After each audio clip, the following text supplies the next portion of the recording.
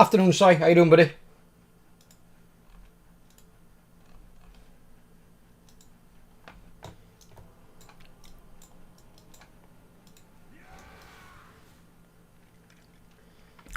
Have a look.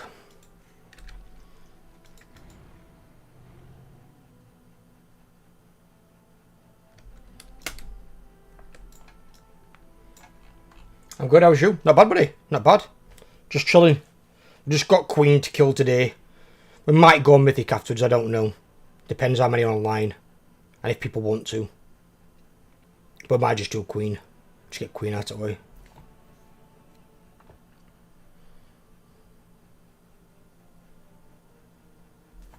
Looking at some new fights from on PTR. Look pretty good. Although, it's a bit weird what Dracnos said about that two-headed ogre guy. His second class boss is like their version of Silicon Court. Apparently he's he's as hard as some Mythic bosses in Heroic.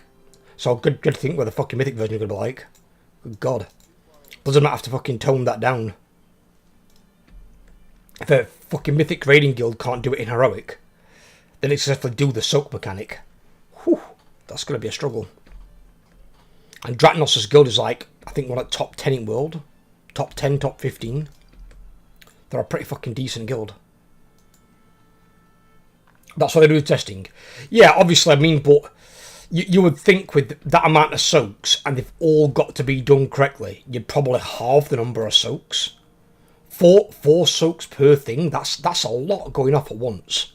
If a Mythic raiding guild can't do it, that's in the top like 10, 15 in the world, that probably tells you that's probably a bit too hard.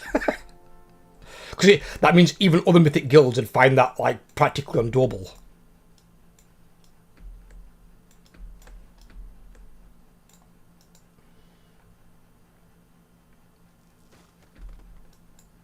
It's a lot of streamer and stuff, but yes, all have cutting edge. Oh yeah, they'll have all been good players. Absolutely.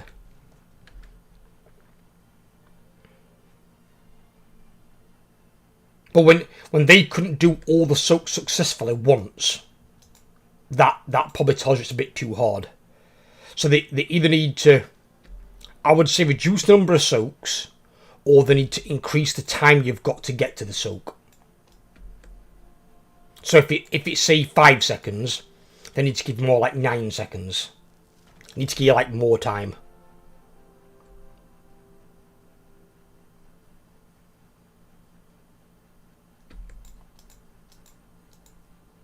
At least though, you've only got to have one person soak it.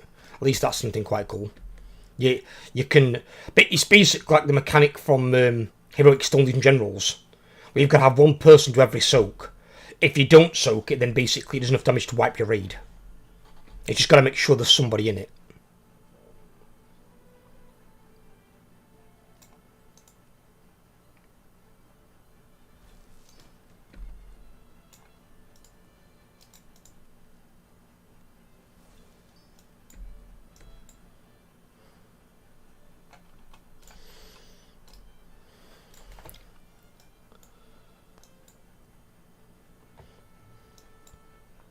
Okay.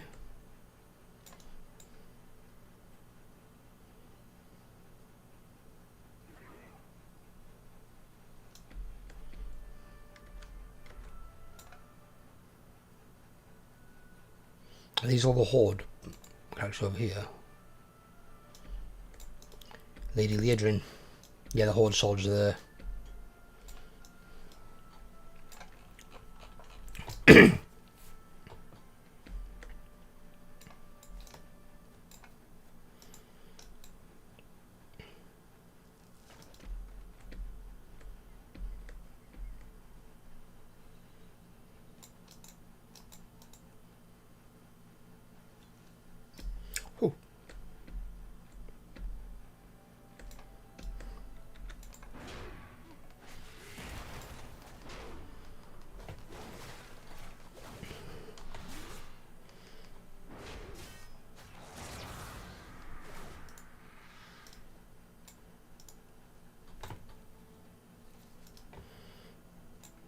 When you're doing Queen, regular raid time, in about 40 minutes.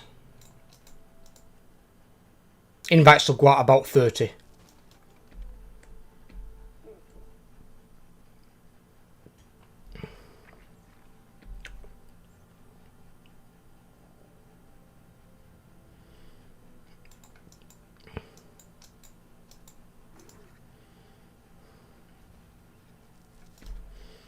Ooh.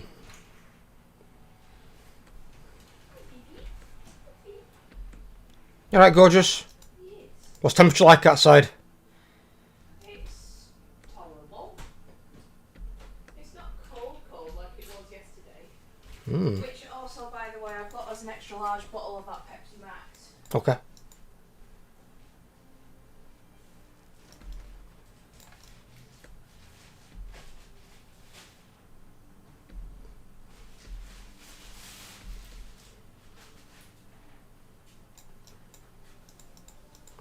Eh.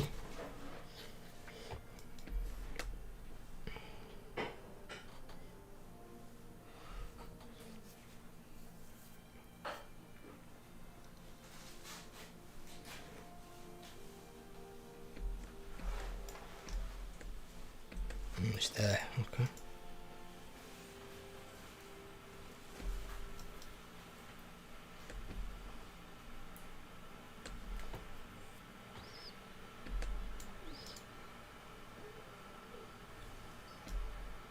You were just, to be fair, we did very good yesterday until it came to Queen. We one-shot every boss. Hey, Lincoln. Just Queen's obviously got some teething troubles from new players that were in there. And Queen is a bit mechanically dense.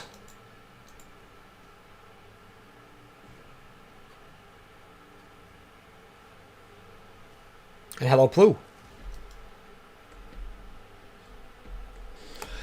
She's just got a lot going on. She's got a lot going on, and I think the most confusing part is the multiple levels. Because you can't really see the entire, like, the room that you're playing with, like the battle arena sort of thing.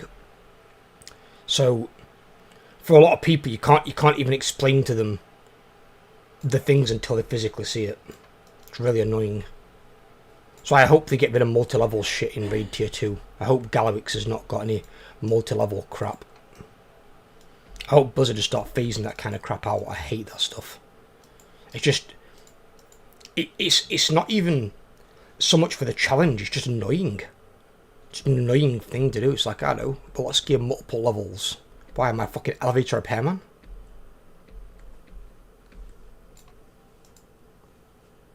Normally one boss per X pack. There were two in Shadowlands, because you had Sire and you had Sylvanas. Like multiple platforms. So, funnily enough, Jailer wasn't. Jailer was all on one level. I actually would have preferred the Jailer fight over fucking Sire.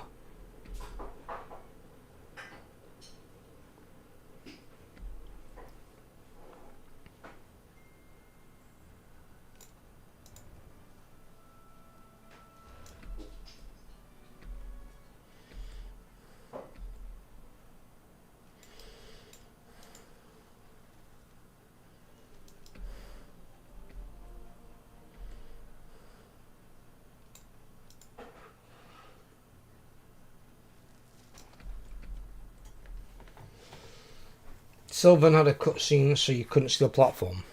No, but you had to go to different platforms, didn't you, to do the to do some mechanics, and you had to avoid that stupid knockback as well.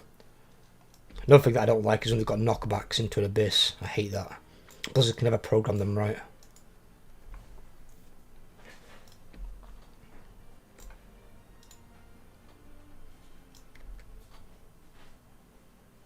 Yeah, I hate it. Just so many people died to knockbacks because they're poorly programmed, and it's not even the fault of the player. Because I saw some of the Race to World First people forget about it.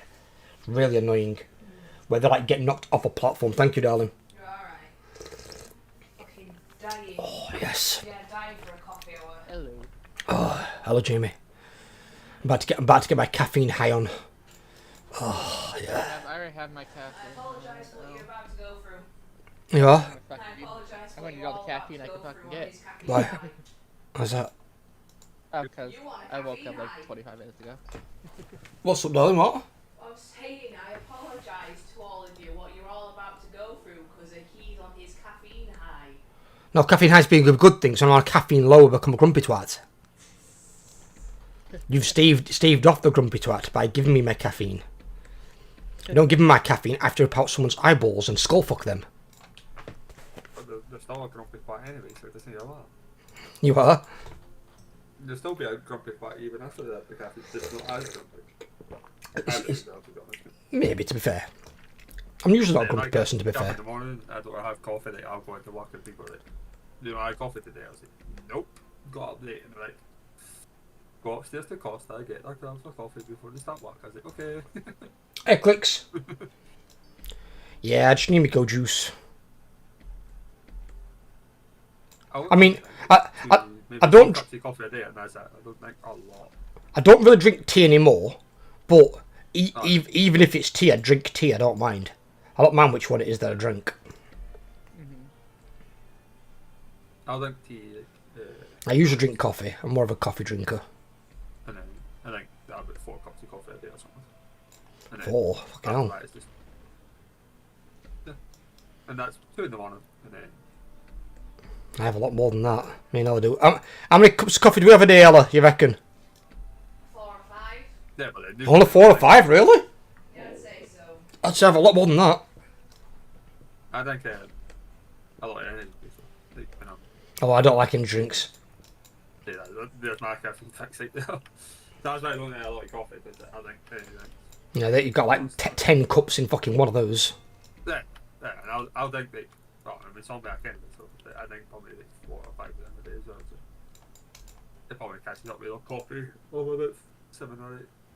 Oh, I didn't realize there was an achievement for that. Well, I'm bringing Nura back. Collect an armor set for Nubalar Palace. There's always achievement. There's an achievement for every day tier, mate. I didn't think there'd be one just for collecting the entire fucking set of armor. yeah, because it'll be like a... What do I call them?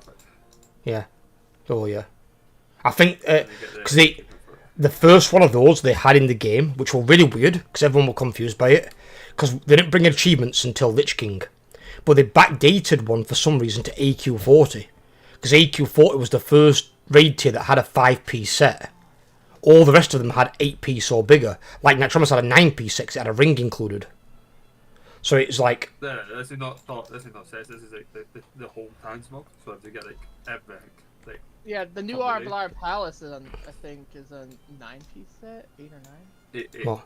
No, it's every piece in the game. So basically, other than trinkets and things. The Nubal Palace is 85-piece, isn't it? No, it's 9-piece. They're talking about the achievement, which is the set. Oh, is it the 3 off-piece sets as well? The off Yeah, when pieces. you go to the appearances, like you'll get sets. Right, okay. So like, I'm missing one. I'm missing like a back on heroic, and I'm missing. I Was just wha- back completed the and- heroic one. Was wondering if we have the rolls set for next raid. Only rolls that are set at the moment is me and Matrix as tanks. Obviously, I don't know if I'll be able to make every raid, so I've got backups in place in case I can't.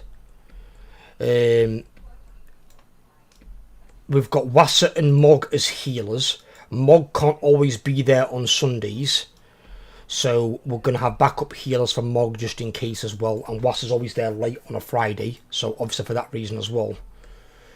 But people might step into their role temporarily until they come online. And then we're getting 2 more static healers. I think we've got both now, I think. Either both or just looking for one. And as for DPS, just whichever of you guys are active and can make all 3 raid days. But you've got to basically try and be there all 3 raid days ideally. That gives you increased chance of like keeping your spot. If you're there, like example like Jamie, 2 raids out of 3, you might at some point lose your spot a little bit, but Jamie said he's okay doing heroic as well, so obviously if I can try and get Jamie in there on some raid days, I will do. That'll be the idea. But I can't promise anything. Demon, mate. Like they were Jamie's, and that's for like a league career or whatever, like a farm boss, just to get them to kill. Oh yeah, and farm boss will always take people through to get achievements. Yeah. If they're not in, I the I first personally, goal, I second goal, personally third don't goal. really, I personally really don't care. No, I know you're in it for the playing with friends, aren't you, and Like, the if experience. they've done a lot, they've done a lot of the hard work. Like this is like kind of what we do. Like our teams do with overnights. Like we had people in who've been there since like pool 1 on overnight, but like still haven't killed the boss because the day we killed it, they had to drop out. Like just. I don't mind going DPS again if we have enough healers. Why, you're not a healer clicks, are you?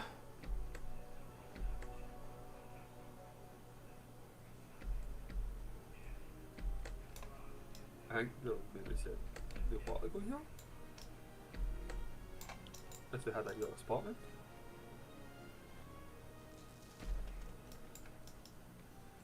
I didn't know he healed at all. That's the thing. He's main fucking hunter. I was thinking about healing next raid if we have enough. There's basically one person I've got to sort out with at moment clicks and see if she can do it. I mean, if not, as Mog said, Mog's okay with it. Mog's a big boy. He knows his thing. He's done cutting edge before. We might need somebody to partially replace Mog, because Mog I think can be there Fridays and Mondays, but he can't be there Sundays. Basically, he's in the same rotation as Jamie. Yep, because basically I tried to be able to get to the point where I could get Sunday off, but my boss is like, I can give you Monday and Friday, but I can't give you all 3. Okay, it's fine. Just tell the boss no, Jamie. Just be like, nah, I want Sunday off as well. It's like Anara's just tried getting Mondays off, but Anara can't, so I can't make Anara a tank, because again, they've got to be there every raid.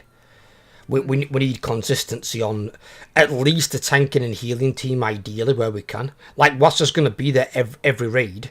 It'll just be late on a Friday. So we might just need to go with 3 healers for a little bit, or we might need to have somebody jump into a healer spot temporarily while we just do a little bit of like a few test pulls until Wasser jumps in. Hello there. Hello. But there's... I don't know. I'll have a healer's backup just in case. Just gear yourself a healer if you want to gear a healer clicks, and then if you can step into that role. But the main thing is clicks is, can you be there all 3 raid days? If you can't be there all 3 raid days, it doesn't matter so much, because the healers are obviously, again, they're pretty fucking important. They're as important as the tanks. Thing to do is, how we normally do it is like what we have is we have 5 main healers normally, and then we have 2 people who can heal so DPS. Like if you can do basically like a resto shaman or a druid what can also DPS well, like it's perfect because it means that they have like that cover for Wassa. Better flexibility. And then when, as soon as, and it's the same character, so it's not like they're missing out, they're not missing faults or just because Wassa was late one day or whatever. Like that's how like we do it. It's just like we have like flex healers basically and main healers. So we have like 4 will only be healers. Like there's 1 2 healers, but like every healer is back in the game. It's like we've got change from boss, they take from boss. It's just mad. we've got Mini's doing all 3 next tier, so he's going to have tank, DPS, and healer. He's going to have all 3, so he's going to flex into every role we need should the need arise. So he's there to cover a spot if we need it. It's basically a matter of, again, as I've always said, it's what's best for the guild. I'd rather the guild raid than the guild not raid.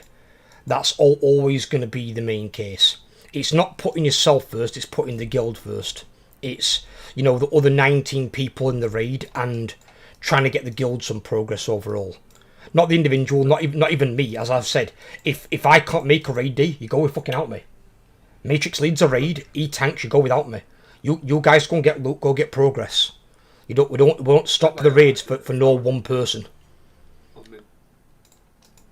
Because we just don't have any other DKs in the guild.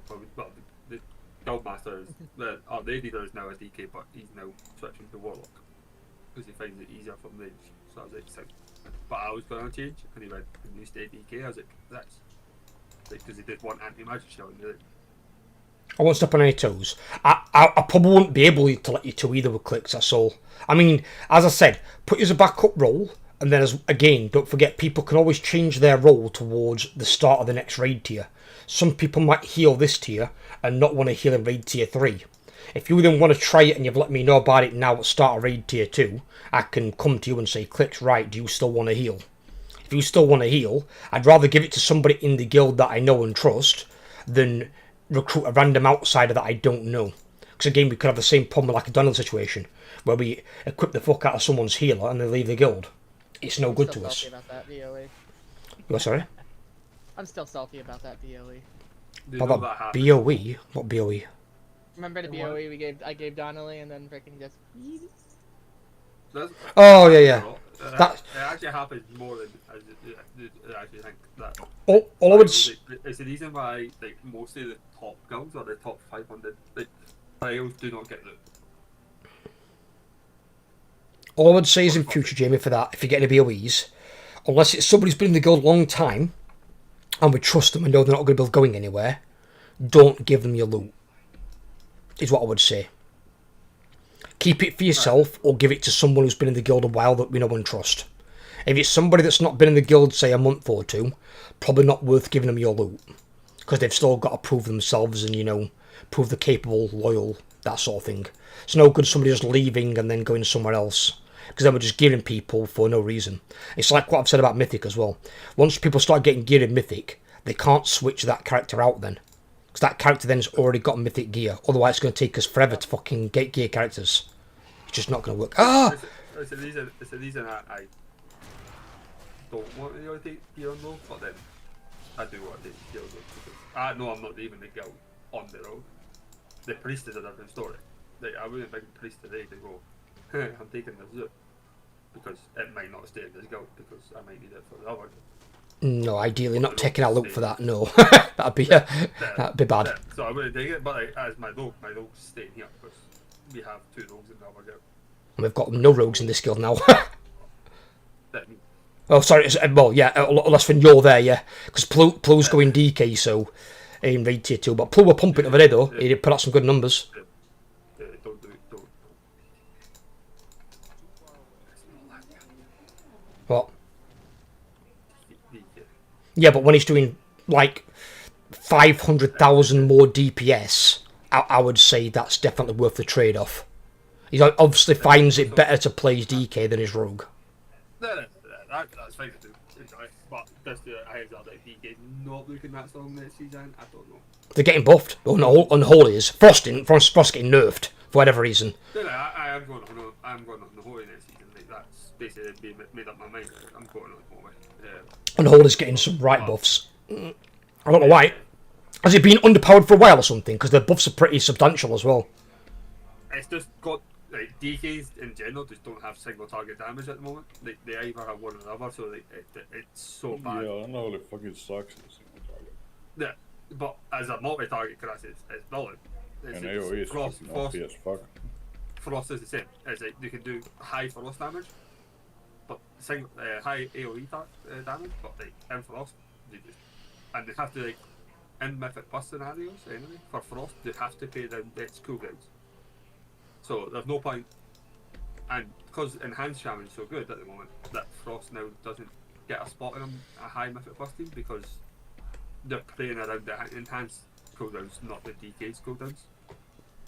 Yeah, Shaman needs some. But I was doing like a 12 key yesterday, and like literally I was like sub bottom DPS after a Warlock and a Fire Mage because we were playing down the Fire Mage's cooldowns, not mine, and it's just like, well, I'm fucked. It happens though. End of the day, what I would look at is I want. Still taking the key, and I'm not bothered. That's it. Yeah, I won't care where I came up. But like every tank kill, we got fucking loot and got a vault. It's better than if you get some dickhead that leaves at start at fucking key and you're like, oh great. That's like a go good. So who was asking the healing thing? Just clicks. Clicks, yeah, Clicks is on about leveling, giving a heal. He still has like over a month to decide what he wants to do next year. So Well, he's gonna have just both. one thing. So I think he's gonna have his hunter and he's gonna have a healer backup. Yeah, but I meant like he still has time to think what he wants to do. Well, I can get back to him as well because I need to find out what this other girl in the guild's doing. Because if she wants to stay healer, then I can let her stay healer. If not, then I can let Clicks heal, but only if he can make all 3 raid days. Healers have got to make all 3 raid days. Healer and tank, or they're like the static roles. I need them to stay that way if we can. Obviously, we've got filler people if we can, but I'd rather not use them unless it's absolutely necessary. Yeah, tank healers are the main roles. Yeah, and then like me, like on my DK, I'm a fixed tank. I'm DPS main fixed tank because if a tank can't make it a week or it happens, people has real life. Like the last week or the week we killed Dominax, we were tanking it, right? So 2 tanks and then our other fixed tank was tanking, but then our main tank couldn't make it because his wife buffed it. So I went in and we killed the boss. It was fine. It is what it is. Yeah, and that's what he did. See you in a bit. Alright, Clicks.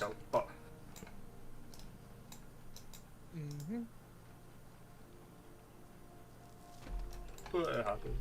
It happens. Life happens. You do, you just try and adapt to it, and at the end of the day, a lot of people are going to come back for raid tier 2, so there'll be some more recruits for us to poach that we can have a look at. And as soon as they start killing 2C bosses, like you'll find that you'll get more and more players because obviously they've killed a couple of bosses in Mythic.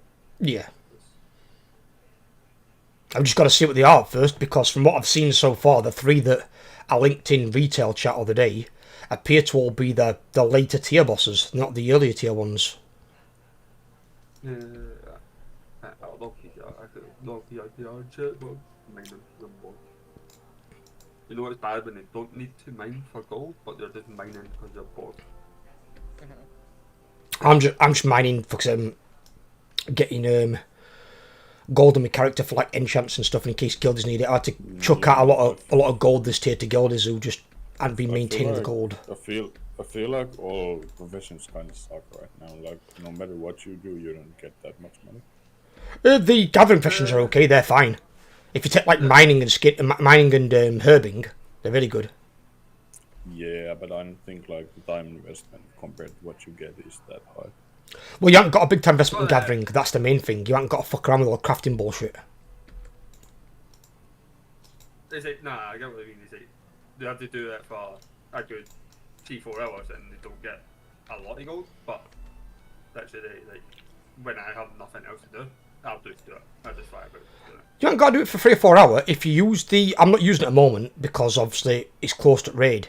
If you use that file true site so you can see all the camouflage nodes, it doubles the number of nodes you can see. You can get about 10 to 50,000 gold based on which area in 30 minutes.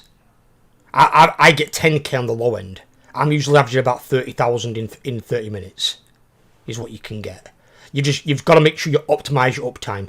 Like I've got it now where I can fly and not have to dismount, and I can mine the herbs. You need that as one to pair with it, and you can just fly around gathering them all. If you're a druid, you don't even need to get there. So like in my mining, I don't do it like often, but I done the one where I get more ore from the deposits, not the firing one. You want both. You want both, obviously, but they're both good. Yeah, eventually you'll get both. But I've not done enough mining to do that, mate. Literally, I got it at the start just to level Joe crafting, and then I just bought everything since then because when they have like 40 million, it doesn't fucking matter. It helps out. It helps out. It means that if the guild bank needs things, I can also buy things for guild bank. That's basically what I do with my off. On my EK, I just stick it in the guild bank.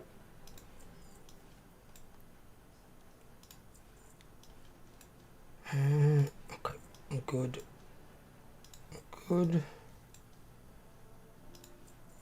Comes a lot of those on.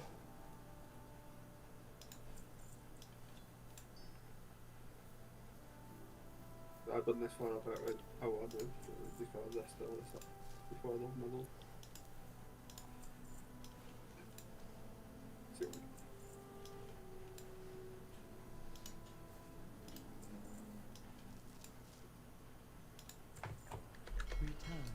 There we go. Whack all that on there.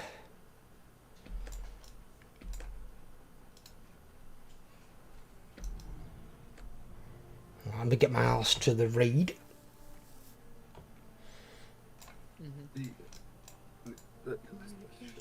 What's the temperature over there right now, Spec? I'm not sure. Ella said it weren't too bad outside, but apparently we've got a snowstorm hitting us on 22nd, 23rd. Yeah. That's going to last for quite a few days and drop about 10-15 centimetres of snow.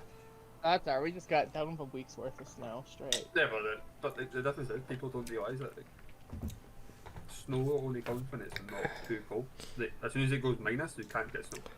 No, you can't know. It's got to be cold, but not too cold. Very particular snow It's is. cold and heating up. A lot of it goes minus first. Like, so, like, I'm at 9, but in Scotland, like, we all know, like, we could be at 15 and it still feel freezing outside for most people because we have wind chill so much in Scotland. It's like, I've had people from Alaska come into my work and go, it's cold, I need a jacket, and I'm like, you're from Alaska, and they're like, yes, but like, it's cold, it's windy and cold, it's not just cold as it is. Yeah, it's the wind chill factor. Our wind chill factor in Scotland is fucking brutal. It'll make anyone freeze. It's negative 36 right now, feels like negative 58. Oh, but they have like Fahrenheit, mate. Yeah, that's a shit I'm temperature. going to say if it was negative 36 Celsius, you'd be basically Arctic temperatures. That's We the go by that's the warm Fahrenheit. temperature. Yeah, so minus 36. It feels like negative 58 though outside with wind chill. So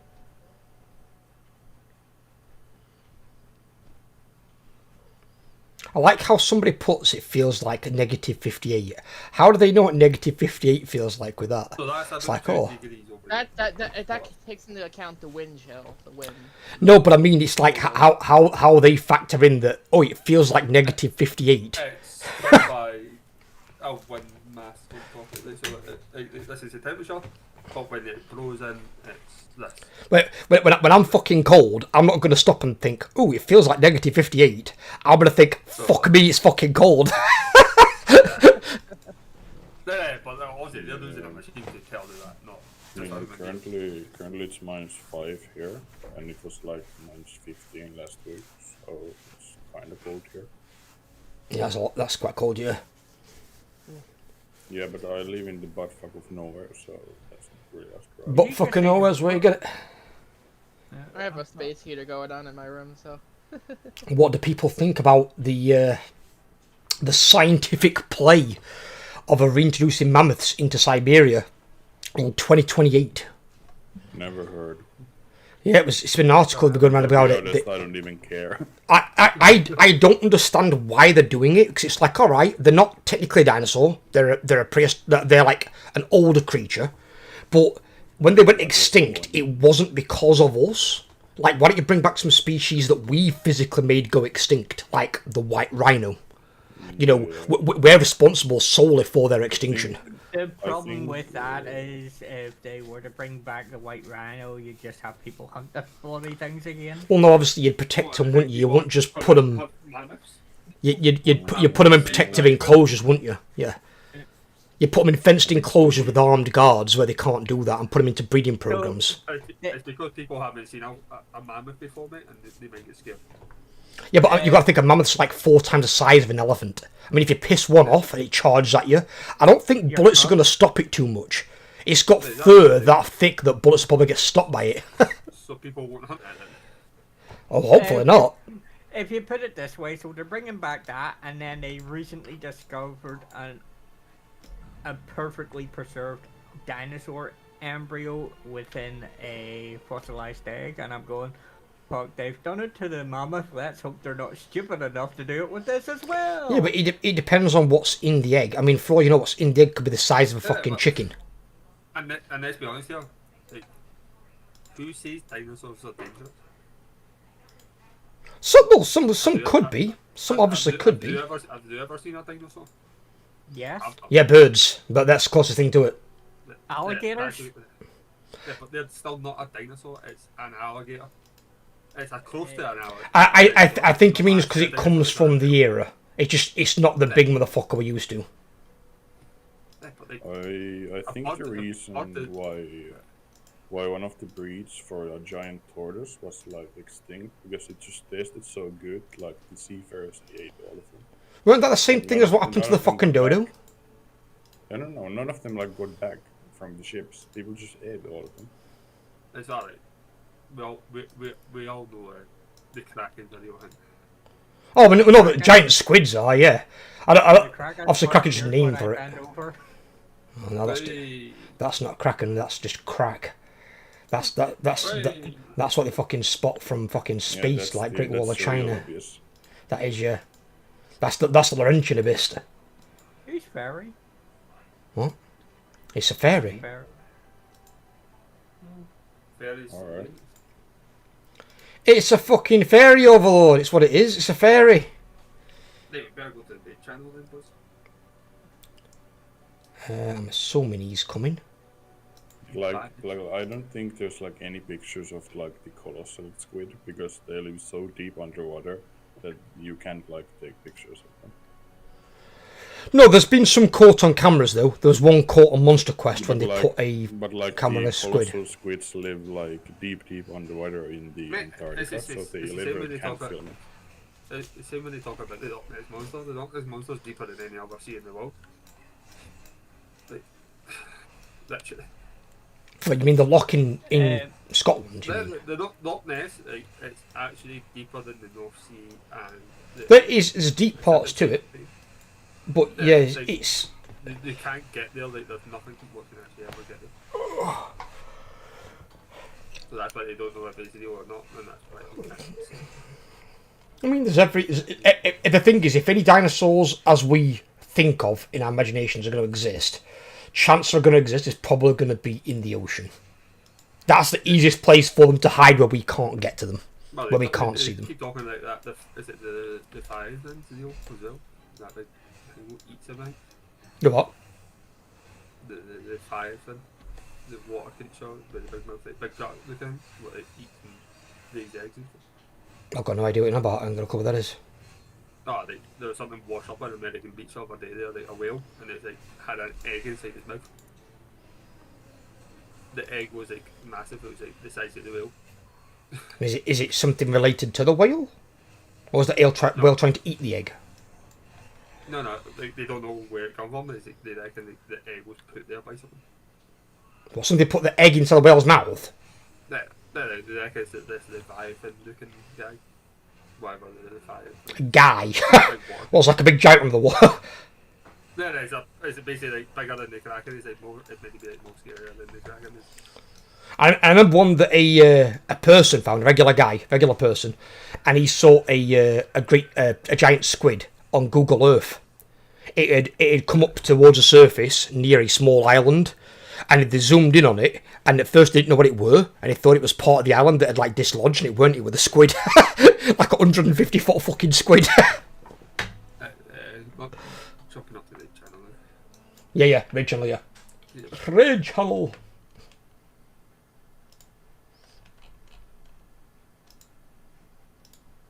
Wow. Hello, boys and girls. Hello. Yeah, I'm here early, and I'm done. I don't know if you noticed, but I sound a bit crap because I'm sick, so I'm not gonna talk much today. But Oh, I I'm feel here. You sound absolutely perfectly fine, I don't know what I'm talking about. if not well, darling, it's fine. Have they ever heard Bite Hammer speak? I'm surprised you'd be here if you weren't more. I've been speaking. Oh lord, what was the point of that Fury of the Aspects? Completely by accident. Is that what that is? Exhaustion. Yeah. Yeah, it's the track to the Evoker Bloodlust. Lovely.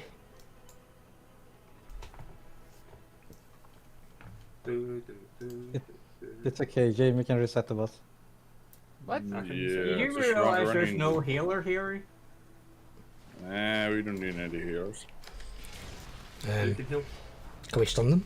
No, can't be stunned. Nope. They don't like being stunned. The Queen's Guard, apparently. Oh shit! Fucking fear.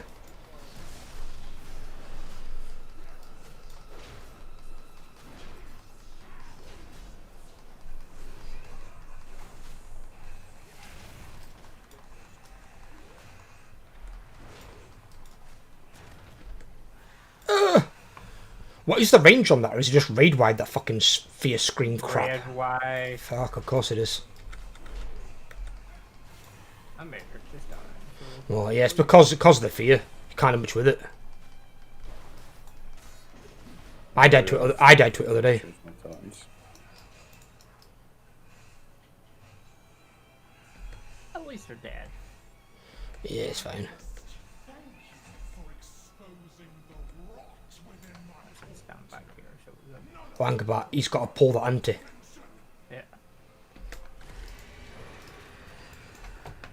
I was getting ready just in case they sold it while you were. Oh, thankfully the bridge did not despawn, Alright, okay. and it's been reset.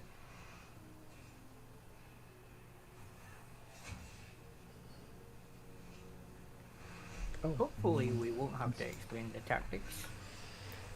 I think everyone's been here. All I have to do is just assign poppers, basically. Yeah, I think it's I don't just know. the I same don't know thing. about it. Shut up, Si. I've never come That's before. some bullshit. God.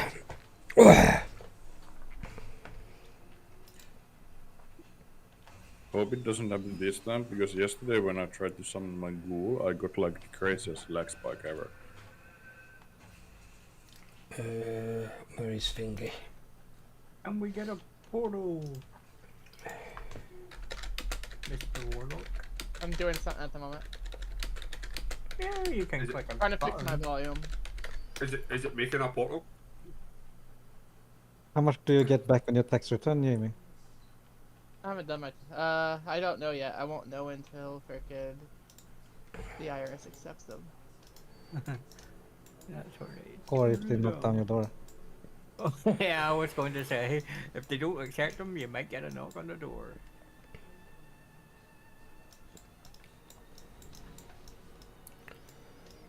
Oh, my hat on my Sorted. Oh, wrong one.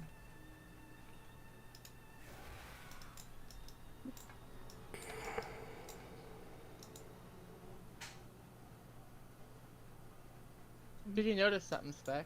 What? I'm not tiny anymore. Okay. Why's that? You should have changed your name as well, because now it doesn't make any sense. I'm not changing my name. I was gonna keep my name. Well, Right. I've got myself. To be fair, they might have better racials for a warlock, in all honesty. Do they still have the AoE fear thing? No, they have the. Sorry, silence. AoE silence, isn't it? Silence? No, they have a AoE dispel. You have what? AoE dispel for shields and stuff. Have they? Okay. I used to have an AoE silence now playing my Blood Elf Paladin. No, Or is it different per class? It's a racial in it though, right? no, it's a racial, but it's not a silence anymore. I think it used to be a silence back in the day. No, that's now dispels like shields and stuff. Maybe Jamie can link it. That would be really good. Hmm. Go into their spell book and find Arcane Hornet. I'll be in gen. Yeah, black Arcane Warrior. black your racial if you've changed your race. And link it. Link it in nature.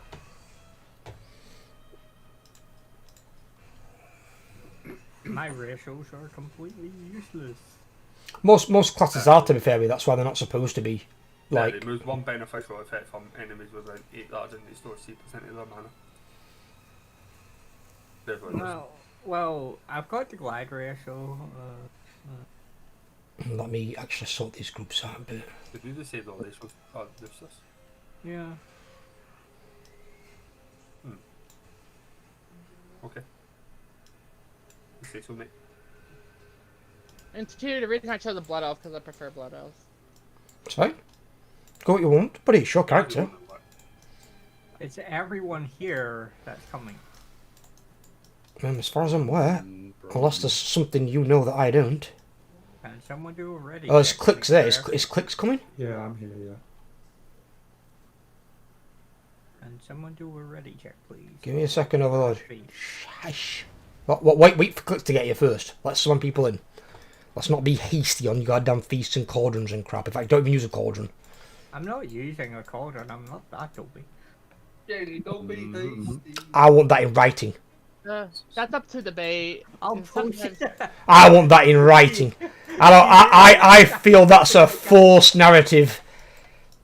What did he just say there? He said I'm not that dopey, and my eyebrow was raised like the fucking rock doing his people's eyebrow.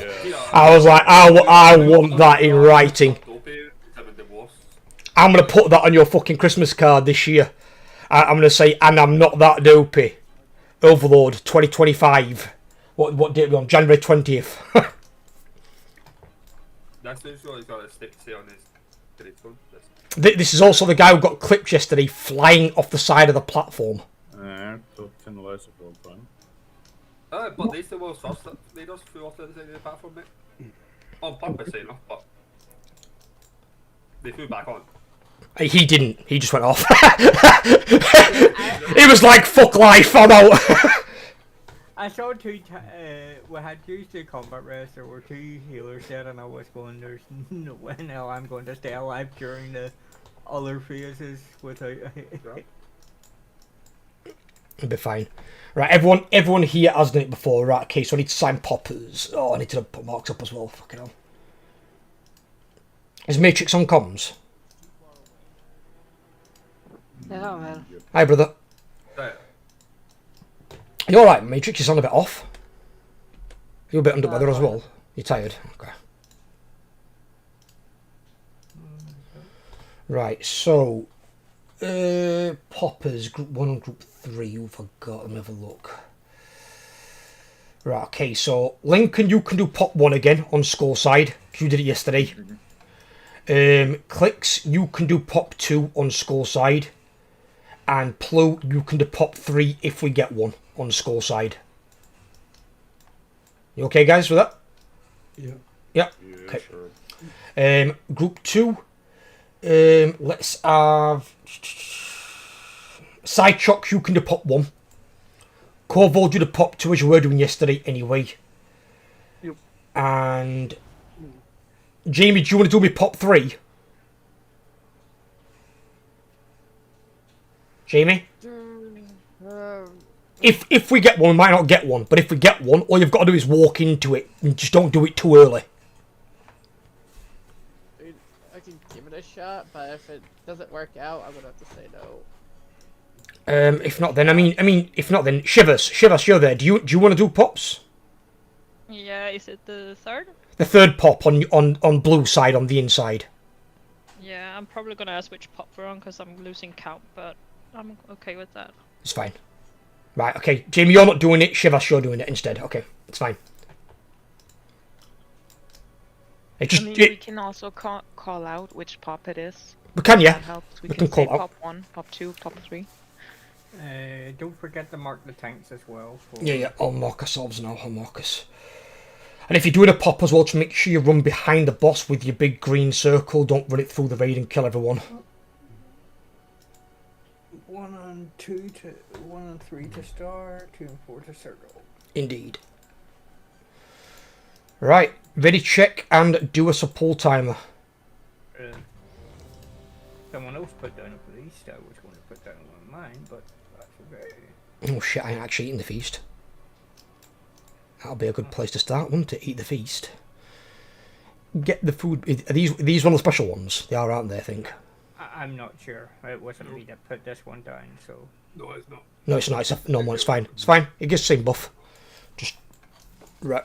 Just don't die. This is one shot. Is Bunny coming? It's a good question. Let me ask him.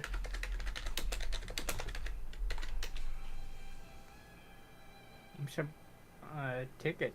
There's quite a few people. Because the weird thing is we can use Jamie to summon another warlock. And then remove Jamie. No, I'm not going to move Jamie. Bless him. So you want to believe how early it is for him in Lincoln? It's like fucking 7 o'clock in the morning or something. Same here, I just got up. Are you in America? He's just got up, so it might as well just be 7 o'clock in the morning. You don't count if it's not early in the morning for you. I don't care if you just woke up. What happens if I went to my bed at the same time as you, though? Jamie, does that then count? So what was the pop order now on both sides? What? So Lincoln's doing pop 1 on our side. Sidechuck's doing pop 1 on the blue side, blue square side. Pop 2 is fucking hell. Clicks on our side and Corvold on the inside. And then pop 3 is Plu on our side if we get one, and Shivas on their side if we do get one. On the inside. And that was inner side, right? Inside, yeah. Blue square side. Because 2 and 4's on inside, 1 and 3's on the outside, and then obviously where star, 1 and 3, and 2 and 4 is orange circle. I put one more up just in case you haven't grabbed any of the health thingies yet. Bunny's not responded, so I'm assuming no. I don't know. My soul will, I'll call him when I want. Oh, in fact, no, he's talking now. He's there. I love it. Gives me a chance to get a tower build off in Warcraft Lost, because why not?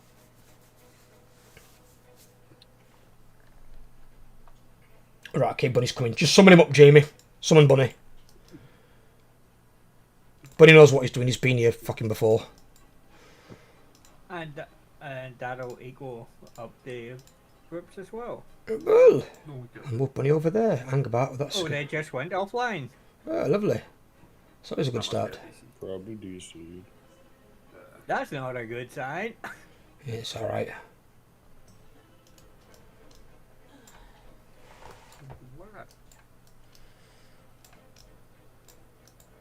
That's where ATT teleporting in.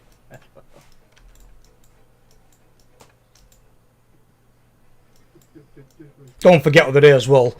I remember a lot of guys were saying they had problems with servers. Servers were getting people like ridiculous fucking FPS. Like all that MS, sorry. The MS were like fucking couple of hundred, couple of thousand in some cases. Are we doing this with just... Hmm?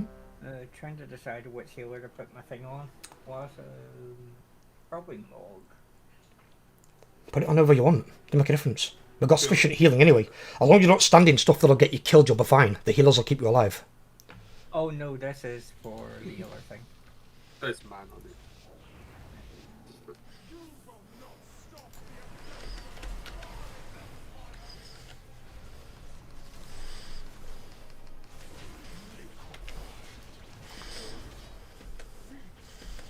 Oh, what the hell? Matrix died. He died to a one shot of the feast? Yeah, because I had aggro on him, that's why. What, did you take liquefy as well? Yeah. Oh right, well I taunted it.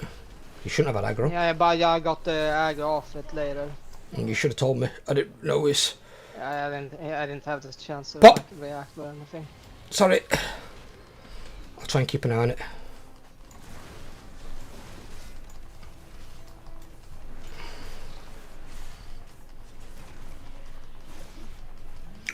Hang about, I'm not going to die to this, aren't I? Oh, in fact, no, I'm not. No, I'm okay, apparently. No, I'm alright, no, because Matrix took the bow from the first one. Yeah, it's alright.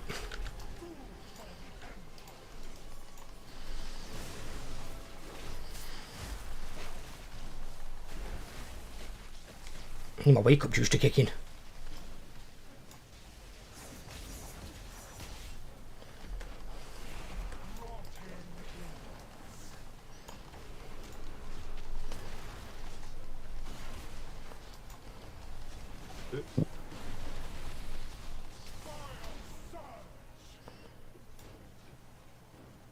Pop.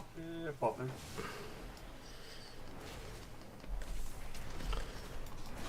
Overlook, can we pop again? And taunt. Yep.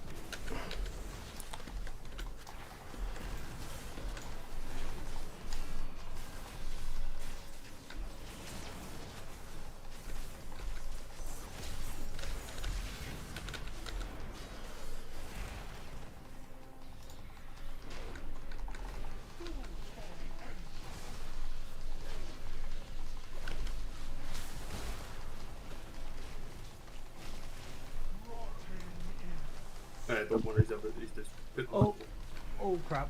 I fell off. Dumbass. He's got a face, he's got a face, he's got a face. Right, Skeen, there's no third pops, you're okay. Damage is good. Yep, damage really good. Right, let's just hope that continues in this phase. Don't forget, run against rest. Don't be dead to rest. When you're going to get pulled in, just make sure you're looking backwards at any of those big green acid pools coming at you, so you can try and avoid them. Faster we're pumping this phase, as hard as it is to actually fucking do, quicker we get out this phase. Why is that person standing on top of me? Who's this psycho here? Rest. No one died? We're okay. Beat the shoot.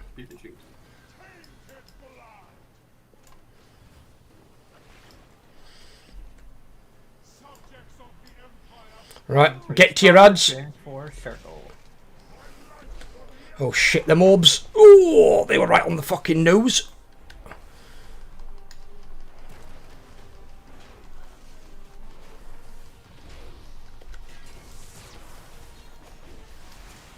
Stack on your tanks. Get ready for your knock up.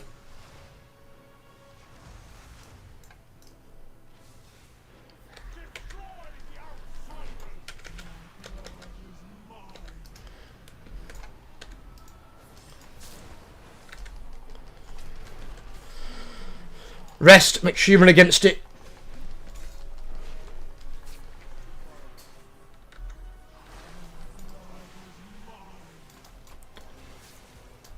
There we go. And pick up these things.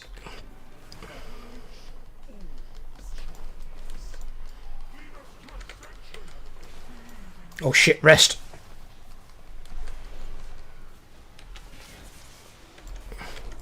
We got her. We killed her. I think that was safe. Yeah, you did say. Yeah, we did it. We got it. No, I don't think. Right, okay. See if I can pick these up. Don't kill my DPS, you bastard.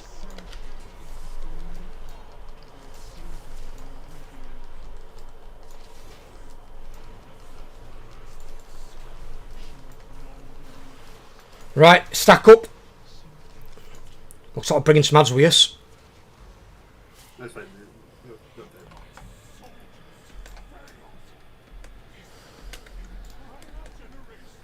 Are you taking him first or no? Up to you, brother. You make call.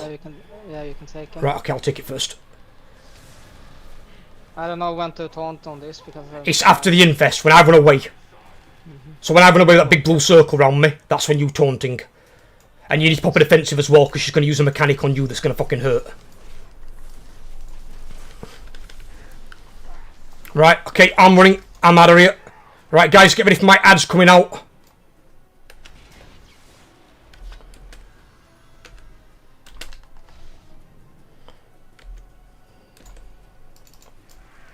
Put it in behind the boss if you can. And then taunt it back off me, Matrix, when you get a second. Call the jackal. Get me out. Please, DPS, the become. Portals, one inside, one outside. Okay, good. It's not good. Matrix, you taunt it. Yep, okay. Is this the Shadow Weave bollocks thing? It's portal. Not yet, not yet, no. Now. I can go now. Spread out. Oh, I don't want to kill anyone. Just cover the boss. Even on the ads, just fuck the ads. Whenever tanks got the boss, just not as far as possible. It's the... As far as possible. No, fuck off. It's back on. Wait. What happened there? Whoa! You took the boss to the ads. I didn't take the boss anywhere. No, Maybe still had the... Mythic and cut. Go with us. Oh. What actually happened was Spectre didn't talk. I didn't know to taunt. He didn't say anything. Yeah, don't you like to stay on blues fucking big? I didn't see anything. Honestly, I didn't see a thing. Oh, fine. I'll call it. Because it was on the other side of the boss. I couldn't see shit.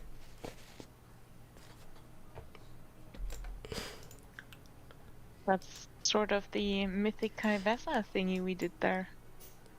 Mythic Carvessa? Yeah, no, the one that. Oh, you mean Sulcan Court? Yeah. That 0.01% thing. Yeah, that. Yeah, that must have hurt that team. They must have yeah. On Mythic as well, being the second last boss, that'd have been soul destroying. Yeah. That was heartbreaking. The thing is, what that is now, Shivas, that's preparation for Mythic bosses in the future. When you get them that low, and you're like, no, and you want to break your keyboard over somebody's head. That last bit then, with the web, I had a big web. Do I put that near the boss then? You're supposed to put it behind in front of the boss, the way she's looking, but don't put it right on the tank's arse. That's the shackle. You like do you mean the pulsing web aura thing? Yeah, the shackle thing. We kind of want to cleave off the boss onto them, if that makes sense. Okay. A little bit. You can't put them too close. It's just it looked dangerous. I ran away. They can one-shot you if you go in there, yeah. Basically, what happens is then everyone gets pulled into one, and then they have to kill the other ones. So they're next to each other, like they kind of know what one to go for. They can just kill it. That is fine. This boss is dead. Yeah. And also on the second infest, if they can get as far as possible, I can just kill it then. Yeah, you need to use movement speed and just run away as a tank. Yeah, but I also have the boss.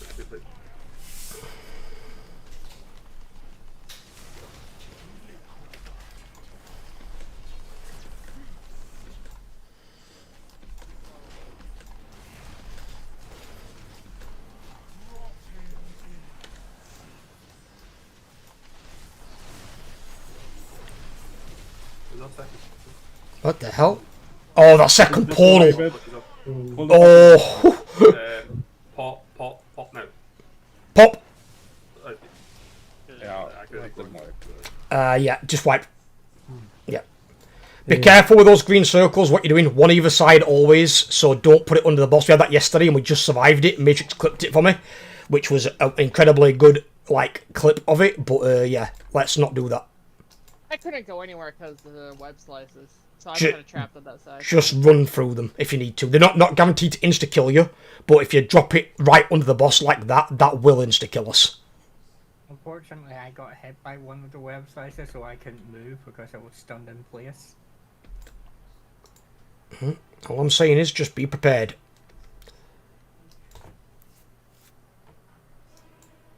That's why it's better if, even as ranged DPS, if you're not too far away from the boss.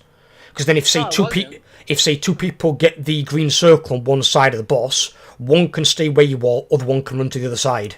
And then you aren't going to run too far.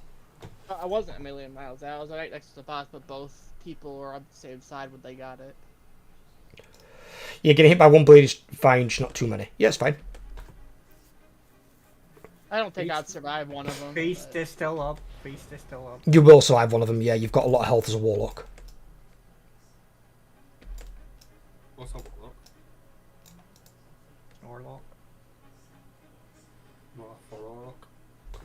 I'm gonna have Warlock for next time, next tier, I think, I know, for sure. I thought you were staying Hunter, you told me. No, I'm gonna have Warlock ult then. Oh, right, okay. Gonna be your secondary. It used to be my main, that was why I started. What did you, what spec did you play? Destruction. Okay. It's playing the same as Bunny. Bit of Destro. Well, it was Demonology. Demonology was good back then, but then they removed the Metamorphosis. Yeah, I'm no quite one wants happy to with my touch Demonology. affliction. I'm probably not. I'm just gonna probably stay Demonology. I ain't even gonna try the other two. Just stick to what you know, buddy. If you enjoy it, it'll make a difference. Metal?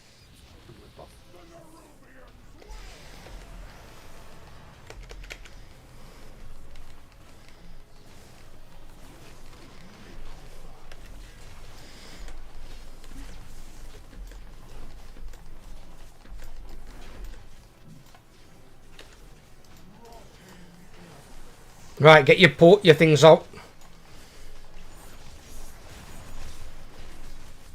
Very good.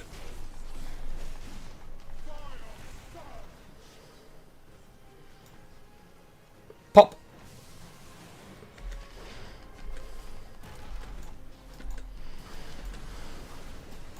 Oh no. That looks dangerous. And taunt. Yep, I got it, brother. My god.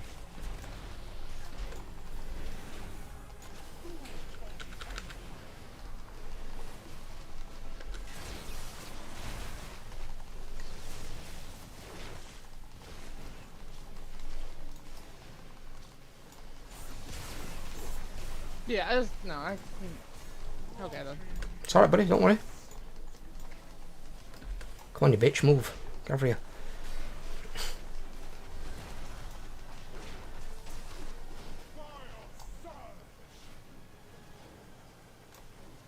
Pop. Huh.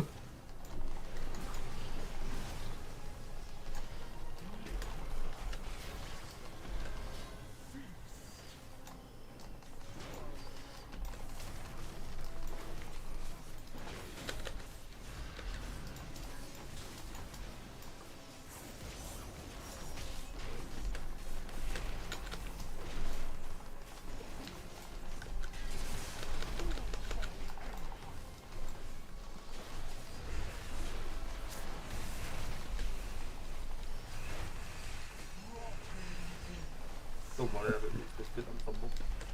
Is this the third right? Yeah, this is the third one. Yeah. I think she's phasing though. You're okay. Damage is really, really good. You guys are on point with it today. It uses shit. I'm pressing the wrong buttons. I got faith in you, brother. Well done.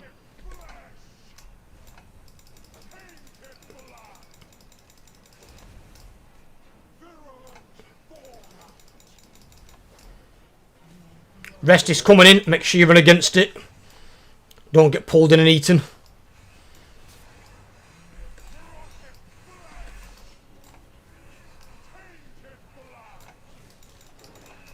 I think that's it. We've phased her. I think we have, haven't we? Yeah, yeah. 1 3-star enforcer. Yeah, fairly low. Oh, I ain't got an interrupt for that. Oh, somebody else got it, thank God. Stack in your tank. Get ready for your knock up. Oh, someone just got sent to Narnia. Now we've got Narnia'd.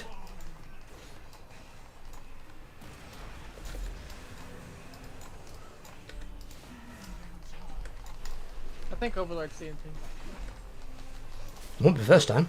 It was Jamie, it was Jamie. What it was. Oh, right, okay.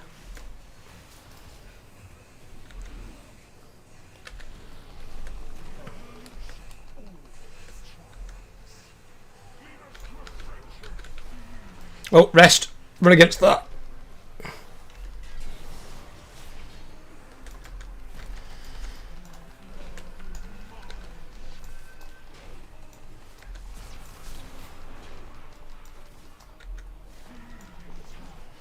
Had's dead. Okay. Oh, we did it. We did it again. Awesome. Don't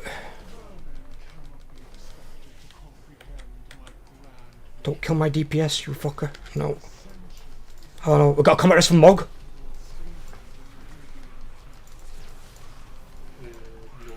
On it, on it, on it, on it. Done. Thank you. Right, stack up for your tank. Let's jump to the next platform. I think we're bringing something with us. I'm not sure what. Yeah, we are. We've got ads here.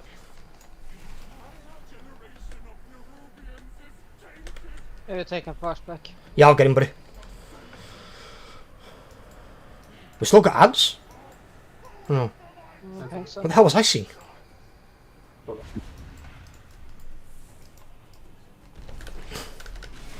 Probably the same thing I saw earlier. That right, were fucking weird. Right, I'm running. I'm getting out of here. We don't need to go back. I just did it, just thingy for safety. Because if those ads make it to boss, we're dead. Shackles are up. Closer to the boss. Bit closer, yeah, that's all. Just not massively close. That's fine.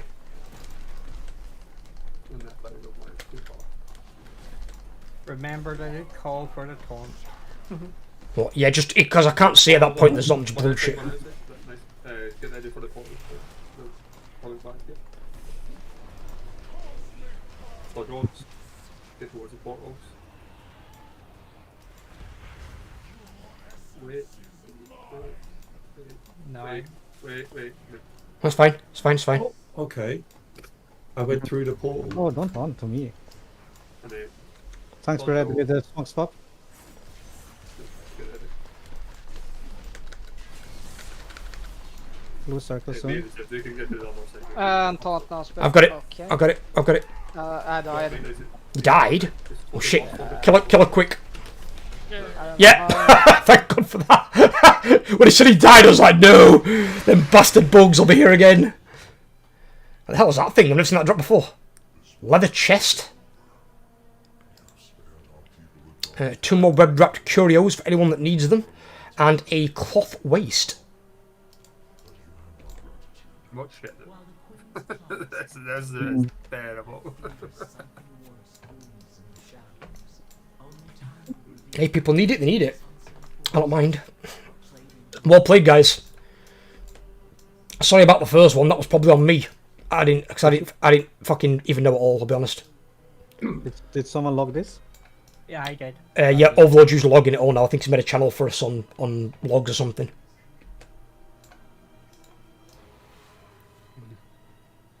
I walked into the portal.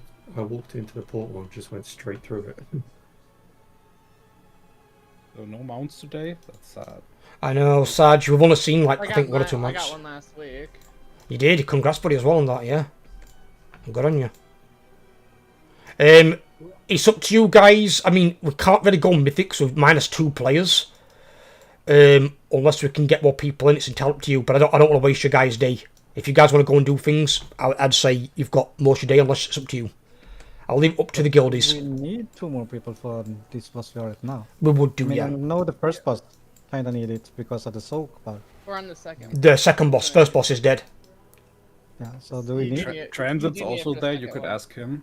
If you want to come. He would, but it'll only give us Shout out to the 19. guild. Oh, in fact, is Zingu on? Oh, in fact, no, he's already in here. He's going back to run a goal, that's all.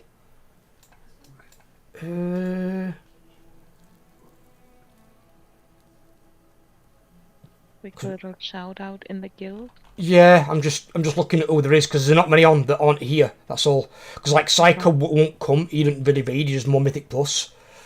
And then there's Nuchana, and then Transit. I mean, if Nuchana and Transit can both come, but Nuchana's have to go DPS. But then again, actually, don't we need a 4th healer? We're down a healer, aren't we? Yeah. I can go Mistweaver in worst case. Oh no, I'm going Priest. This is the wrong character for that Mystic. I'm going Mystic, I'll work Priest.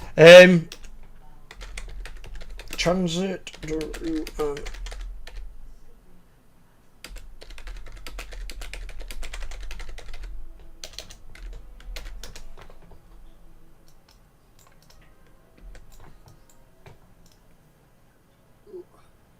I can get teleported to front, can't I, by this thing here?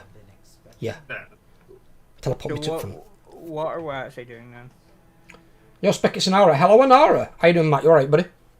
We're just seeing what Transit says. If they want to go, then we've got 20 people and we can go. So we're just waiting on their response. There's safe key anyway, so.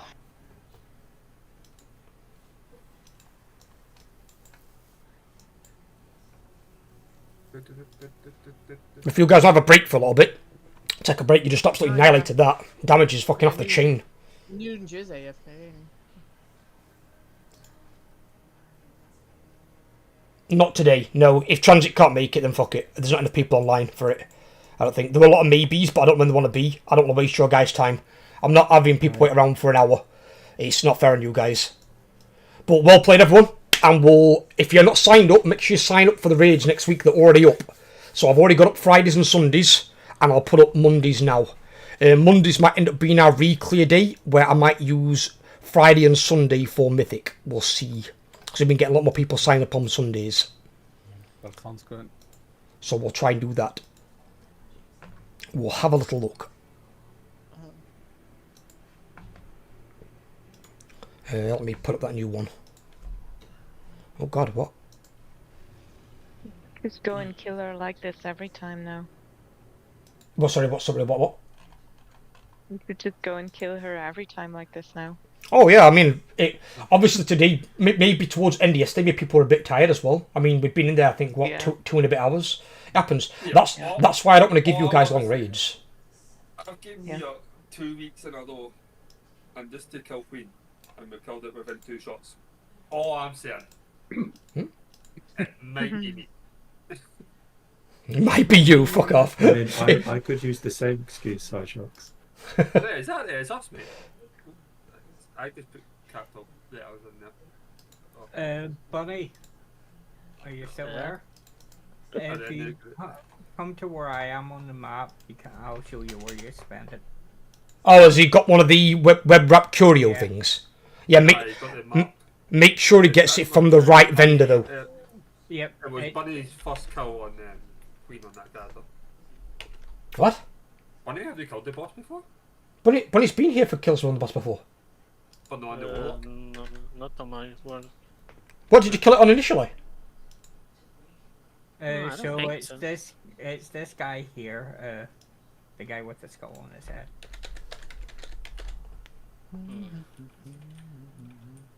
Nothing to upgrade. Lovely. Oh no, you actually have to and go through his pages. What is next Monday? 27th? 27th. Yeah. That was definitely a speedy. Did you get a web rack curio or did you get the mark? The mark. Yeah, that's the guy with the skull is the guy with so you just pick a set piece from him. Just make sure you get heroic though and not normal. Yeah, that's why I marked the heroic vendor. Yeah, and don't talk to the competitor guy because that's PvP.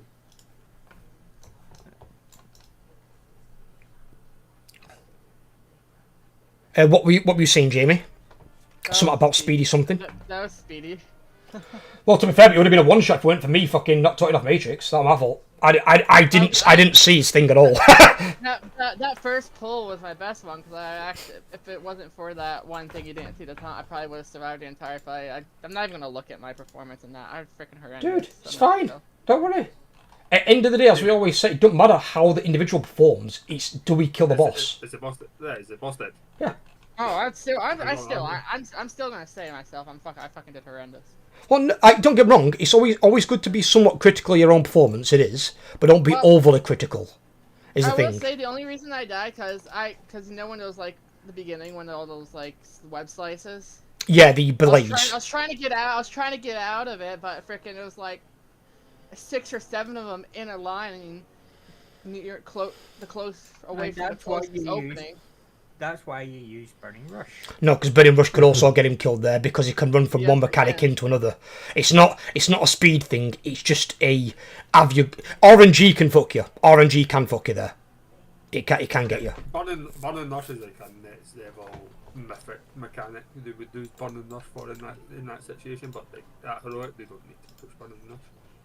Like the mythic they might need to push Burning Rush, but I haven't used Burning Rush at all today. You've used it. I think you used it in thingy, didn't you? Use it in Orgrax against his pull. That's about it. I don't think you need it on any of the bosses really in this raid. To be very Jamie, you really don't. Apart from as I said, maybe that in Mythic, but I think that's on the very big extreme. But then again, we're not going to see Mythic Queen, so don't worry about it. That's not going to be a thing. Like Sulking Mythic, and they've got like they need to move back out. There they can lose it, but like the other that's not. 629 item level. All thing that gets me is Warlocks remind me of something a goblin would be. Because when I see Bunny activating Burning Rush and he's running around like fucking Roadrunner, it's like, what is happening? You've just got this fucking little Warlock going. It's like, what the fuck is happening? This Warlock's got like 180% movement speed and just fucking running around with his legs on fire. Or Twilight Coyote. Oh yeah, it's like something like that. Roadrunner, meep, just fucking gone. But the Spectre bots here way harder because the way you made it sound really, really awful. What? What really awful? Lincoln's never killed that boss before? Lincoln killed it, but he paid for it and he AFK'd, I think. Just attack it, jump off the edge. Alright. Because he'd been doing that last couple of tiers for some reason, but obviously killed it actually playing. next tier though he's going to kill it with us, so he'll be fine. He'll know what comes. He'll be all right. To be honest, I don't believe in it. I've done it in multiple characters. I just buy like a VIP heroic boost when I never want to do ult. I do it all the time. The thing with that, going onto the game and you get a full run for like less than 200k, I'm like, fuck yeah, I'll buy that. the thing with that boss though, Lincoln, is it gets easier as the phases go on. The hardest phase is P1. And then it's P2 because it's a bit finicky because the bridges and bullshit. P3 is the easiest and the shortest phase. Because if you've got a low on health, she's almost dead. I've seen some guilds phase her. They'd have the hardest phase at the start. It's nothing worse than having the hardest bit at the end and have to redo it. I sometimes agree, sometimes disagree. Because like Farak's hardest phase was his last phase. But I prefer that because you're working towards it. Because if you put the hardest phase at the start and they get through it... The problem I've got with that is, like, see, when they're doing like a mythic boss and they're wiping 200-300 times. Yeah, it's progress. Yeah, like that. It's long. 8 minutes on a boss just to wipe every single time at 20%. It gets a bit tedious, and that's what breaks a lot of people. Like, see, when they're just wiping 10% in, 20% in, people are like, sound let's go again. It's fine. Like, there, eventually it gets annoying, but like, as long as you can see progress, the problem they've got with wiping and facing when all you're the reading time, like there's that, no you can progress feel there. it.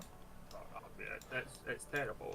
You can, but obviously, I mean, you've done it yourself, Lincoln, and Cytrox is doing it at the moment. We've started doing it now with Mythic, but we're just testing the waters, right? But you develop that thick skin, don't you? That mentality of wipe, res, let's go again. You've got to. If these Mythic bosses went down in like fucking 50 pulls, what would be the point in me even doing the difficulty? It'd be crap, wouldn't it? It'd be no more difficult than heroic. They need to have the mentality, and it's gonna happen. They just get on it and get on with it. Like, literally, like, as I say, we on a 60-second pull timer. So as soon as we die, pull timer, let's go.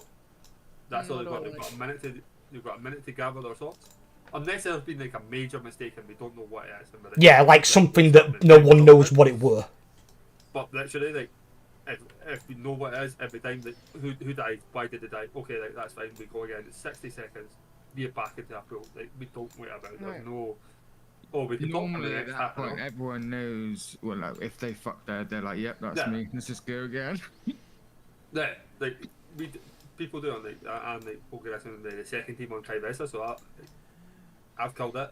I've looked at the bosses, and then like I know what's happening, but like people are like, "Oh, I don't know what killed me," and then I'll be like, "This is what killed it." Like, okay, let's go again.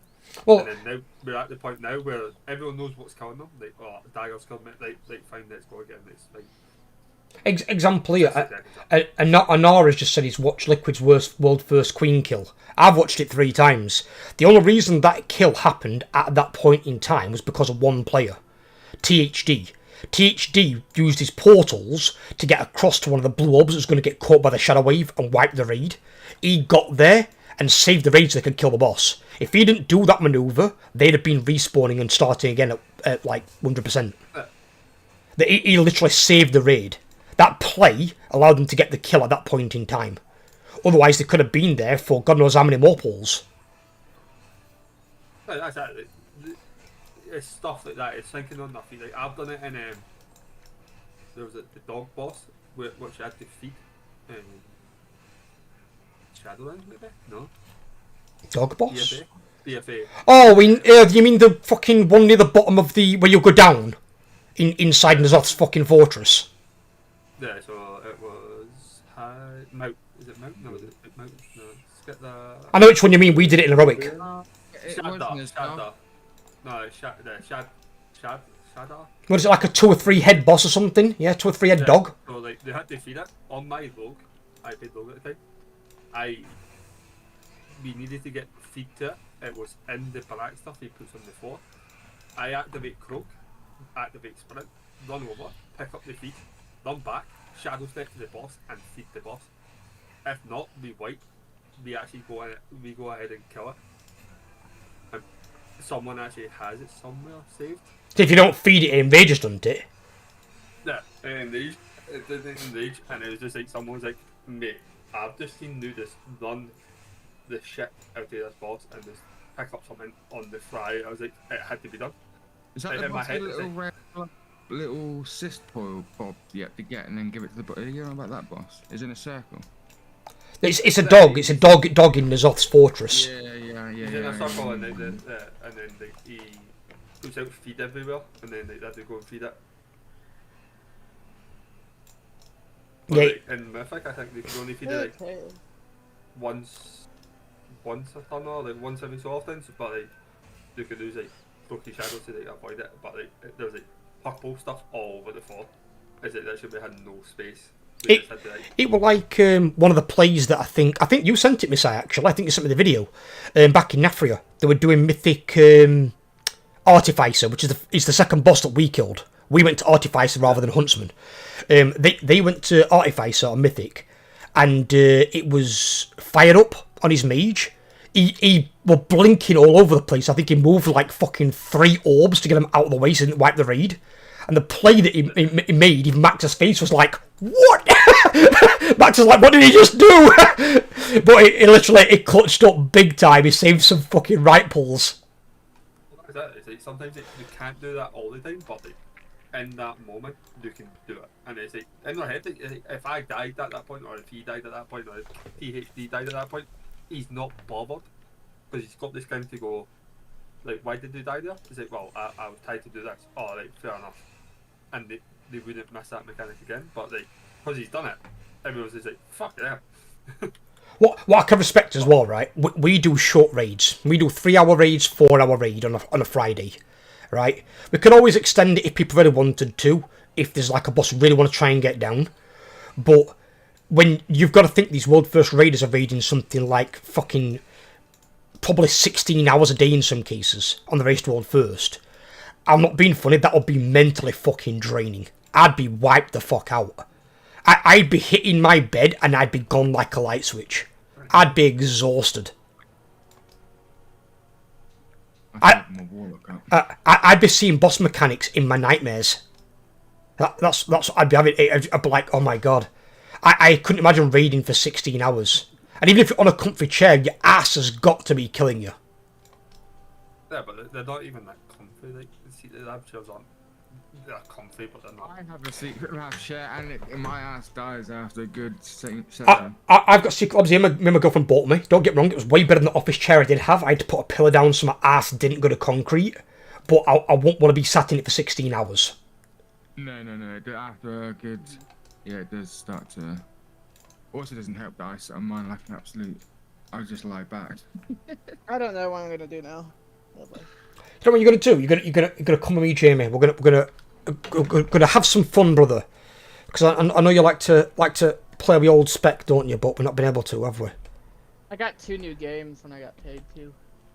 Yeah, I think I'm gonna wait until I've got somebody coming in, brother, and then I might look at getting DLCs and doing a campaign with you on Warhammer at some point. Well, what I did, I got Sins of a Solar Empire 2, which is a real-time strategy game, which is space. I know what Sims is. I know, I've got it. Anyway, I'm gonna drop it. Have a good one, Si. Thank you, buddy, for coming. And then I got Dynasty Warriors Origin. Dynasty Warriors, have you got that really? I used to play it back in the day. It's actually the Origins. It's basically like a reboot of the series, except it's like a whole different new mechanic. Do you know that Dynasty Warriors had an RTS back in the day? Did they really? It's called Kessen. Kessen 1 and Kessen 2. You can look them up. And based off the Dynasty Warriors characters, you could challenge other heroes to duels while in your regiments. And you had like a cinematic duel that you didn't control. And it's based on how you geared up or leveled up your hero, with how they perform in the duel. Well, now you actually have, because you know how the big groups of, say, just the basic ass soldiers that basically normally hack and slash. Yeah. Now they're actually dangerous now. I mean, they kind of should be. End of day. I mean, it's still a guy wielding a weapon. What they added is that, at least on controller, they added my L1 button. your normal block button, except it blocks the entire 360-degree angle. Yeah, they have to do that because you're in the middle of all that lot, otherwise you'd be fucked. And like say like the base captains. Yeah, like the mini boss. But they're actual proper mini bosses now. Well. And all enemy officers have like a certain if they have chevrons like in Warhammer when your unit levels up. Oh yeah, like your experience level and shit. Except it's not for experience. It's like a morale boost. It morale boosts all like the trash mobs around them, making them more dangerous. Oh, okay. And you know how Dynasty Warriors 9 did absolutely shit? I don't know, I didn't play it. But It did absolute shit. Frickin', they actually did a recovery with Dynasty Warriors Origins because they brought it more back to where like it used to be, except it's more like a reboot with new mechanics and shit. I'm just really sad that they once again didn't include co-op. Yeah, I did like co-op with the friends. They were really good with friends. I completely agree. Well, the only Dynasty Warriors games that have co-op are the ones that come out after the Empire games. Like Dynasty Warriors said Empire. Like say for example Dynasty Warriors 8 and then it was Dynasty Warriors 8 Empires. So I used to play with my friend Simon. Me and him used to play it. We'd get a champion each. We'd go through the campaign. We'd either stick together or we'd go separate and like try and basically just fuck over the enemy's army going round. And obviously to be careful of some characters like Yuan Bo. Yuan Bo were a fucking nightmare. I mean, I like don't get me wrong, I like the base games that come out, but I like the Empire ones because you basically like to create your own custom officer and you can basically like build your own empire and shit. Yeah, they're not bad. They're not bad games. I'm too ADHD for those games. That's basically just turning your brain off, basically. Yeah, they are. It's literally, I think of it as a non-shooter, but a combat game. It's basically what it is. Rather than playing like Call of Duty and just blowing up fucking guys that can't even kill you at lower difficulties, it's basically that, but with melee. Yeah, you can just turn your brain off when you play it. Call of Duty kind of sucks now. Like, it's kind of a shit game. Oh, I know. Have you seen earnings report they released the other day? Jesus. Yeah, it's not great. So they went from 43 million sales to 41, now down to 30. Yeah, I mean, I like the older ones, you know, it's fun to shoot and own kids, like, you know. The only reason I haven't been on World of Warcraft often lately because there's not much for me to do in this raid tier class. Oh my God. There's nothing to do at the moment. It's so late in the season, there's nothing. It's always going to be the case, though, Jamie, towards it. Obviously, next raid tier, though. I mean, we've still got a little bit to do this tier, but we need more active players, buddy. I mean, you're an officer as well. You know, have a look at inviting, recruiting people.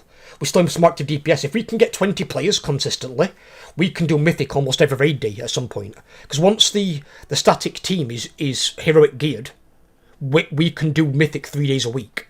If people want to do heroic, then they can pug it. I haven't recruited or looked up anyone because I see idiots around here. It's up to you. I mean, obviously make a call on it. Obviously, the main thing, Plo, is if you're going to ask anyone, is make sure they can raid 3 days at our times. If they can't raid 3 days at our times, they're kind of not really worth recruiting in a lot of cases. That was a nice person. When I was with Envy back in Qatar, they raided 5-6 days a week. Yeah, fuck that. I used to do 4 days, not bad enough.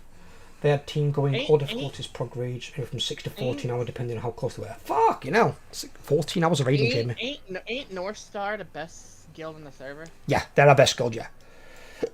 Best guild in the server. I just look up at my screen and I just see somebody from North Star just sitting right next to me. Well, North Star, some of the guys in North Star now are guys from Pieces. When Pieces disbanded, Pieces were on this server as well. Pieces were the 3rd best guild in the world. When Method had kind of had their thing where they felt at wayside, it was Liquid, Echo, and Pieces. Pieces were 2nd best guild in Europe and 3rd best guild in the world overall. And they were on this server. When they disbanded, a lot of the players from Pieces got recruited by North Star and a few other guilds around the area. Echo did pick up a few, I think, as well. But quite a few ended up in North Star. He said hi and said, I hope I have a good day. So. Oh, that's nice, right? What were you saying, Plo? Sorry. I don't know why, but I never liked Method as a guild. I don't know why. I just don't like it. Well, that's probably what happened to them. That's why the rest of their players formed Echo. They didn't want to be associated with them. Yeah, but like myself, I don't like Method that much. I don't know why. I just don't like the guild. It can be, and each their own thing, buddy. Each their own thing. I mean, I don't like Echo that much either. I mean, I ain't got problems with them. You cheer on the teams in your region, sort of thing, to some degree.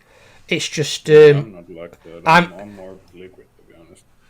I prefer Max as a raid leader over Scripe, but I prefer Echo's players skill wise over Liquid, because I think Liquid do get a hell of a lot of an advantage with that head start, and I think without that head start, Liquid would be struggling to beat Echo, because a lot of their players are really, really good players. But I would say Max, to me, he's a better raid leader, and he's got more personality. He's got more to him to like make entertaining content. Liquid has better content. Oh yeah, from people like things like Max, yeah, absolutely. I mean, you look at like when Max streams normally. Max streams and he's got like 4,000 to 5,000 viewers. When Scripe streams, he's got like 500 viewers. Yeah, and usually Max doesn't even like do anything. It's just talk shit or something. Well, no, he like reviews things and stuff sometimes as well. He'll like review things that are coming up in the game, like patch notes. Some like tier lists. And yeah, he'll do stuff, but you can use his insight on it. He's got good insight. End of the day, he's a good player, whichever way you slice it. He's good at what he does. You won't be running a guild at that skill level for no reason. And as he said, he used to raid lead as a tank until he could find another competent tank, and then that's when he became the 21st man. Yeah, he's the guy that made that. Format is like superior compared to the old stuff. Well, that's what Max invented. That was his invention. He made the 21st man. It was his idea. He made in, I think in Nyalotha, like the last year of BFA. Something like that, somewhere around there. It was definitely a BFA thing. I mean, it wasn't liquid then. It was complexity, I think, or it was limit. It was limit, and then it became liquid in Nathria. Well, it's time to put on the news. Limit was What? linked to complexity. What? Sorry, Jamie. Oh, I was just saying it's time for me to put on the news on my phone. Isn't the dumbass coming to power today, like Trump? Yes, today is the day he comes. Although he's already unbanned TikTok. It got banned for less than 24 hours. Yeah.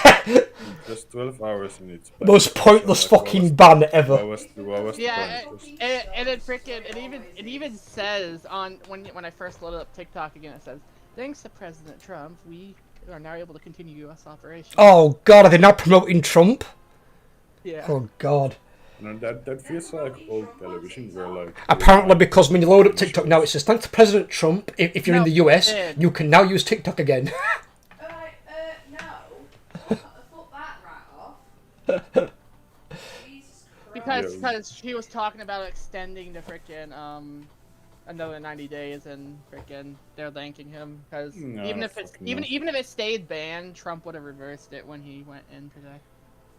Well, all I'm going to say is, from his point of view, what he's done, he's actually smart, because he's made a lot of fans who use TikTok, especially content creators who used it for their living, and now going to be voting Republican in the next thing, even if it's not for Trump. He did have a good power move there. He was really clever on his part. I think Elon Musk wants to buy TikTok because it's more beneficial if America owns the whole platform. Yeah, but that's if China want to sell it to him. Because China is the enemy to the You gotta think they don't want to sell it because they fuck no, I wouldn't sell it out there. It depends, and it's if it's majority owned, the only way he can buy it is if they want to sell the majority shares. If he can't get the majority shares, he can't own it. Yeah, personally, I think the United States is just a big circus. It's just a bunch of clowns.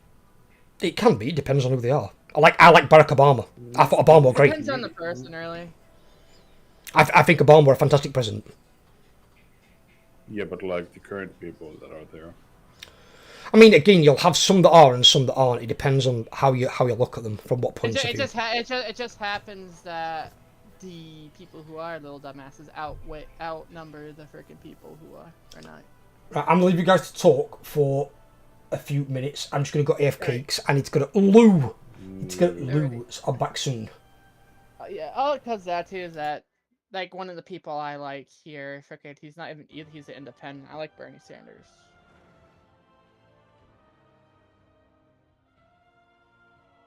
He's one of the few politicians I can actually say I like.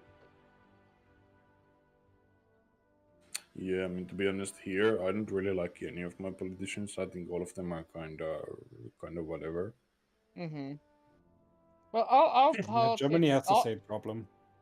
All politics yeah. all politics are and elections are nowadays is which one's the lesser evil.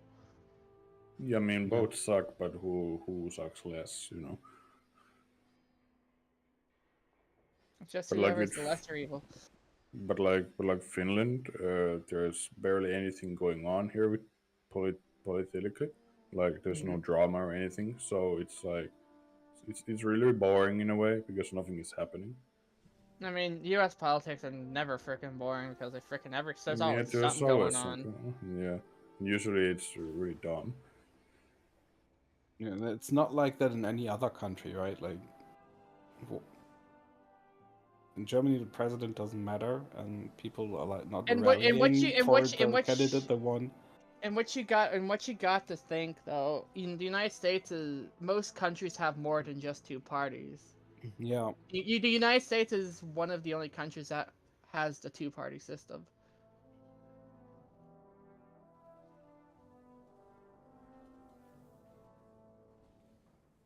Kind of a downside at the same time. That's a two-party system because it's either this or that.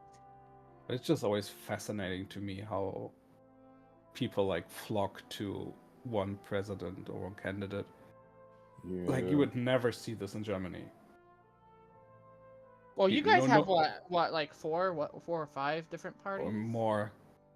I mean, like here we have 5 big ones that usually are part of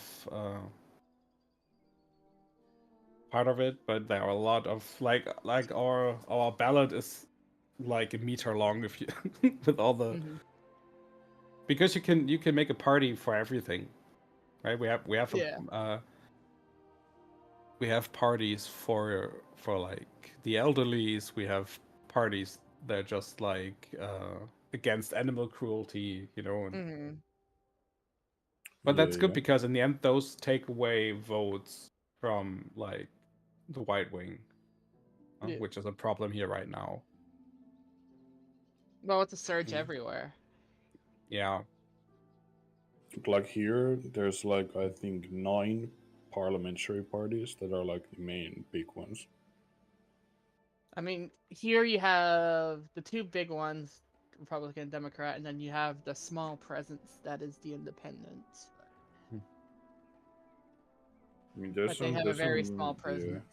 Yeah. I think there's also an animal rights party here as well. It's like Animal Justice Party or something. There's also one called Crystal Party. I don't know what the fuck they do, but it's a weird name. Meh. I mean, ain't you guys ain't Germany going for elections right now? I don't know about Germany. I know Canada is because frickin' their prime minister stepped down. So. Yeah, I mean, I've heard that Canada has it rough because like all the politicians has ruined the economy, so it's pretty. They do have it rough. Like the value of a Canadian dollar isn't very good right now. I think it's gonna be Pierre, what's his name, that ends up taking over, but It's definitely gonna be a couple of interesting years now. no, the only politics I really think the U.S. should really pay attention to is Mexico and Canada, but that's just because we're bordered with the 2 countries. Yeah. It was the only one. I've been actually talking to some American soldiers at work because currently, I don't know, like America has like troops in like Poland. Oh, they have troops everywhere. And the port that I work at handles basically all their movement. So we have some soldiers there right now, and we were loading tanks the other night, and I've been talking to them, and some of them are genuinely scared that they're gonna be sent out against Europe with his, like, he wants to take Greenland and shit. Mm-hmm. Yeah, I mean, it's kinda. Well, you gotta think No one about the knows whole what Canada happens. fiasco as well, Yeah. and then That's Panama. just yeah. Mm. Like this whole like Canada as the 51st state, it's like the same It doesn't even problem make as any like sense. bring Turkey into the European Union, right? They're just too big to simply bring them in. They would just set up everything. So No, you'd right? have to separate Canada Canada. would You'd have to separate Canada into more than one. yeah, because they just would have too many votes. Basically I mean, guarantee a democratic president for the next couple years. I mean, freaking yeah. In a way, it would make it to where Alaska actually has a mainland United States connection, but that's about it.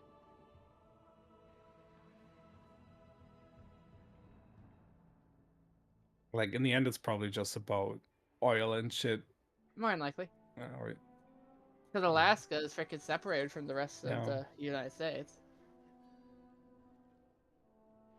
Heck, even Hawaii's closer. Yeah. Then you got the few freaking not part of the United States, but they're just like little freaking satellite states or whatever, like Puerto Rico and shit. You know, it kind of sucks because like I live next to Russia, so we constantly have to be like alert to some extent, like Yeah. what they're doing. A lot of my I feel like colleagues have been currently going through Finland to get home. I mean, it's like currently I feel like it's like pretty hard to know what's gonna happen. Like, all No, this it's stuff hard. going on. It's hard to know what is gonna happen with everything. What's freaking everything. I mean, I feel like there's just tension all the time. Yeah. Yeah. Especially with Russia, because they are more and more at a point of like where they have nothing left to lose. Yeah, it's Russia, and Like, then you have China and the United States butting heads. Yeah, but personally, Basically, I think the three major powers are butting heads of each other, basically. yeah, I think overall China is a lesser threat, at least to like us compared to Russia. Yeah. They're all three powers just butting heads of each other right now. So. Yeah.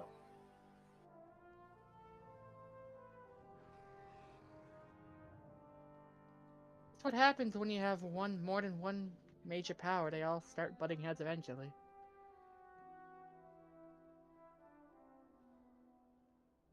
Yeah, but Russia is not as much of a power as they think they are, or as they want everyone to think they are. No, they No, aren't they're that not. powerful. Also, they have like wasted everything on Ukraine. The only other power out of the three that can give the United States a run for its money is China. I mean, China is like massive. But other than that, that's really the only major power that. I mean, those are the two like superpowers. Yes. Why do you think the United States has such a heavy military presence near China and all that? Trying to keep them contained.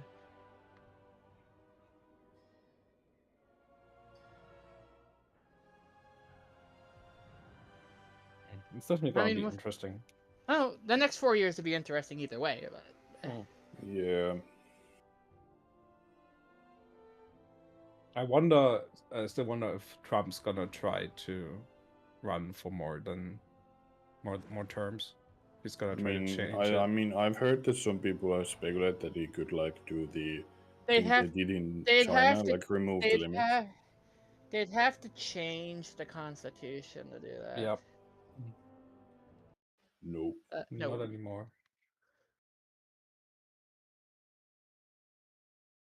I don't think he's online either. No, he isn't. No. I don't know. It will be indeed an interesting next 4 years, if we'll see what happens. Yep. We have elections here next month because our because it crumbled down. And let's see. What? Yeah, I'm a bit sick, but I don't know.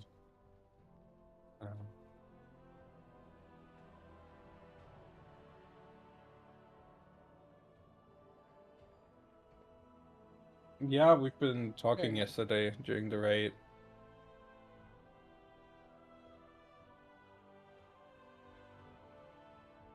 Yeah, obviously. Like, No. Yeah. Overlord's playing Passive Exile too. Yeah.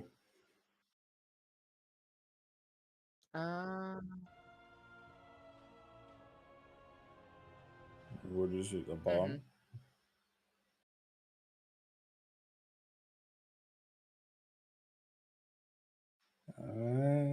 Okay. Yeah. Yeah, I mean, obviously. Yeah, there's voting here in a couple months. So what do you want to too. do, Spec?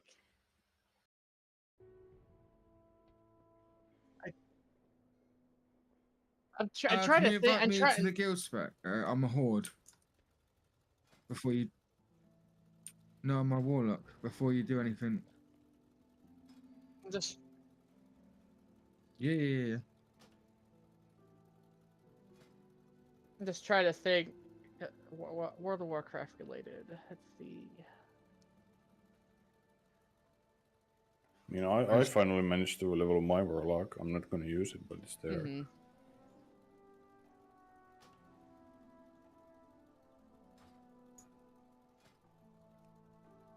That's just the sucky thing about nearing the end of the raid here. You run out of stuff to do. I mean, there's literally nothing to do.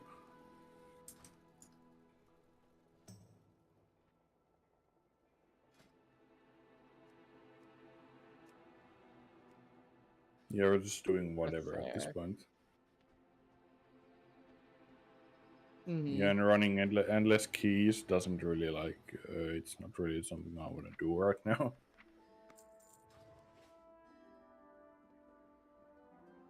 Yeah, and I don't. Yeah, people aren't really pushing this late. I don't think.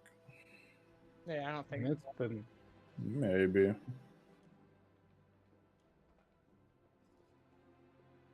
Yeah, that's a lot.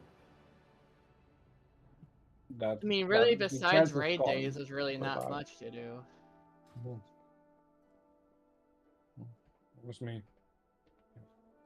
Like the chance at the title is probably gone if you haven't been pushing, right? Like you would have to do so much in these last couple of weeks to get like 3.4k or whatever's the cutoff. It's like 0.01% of the top ratings.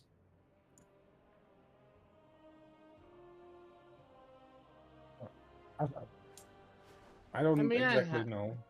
I mean, I'm happy with my Keystone Challenger. That's the farthest I've ever gone for an achievement. I mean, there's probably, if there's interest from people enough time to get them at least like the mount from this season, because that's pretty easy. That's like 2k rating, I think.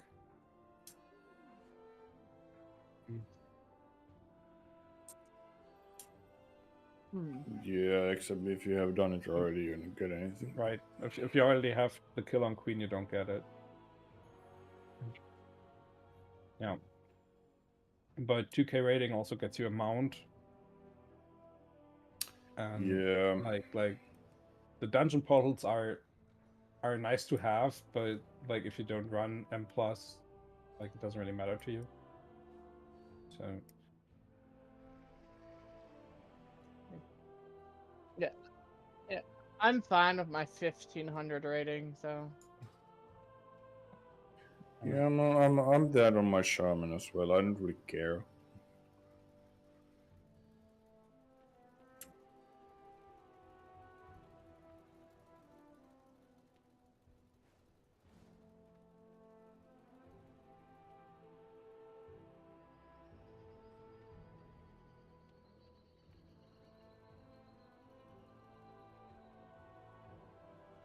Mm-hmm.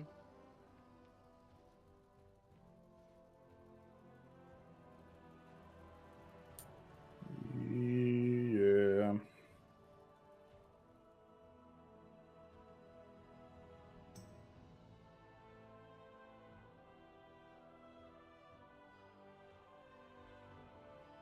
Yeah, I mean, I feel like only people that actually complain about that are like the Mythic Plus gatekeepers that just want like to keep all the shit players out of the game. I mean, I don't think you're gonna. I don't think it's gonna affect it at all. To be honest. But like, let's say if like, Yeah. let's say if like 10,000 people leave M plus, I don't think you're gonna like notice that. Probably not. They really just need to get the balancing a bit better.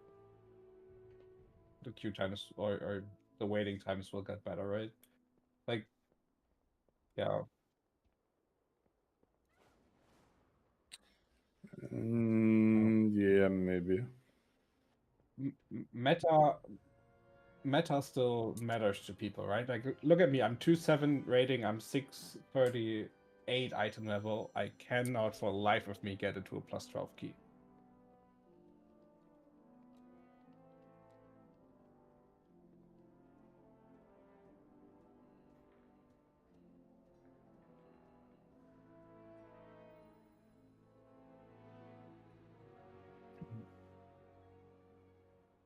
Yeah. Yeah, I mean, I don't know.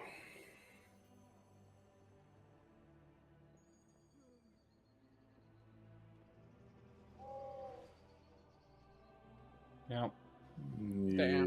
I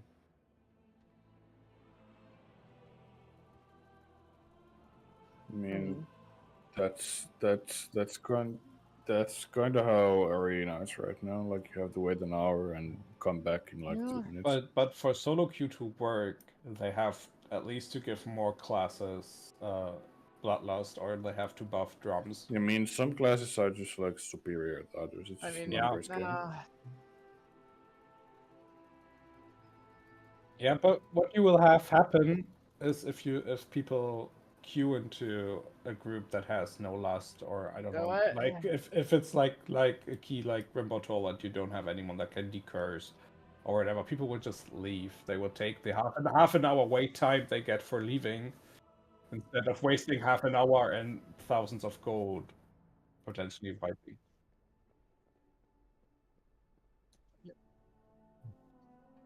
Mm-hmm.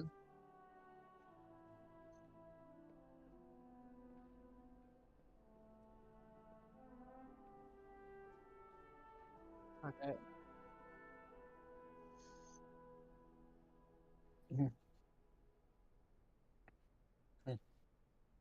No.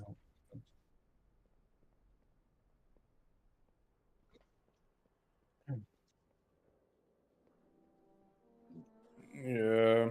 You know what? But still, like to remove some friction and some pain points, they need to get some of the worst classes some more utility.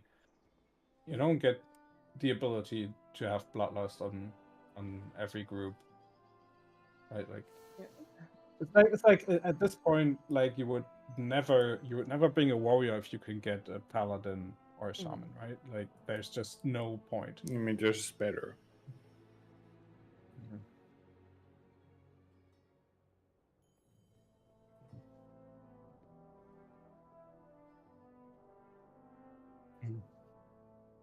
Quasi is great. Yeah, it's Quasi. Yeah. Like Elowen and me, we like I've been teaching her and some friends, and plus our group is so off meta as can get, right? Other than maybe the elemental shaman we have. It of course it can work. It only matters at like the top of keys. Like meta doesn't start mattering until like 14, 15. Yeah, and those are like the high end But keys. that's not what people see, right? People see, oh, like everyone is running Disc Priest, Prod Paladin, Enhancer, Augment Evoker, and whatever. Yeah. And okay, maybe on lower keys they don't get the Aug Evoker, right? But if you have the if you are the leader of a key and you see certain classes, you just don't take them. Do you know what? If you have choice.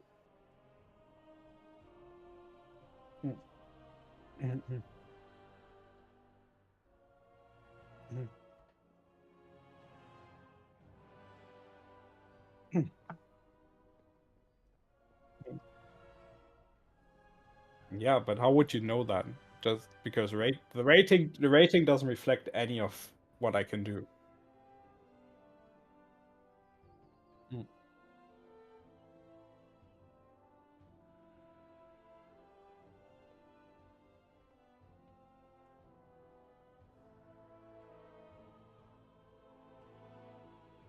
Yeah, obviously.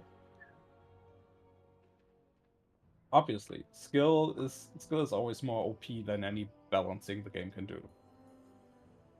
But You know what I'm gonna. But you don't know that, right? All you have to go off is the rating. If the rating is roughly equal, you have to assume like they can do the same.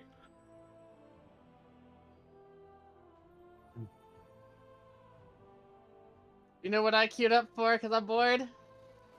A random epic battleground. Good I know, luck right? in AV. You can just AFK.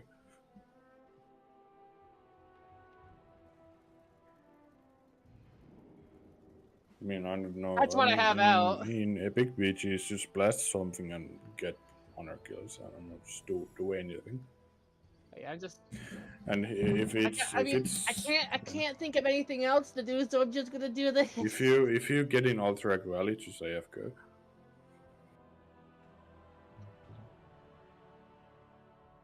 Yeah, I mean it's one of the better battlegrounds, I say. Ashran fucking sucks.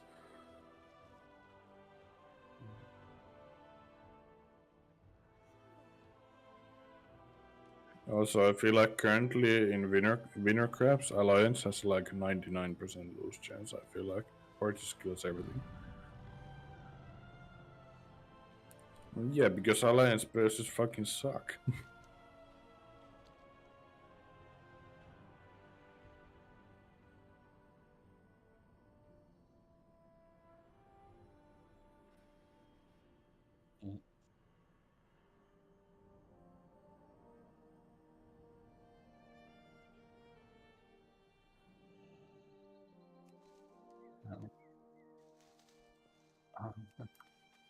Like back in Classic, when I was in a high end rating guild, and when we were done, we would just like queue up for an Alterac Valley with the whole raid, and just go in there with our endgame gear fully buffed. That was the most fun I've ever had.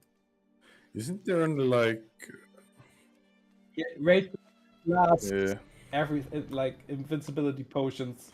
Isn't there like only 3 BGs in like vanilla, like AV, Arhart Basin, and Warsan Gulch? Yes. I mean, I like Arhart Basin. I think it's kind of good.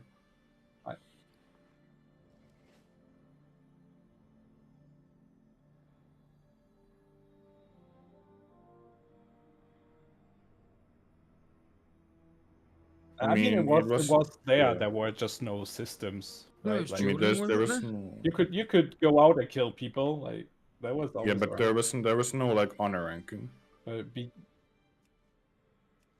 Yeah. Yeah, I mean it was like that in the classic release as well. It was in phase 2. Yeah. And after that, the world was on fire. Yeah, hello.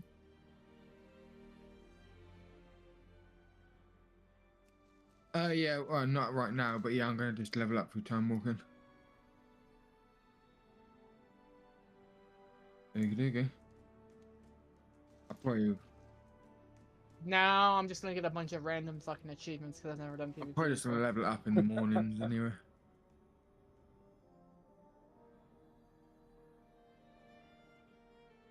No. I ain't meaning that. No. Just kind of a note, yeah.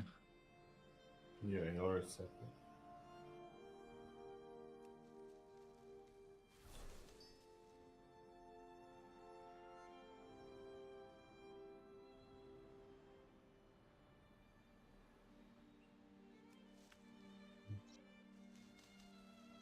Yeah, I had to do that as well. Yeah, but even then, there's like, I don't think there's any scenario that would even like apply that logic. Like, there's no reason.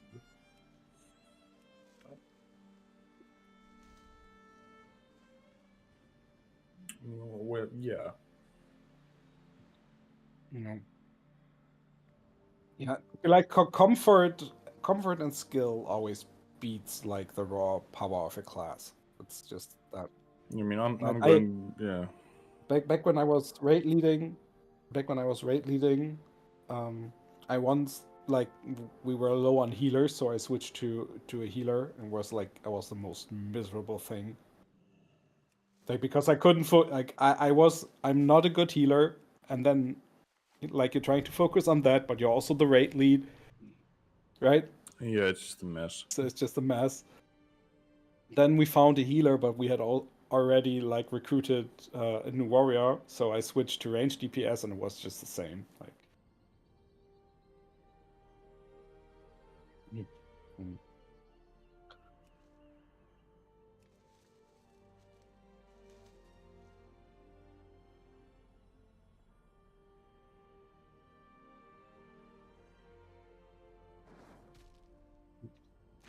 yeah.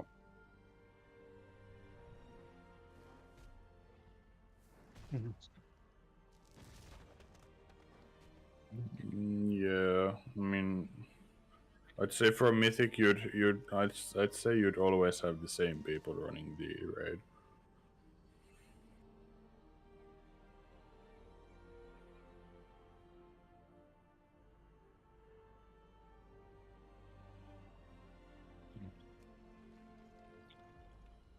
You need to have like 20 to 23 active people. Yeah, have like because three, it can always 4 in be reserve. someone like something can always happen, right? Or someone is on vacation or is yeah. sick. And as long as people aren't lazy with their characters, like they have to play the game.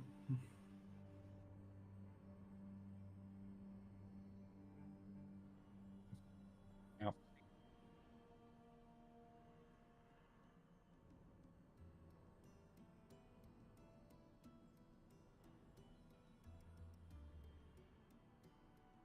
Yeah.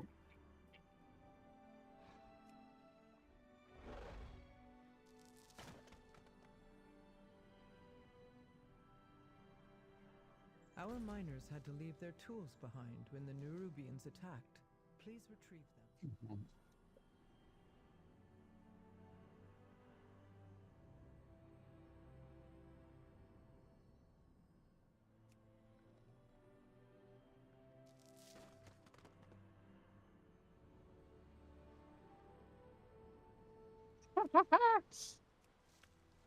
Yeah.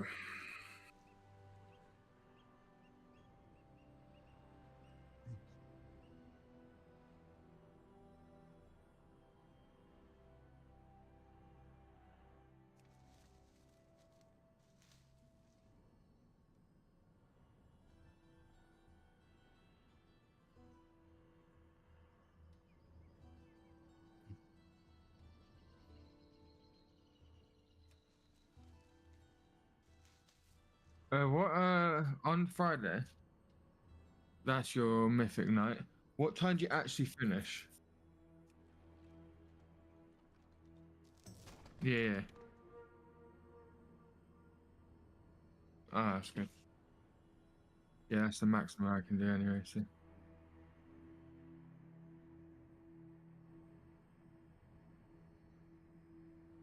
Oh no! I just can't go any later than 9 because I normally leave to go to work 10 past ish.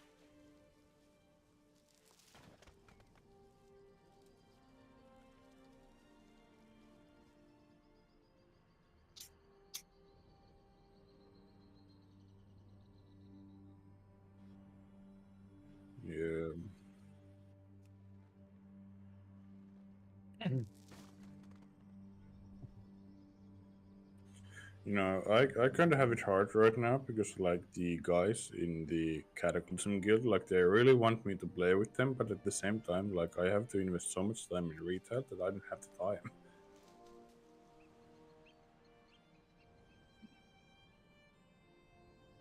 Yeah, but like the thing is that I also have to play the game outside the raid days. Like I have to get gold, get consumables, get gear, and some other bullshit. So I don't have time for that.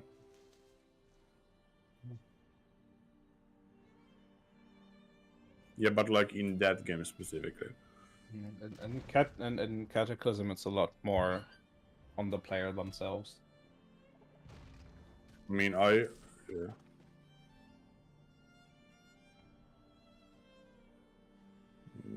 Their side, like in Cataclysm. Yeah. Yeah, it takes a long time.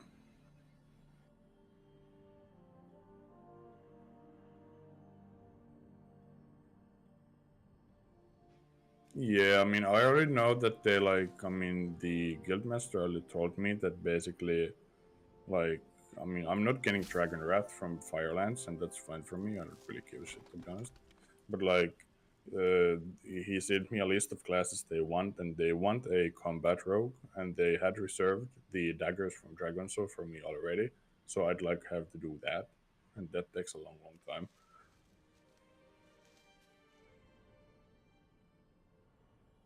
I mean, I already know that. I already know that they want me to play.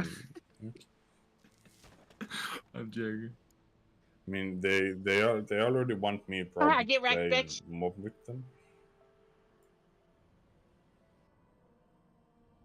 What was that squeaky noise?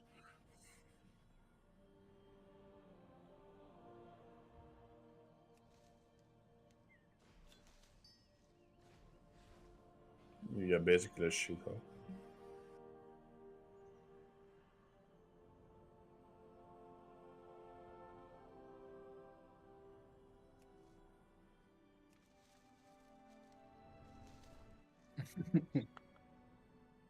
Yeah.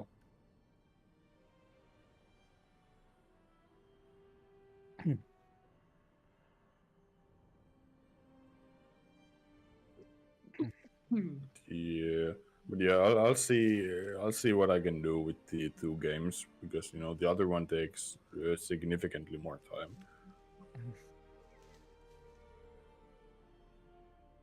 I mean, I haven't played Kata in like 3 weeks, maybe, so for some time now.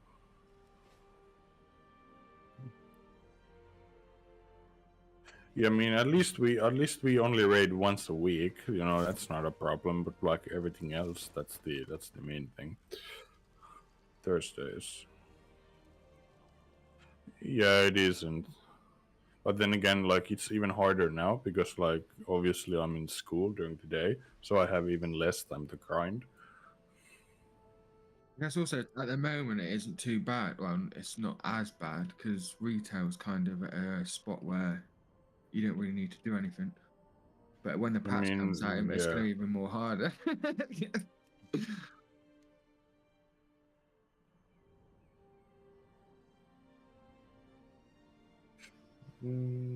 I guess you don't need it all, really. Problem I have is I like But to do it all. yeah, I mean, then again, they understand that like I have a lot of shit I have to deal with because they know that I have a retail guild that I mostly play with, so they understand that.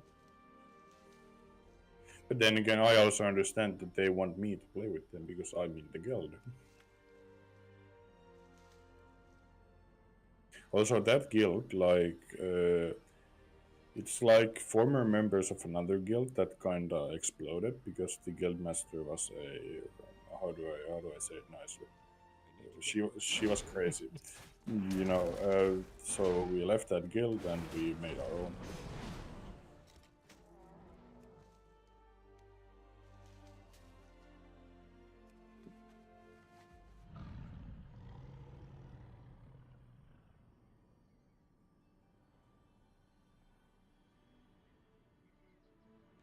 I mean, why at any percent at that point? I feel like it's just a waste of time. Yeah, but like even at like 30%, like you're already that far into the mythic race, so like why stop now? Yeah, but consider that they have even gotten that far.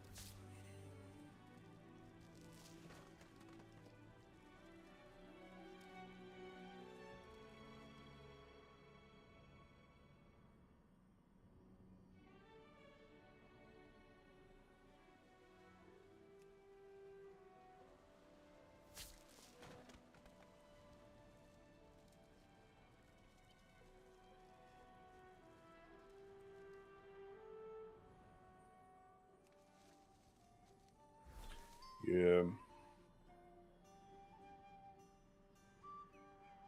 Mm. Yeah, playing the two games, I have seen that like the player bases are like way different. Like how people act and how people are.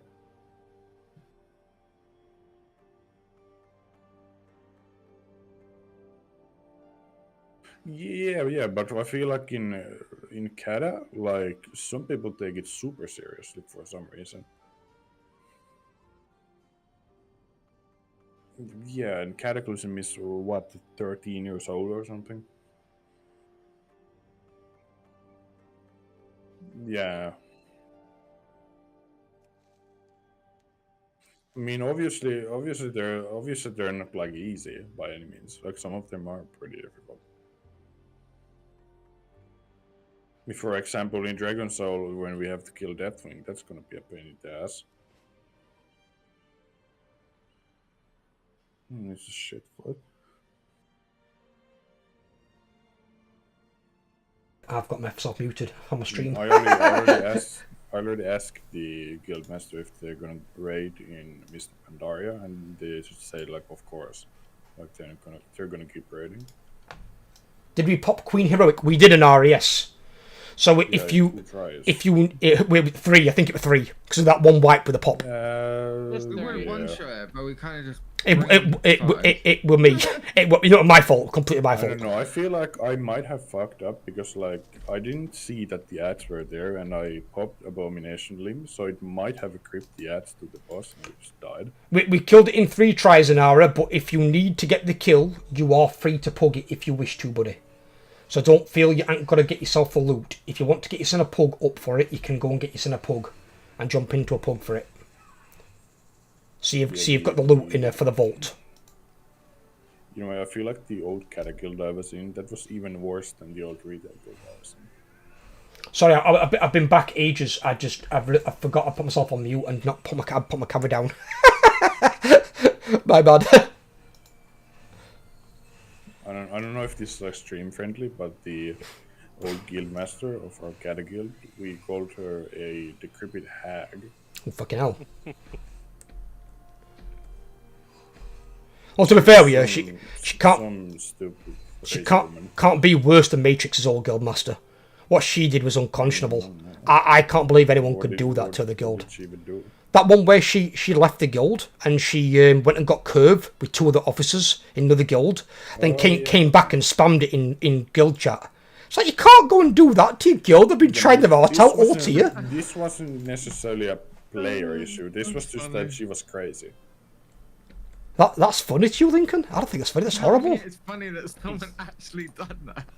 What? I mean, it's like funny in an absurd way. What she did is she took herself and 2 other officers into this guild that needed 3 players in these roles.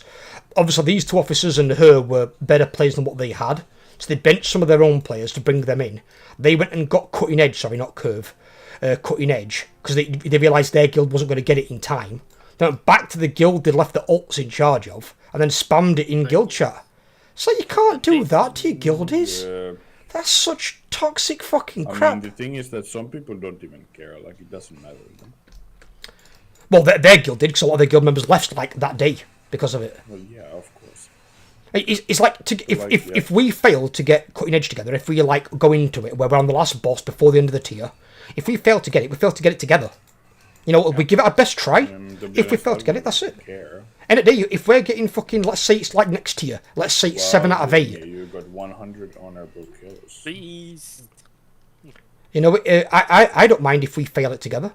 It's important, more important to me that we do it together. No, I don't even care. If we do it together and we have good fun doing it, that's what matters more to me. Yeah, I don't. It never was a player problem. It was just like she was a bad person. I got curves, so I don't care. I'll see later. I need to run delves more than anything. We'll be running delves anyway next tier a lot. Don't worry. So anyone that needs to do delves, I can take you down tier 11 delves because we can farm them. Because we'll get more crest as well from tier 11 delves. Yeah, she was What the hell? a type of GM where she could like explode at any moment for like something you said or did. My ex was sleeping with all the officers causing drama. It was a good weekend, I won't lie. She was GM too. Okay. So from GM to apparently Streetwalker. Bit odd. Yeah, bit of an odd combination. Okay guys, I'm gonna head off for now. Have a good one, brother. See you later. Well played.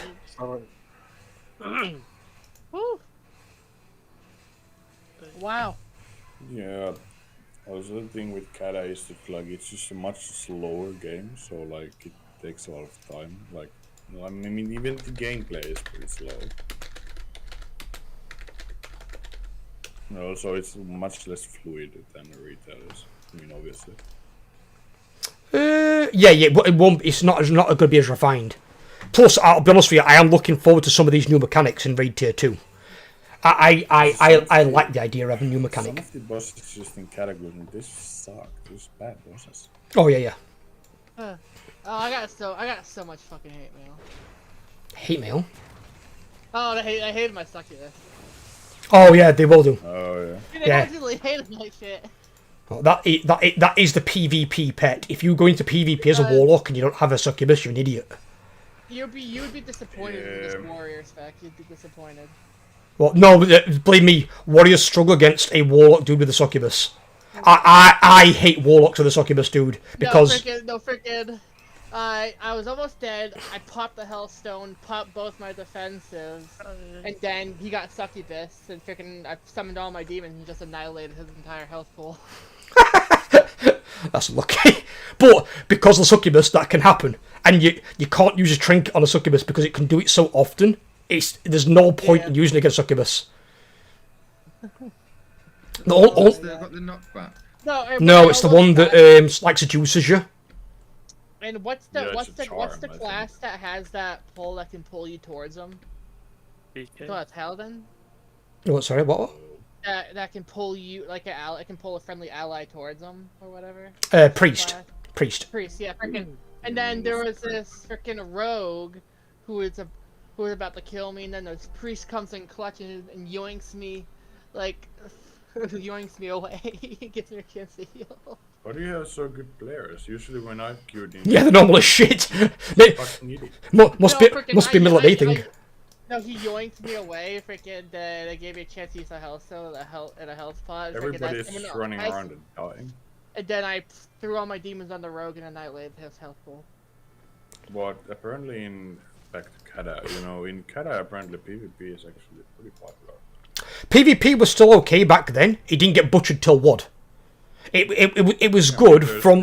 There's still Kata and mob left, so they can still PvP. Yeah.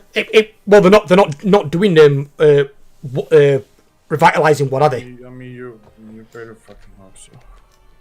Well, I think they've already said they're not. They're going straight to Legion. So I think what they're going to do is no one would play that. They're going to go Legion, and I think Legion's the last one because they've said they're not probably going to do BFA or Shadowlands because no one liked them. No one wants that. Nobody liked it the first time round. No, I mean no one even wanted Kata because like Classic is supposed to be vanilla, BC, and Wrath. Ideally, yeah, that's what it should have been. That's like the trilogy.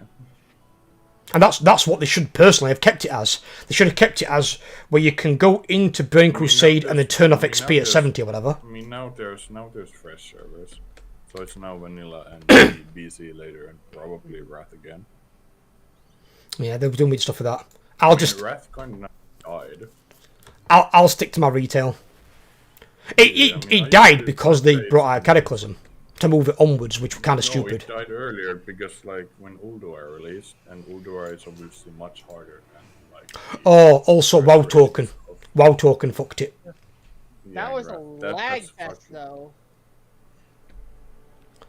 Yeah, WoW token the were a WoW bad token in idea. Classic is fucking stupid. Yeah, it is, yeah. Why is it there? Like, Because Blizzard want to make money. That's why. Blizzard want to make at money. least now it isn't the same case. I will because, tell you that freaking that was a lag fest at the same time, though. What? PvP. Yeah, you liked in PvP? I mean, there's so many things flying There's around. there's so many freaking summons, so many fucking spells being cast. At the I mean, same it's fucking Epic time, Battlegrounds. It's 40v40. Well, yeah, but you still shouldn't lag in it because it's instanced. So at least you've got less people in that than you would have in, like, the open world. I mean, in Ashran, I like the fuck out when people, like, go to the middle. I know. I mean, like it was 40v40 in the middle. Every person. Yeah, went to because the middle everyone's fight, there. It lags like shit. And eventually, we just pushed back to the alliance for where they couldn't leave their starting camp. Yeah. I used to do that on the Marshall team. Used to farm the horde in the graveyard. Yeah, that's fun. They couldn't We do were all anything. just, and as they respawned the graveyard, we just kept killing them as they come out. Imagine you can come from war, queue to PvP, and you just get farmed. Yeah, I would be upset. That'd be upsetting, yeah. The thing is, I think where I've made the changes because I realised I want to get more for my time, and one of the main reasons I came back to World of Warcraft rather than Matrix by me the game was I wanted to play with more of my community, more people, and I thought what better game to do it than World of Warcraft? Because if we go back and raid, in normal and heroic raids I can take 30 people, and in Mythic raids I can take 20. There's not another game out there I'm going to get that many people into one game, be able to play with you guys together. So rather than playing like Dead by Daylight and playing with 3 people, I can play with so many more people by doing raiding on this. And I'd rather do that and then we can work at something together. And then at least I can keep it where you guys have got a nice guild that's going to treat you with respect, not bollock if making mistakes. You know, it's just a place to chill out after work. People don't need act like our sake after work. They don't. You get enough of that in life as it is. You don't need it in your hobby as well. There's too much crap in it. She had 4 of us as officers and she would make round trips. Fucking hell. What build's that? What? Huh? Why? Are you just by your Lincoln? Fucking hell. Fucking Christ, dude. Wait, what's going on? What? On about Anara's old ex-girlfriend and guildmaster used to basically fuck 4 of the officers. Oh. She used to make round trips.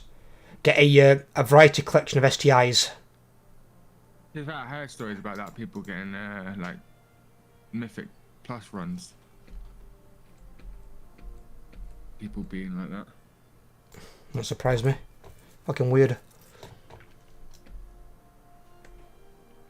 It's like World of Warcraft's not a fucking dating app. It's not WoW Tinder. You put your dating profile as a blood elf, and like your name's like your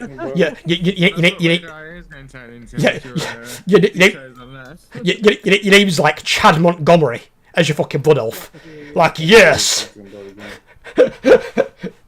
come suck my arcane cock. He's like, no, this is not going to go down well. It's not.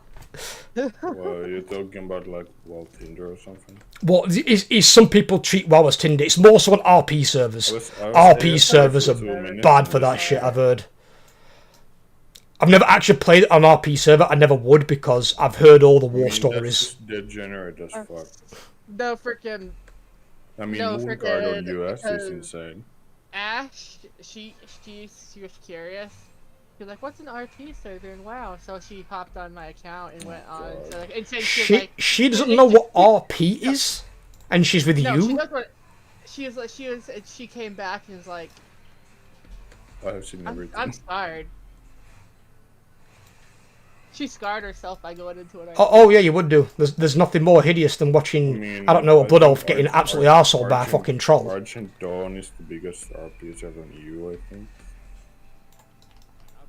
But yeah, no. But on US, Moonguard is fucking insane. But no, yeah, because Yeah, in Goldshire, people are just like doing some weird shit. Oh yeah. Funnily enough, she was a blood elf. Oh my god, really? It used to be pretty bad, oh god. Apparently she was a blood elf, and her name was Lavanto. According to her, it meant erect in Portuguese. She called herself erect and she was a woman. Or was she secretly sporting like a hidden penis? Yeah, maybe it's like that kind of situation. Let's not talk about that. Bad experience there, Blue. Let's not talk about that. Can confirm she was female. Okay, I'll take your word for it, Inara. Yeah, just believe. Of course I'll believe him. God knows not to believe him if he's had a fucking semi-whore as a fucking former guildmaster. Jesus. I mean, to be fair, have any of you guys watched Preach? Like Preach Gaming? Preach Gaming, World of Warcraft guy. He does a thing called Drama Time.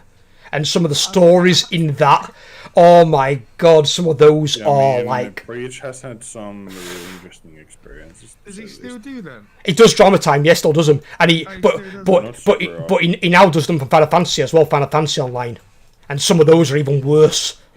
I mean, some of his old videos are like golden. Oh, yeah. I've not seen him in a long time. He used to do like... He's used to what I watch... Oh, yeah.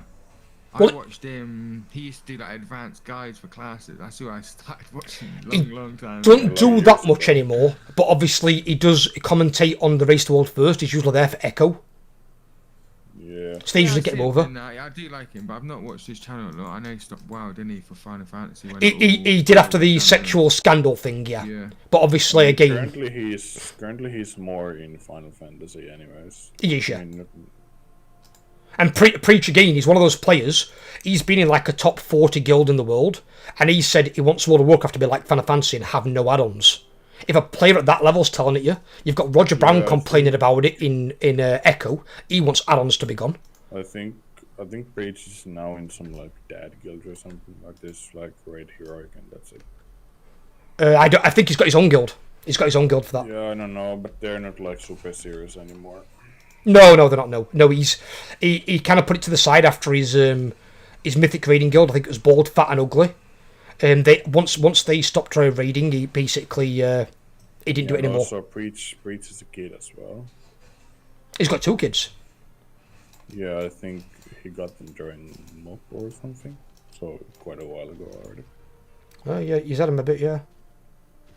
I don't mind having no add-ons, but they need to make the game so it's good without them. They do. That I use for finding dungeons where you can only see.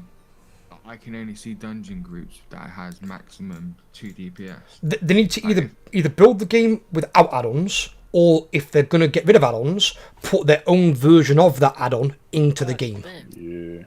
And then at least it's not an add-on. Every time they hotfix the game, your add-on's not out of date, it's been updated. Because it's part of the core game. In the dungeon tool, they should add like some new filters or something you can search up. There is some new stuff they're bringing in. Oh yeah, that's me. It's so jarring. You look for the key and it's just full on DPS. Like there's some add-ons that are so good that they just need. Yeah, I to think just make pre-made them groups filter does that. Like you can search up if there's 2 spots available. Yeah, that's right. It's things like that should just be default in the game. Then people won't have to use add-ons.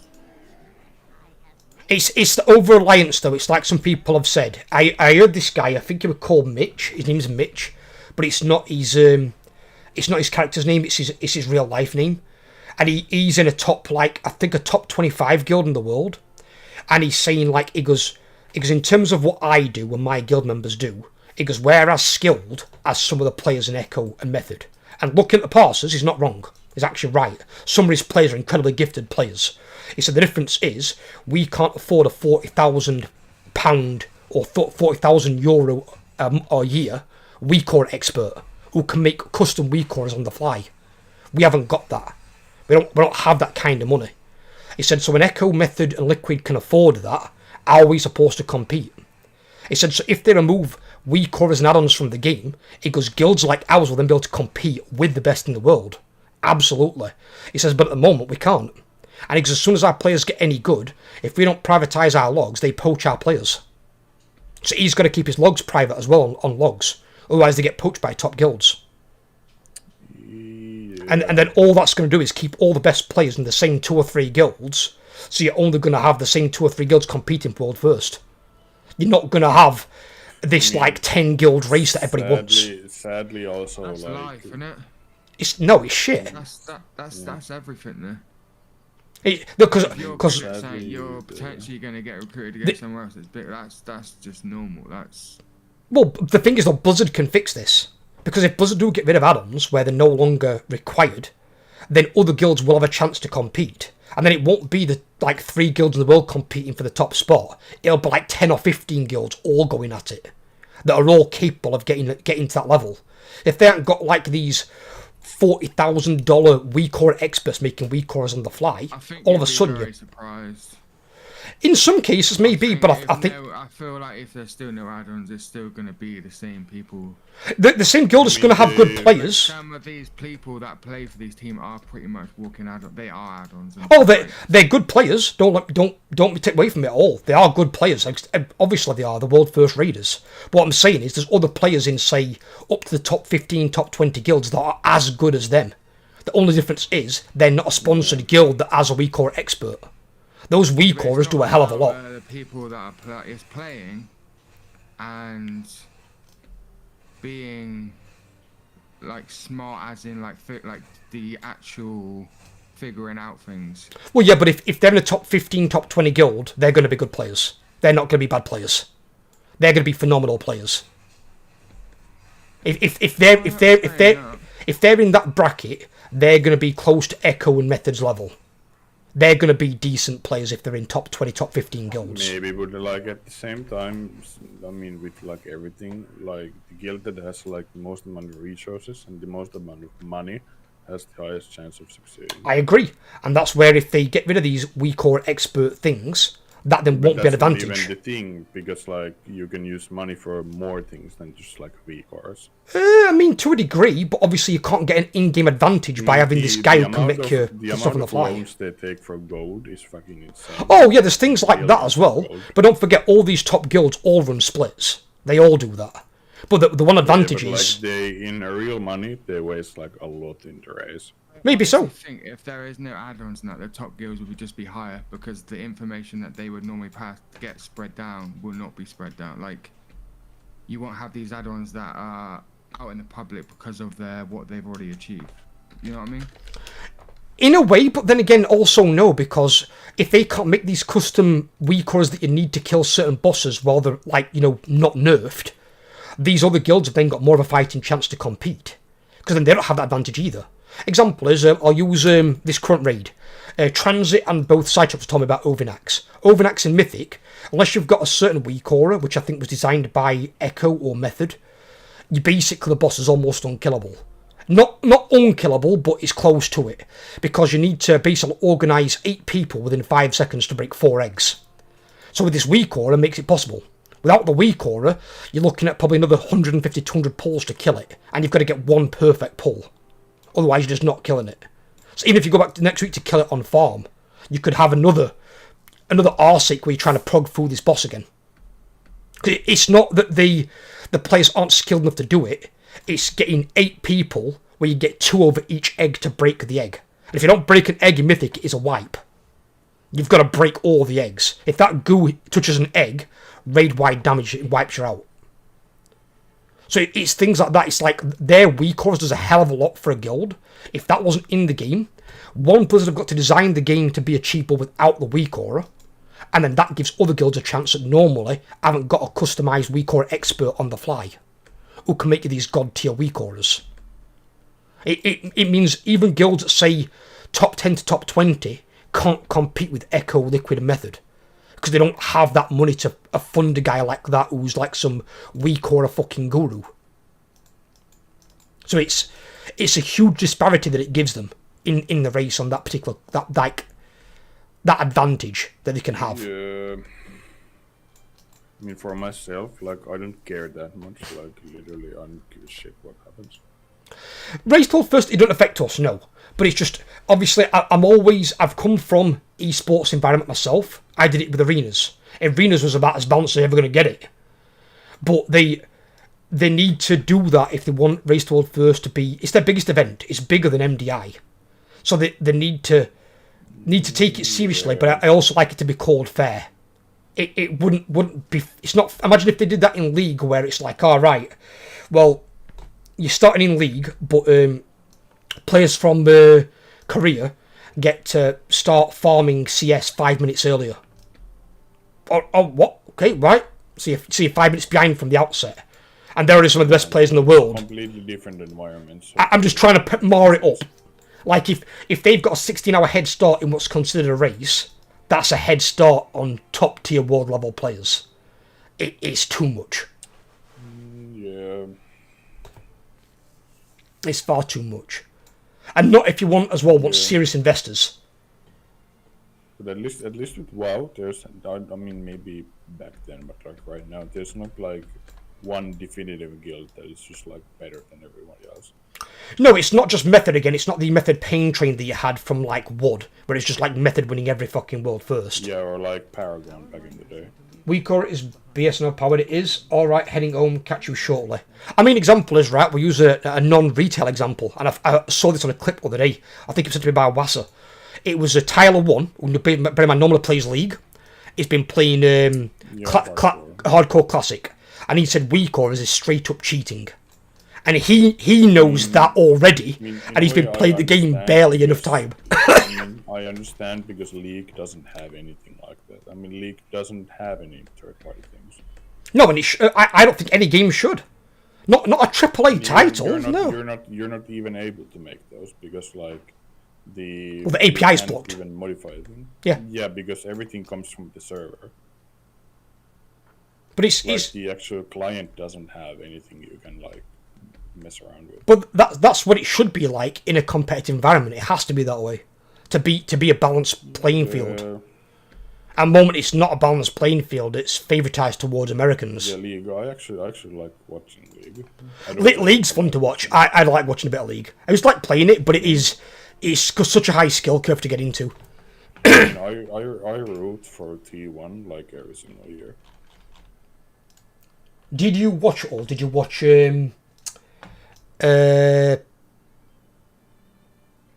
did you watch Ludwig's video about how he got to platinum? Oh yeah, he climbed to platinum. He did really fucking well to do that the night before. 16 fucking hours played that to get from fucking, I think it was silver 1 to bronze to platinum 4. It did fucking ridiculously well. Yeah, no, so Ludwig isn't like the most impressive player ever. No, he's not, so that's why it made it even more impressive. Actually, he kinda sucks, to be honest, but he did it. Platinum puts him in the top 12% of players in the world, in League. Yeah. That's not a noob bracket. League is a hard game. Oh, yeah, absolutely. Like, objectively, it's a hard game. I completely agree. Yeah, but for like League, the Koreans have been dominating for like over 10 years. Yeah, but I'm not being funny as well. The Koreans over there, they've got colleges and universities that actually teach League of Legends esports. Yeah, and they've like got Faker is still the best player ever. Yeah, so, it's they've got literally people dedicated to it from like an early age who can basically you're going to go into esports. I kinda find that actually like fascinating.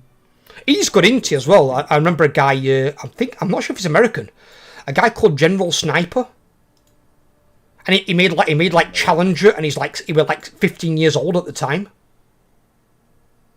I think his character's name is like General Sniper, and he's literally like a incredibly gifted player. He makes Challenger every season and like rank 1 Challenger. I mean, with some people, League just clicks. It's like chess. Like some people are just like good at it naturally. Like Grandmasters and stuff, yeah. Yeah, it's kind of something. League's one of those games where if you don't like that sort of game, it's I don't like. I don't like MOBAs. I don't like them. No, I'm not. Also, League it hurts my head. It's just that I couldn't get into it because it was like it's got a very, very steep learning curve, like steeper than any PvP based game I've played before. And then, as I found out later on, it doesn't even matter if you're really good at playing your champion. Sometimes you get something called a counter pick.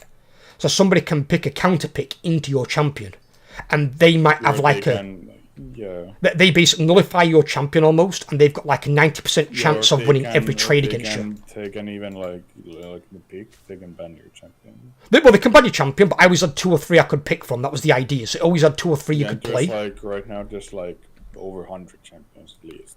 Oh, yeah, 150 plus in league. But if I picked, say, Garen, let's say I'm playing Garen, and then I got counterpicked. Garen is like one of the easiest ones, I think. He's an easy champion to play, but he can be counterpicked. So if I get counterpicked and I'm getting poked out of lane by a ranged DPS, I'm going to struggle in every single trade in that matchup. I mean, you're fucked. Well, it makes it really hard. It makes it really, really hard. In the big screen, it's already decided who like wins the game. Not always. I mean, obviously, in my case, what I would have to do is, this is what one of my friends told me, who he plays at a much higher level than me, he's like a master rank. He said to me, basically, if you get counterpicked, you're basically going to win, you're going to lose solo trades pretty much 9 times out of 10. He goes, so what you do is don't solo trade. He said, if you know that your lane is going to be out CSing you, pushing you out of lane, play safe near your tower, wait for your jungler to come and gank. So if your jungler don't gank, just play it safe. Yeah. He said, because if they start pushing your tower, at some point they've got to come and help you. Yeah, I mean, I'm not an expert, but I think jungle is like the hardest role. Jungler is, but it's also the one that can carry. If you've got a good jungler, you come in most games. It's almost always like a jungle diff. Like, yes. Who's the better jungler? Like, if you have the better jungler, you're basically probably going to win the game. Especially if he can do good steals. Yeah. Absolutely. But that's where I feel sorry for the jungler, because the jungler's kind of in the same position as like healers in WoW. Healers in WoW in like raiding and stuff. Essentially the most important thing. Like, oh yeah. Besides, if we like healers have got to heal everyone and themselves from dying to something that's like not a mechanic. I would. I mean, I think back in the day, like jungle wasn't even recognized as a real role. What you mean? Oh, you mean in League? Yeah. No, it weren't. No, it was like another lane back in the day initially. Yeah, now it's like its own complete. It's the pinnacle role. Yeah, I mean it's the entire map basically. It's the summoner shirt. Where people have like tanks in this that run like dungeon groups. Essentially, your jungler should be your like team captain in League. They should make the shot calls. It's the key player. Yeah.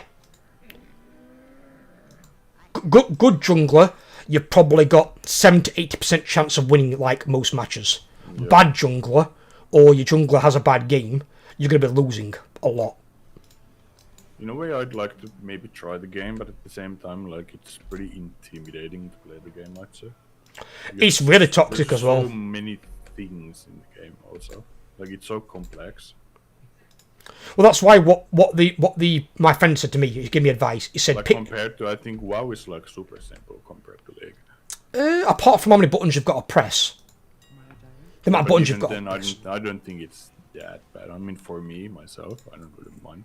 No, but I mean, is like look how many buttons are on my bars. I've got like over 24 buttons. In League, you've only got like 6. Like total. You have your main 4 and your 2 items, maybe. That's basically it. You've got almost no buttons to press. It's how you use them. But when my friend said to me, he said pick 3 champions that you like, and he goes stick to those 3. He said that's my advice to you. He said if you pick 3 champions, then if say you go into a match, 1 gets banned, 1 gets picked by the opposing laner, you've still got your 3rd pick as an option. He said it's very, very unlikely people are going to ban 2 of your champions. He said it's extraordinarily unlikely, because normally they'll try and ban 1 from each lane. He said they want everyone to ban like 2 top laners and then leave jungle without a ban. It's a game that requires a lot of learning. Like you just have to practice it like a lot. Oh yeah, you'd have to devote. Again, it's like Tyler. You'd have to make it your primary game. I mean, T1 has played for like forever basically. Pretty much played it a long time.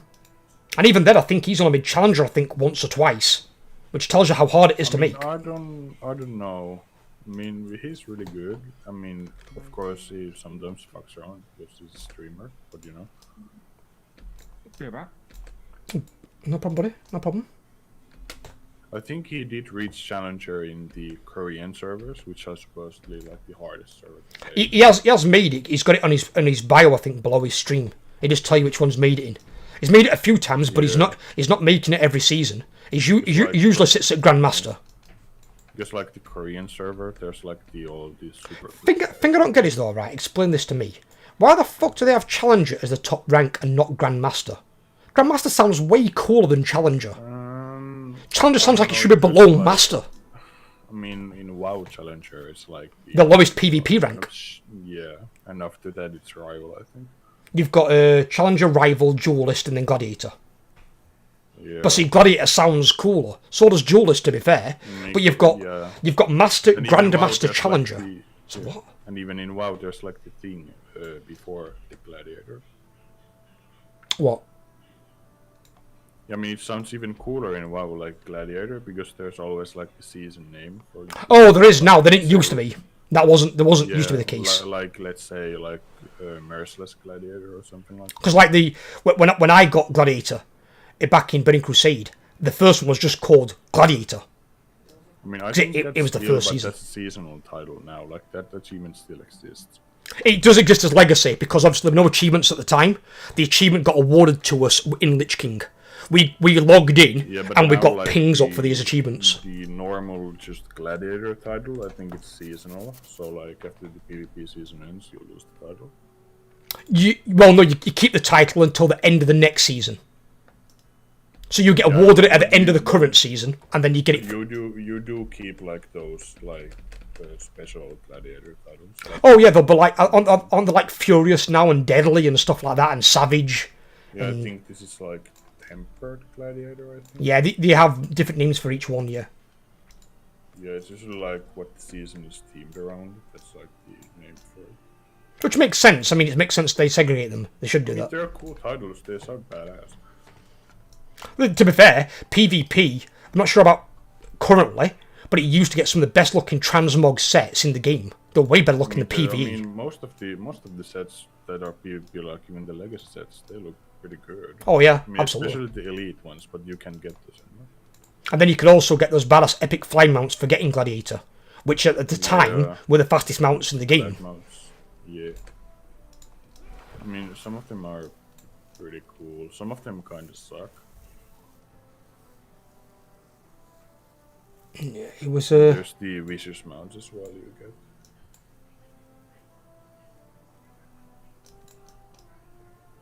But yeah, I mean, I feel like at this point the only reason to do any sort of PvP is just for the transmog. Yeah, just PvP's not been the same since WoD. I've done some just to get some of the transmog sets because they look cool. I remember there was one thing once, but I can't remember which expansion it were, but I think it was before WoD. And there was one of the PvP trinkets in it was like simmed to be found out to be the best for like some certain PvP, some certain DPS classes. So you had all these PvEers jump into PvP to get this fucking trinket. Because this trinket were absolutely fucking bollocks good. So everyone wanted it. I don't know. And they I think they eventually changed it where it only works really in PvP. But I think it was the main stat that it gave you on the use effect was fucking insane. So there was something like that in Dragonflight. I think it was an unused trinket you used. It did like a shit ton of damage, so it was like really good in PvP. It just could like delete people. Well, this was from PvP, but it was for PvE. All the raiders wanted it. Yeah, So- this was like the opposite in Dragonflight. I was like, what are all these raiders doing in here? It's like they're after this PvP trinket. I'm like, why? It's like because they can use it outside of PvP and it was fucking sometimes broken. Weird things like that happen. Like Blizzard hadn't Thought it through. And it's suddenly like almost every DPS in the game's wearing this one trinket. And it's like, why is this? And it's like, oh, Yeah, right, after- because I made this after it mistake. gets fixed, it's just like waste of time. Well, you couldn't even use it then, because now, like, your PvP stuff is only usable in PvP environment. You can't even use it in a raid. Yeah, you can. So it's like, oh, well, so again, there's no point even getting PvP gear as a PvE player. But this is the other thing as well, though. I mean, like, they've got 3 different sources of PvE gear. You've got raids, dungeons, and delves. Yeah, and some miscellaneous stuff. And miscellaneous odd bits as well, like weekly shit and stuff like that as well, all world bosses. And it's like, you've got like 3-4 different sources you can get it from. And Blizzard have somehow got to manage all these and be like, oh, right. Gear flows through the windows, basically. Oh, yeah. Of course it will do. And as well, you're not going to have one person making all this gear. it's going to be like 5 different departments, and they're not going to talk to each other. Well. Yeah, crafted on top as well. Good point. Yeah, and crafted this tier is really fucking strong. Really, really strong. It was strong last expansion as well. The embellishments were really good in Dragonflight. Now they kind of suck. The one on my weapon's not bad. My shield's okay, but I'd still rather have a crafted shield than a 639 mythic one. Kind of shit. Ooh, someone bought my recipe. Ooh, dirty. Ancient pattern Nerubian Persuader. That's from Nex, I think. What people can I find in here? What's this guy's? What?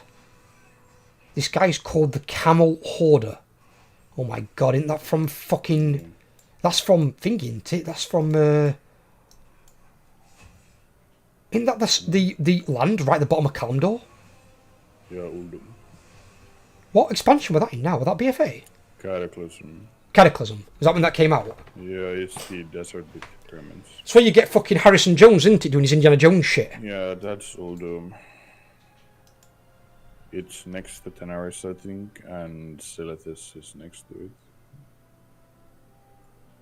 There's a lot of fucking players online, holy shit. I'm gonna log on my horde, see if I can see any players. Such a fucking nerd to remember these things. The thing is, my girlfriend said to me the other day, she goes, how do you commit all this to memory? I don't know. It just gets stuck in my grey matter. I don't consciously think about it. It just like happens. Yeah, it's just there. You somehow like remember it. Absorbs into my memory, and I sometimes like my memory is dead. I'm useless. But when it comes to WoW, for some strange reason, it sticks. It just sticks. Yeah, I don't remember anything useful. I remember all the useless stuff.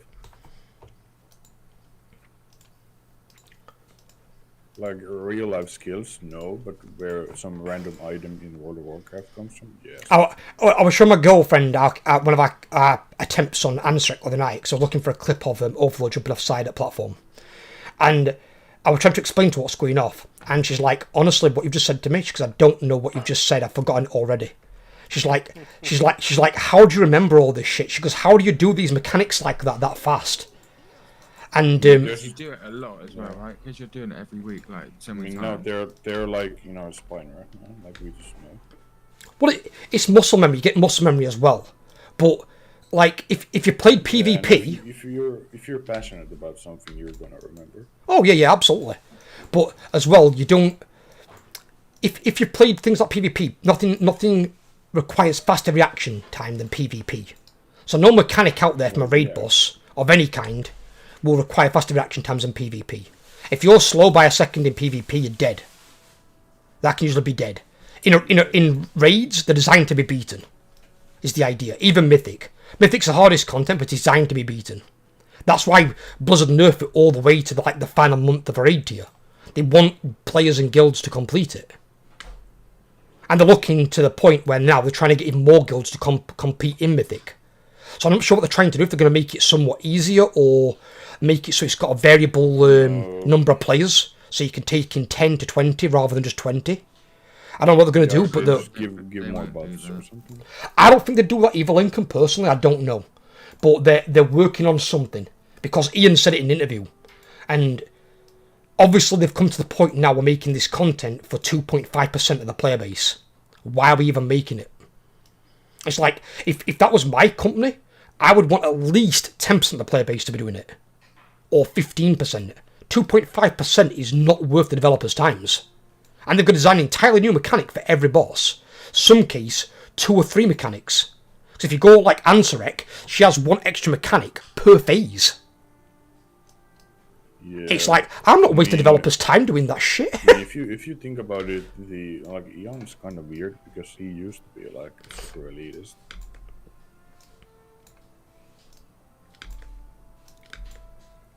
He were, but at least then he's got. That was like back in BC or something. He's got the viewpoint though from both players. That's the advantage. I mean, maybe he has realized now that like what should and shouldn't be done. Because if he's lead developer and say you're sat down in the total Chris Medicine, and you're like, right, well we've got Mythic raiding, but only 2.5% of guilds in the world actually playing it, and that's 2.5% of guilds that kill a Mythic boss. So that includes us right now, right? The guilds actually clear it and get cutting edge is even smaller. in that 2.5%. That's like 1% or below. It's probably like 1.2 or something. It's like, at that point, why even making this content? It's like, who are you making it for? It's like, I understand you want to be a challenge, but even if, say, 1 in 10 guilds... Obviously, Hall of Fame is even less. Yeah, oh yeah, way well. Like, what's top 200 guilds in the world? That's like 0.01% of the guilds in the world. But if you're making content to that smaller fraction, it's like even 10% is small. That's 90% of the guilds that aren't even killing a boss in Mythic. And it's like, at least that's then double figures. It's like 2.5%. What the fuck is that? It's like, what? I mean, that's why they realised they fucked up on Jailer Raid.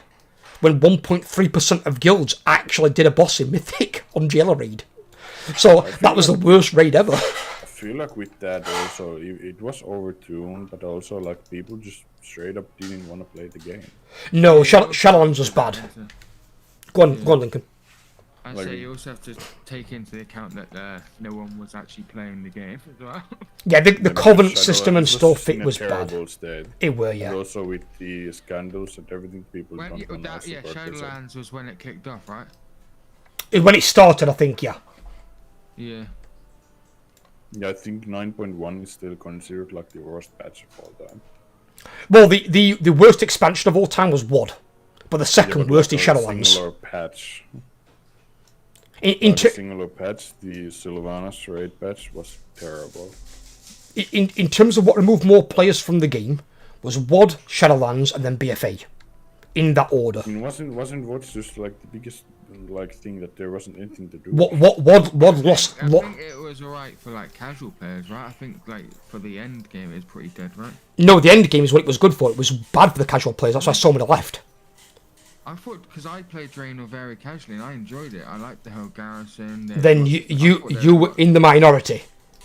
I played half of WoD and I quit. I didn't come back till the tail end of BFA. And WoD lost them 3 million players. That's how bad it was.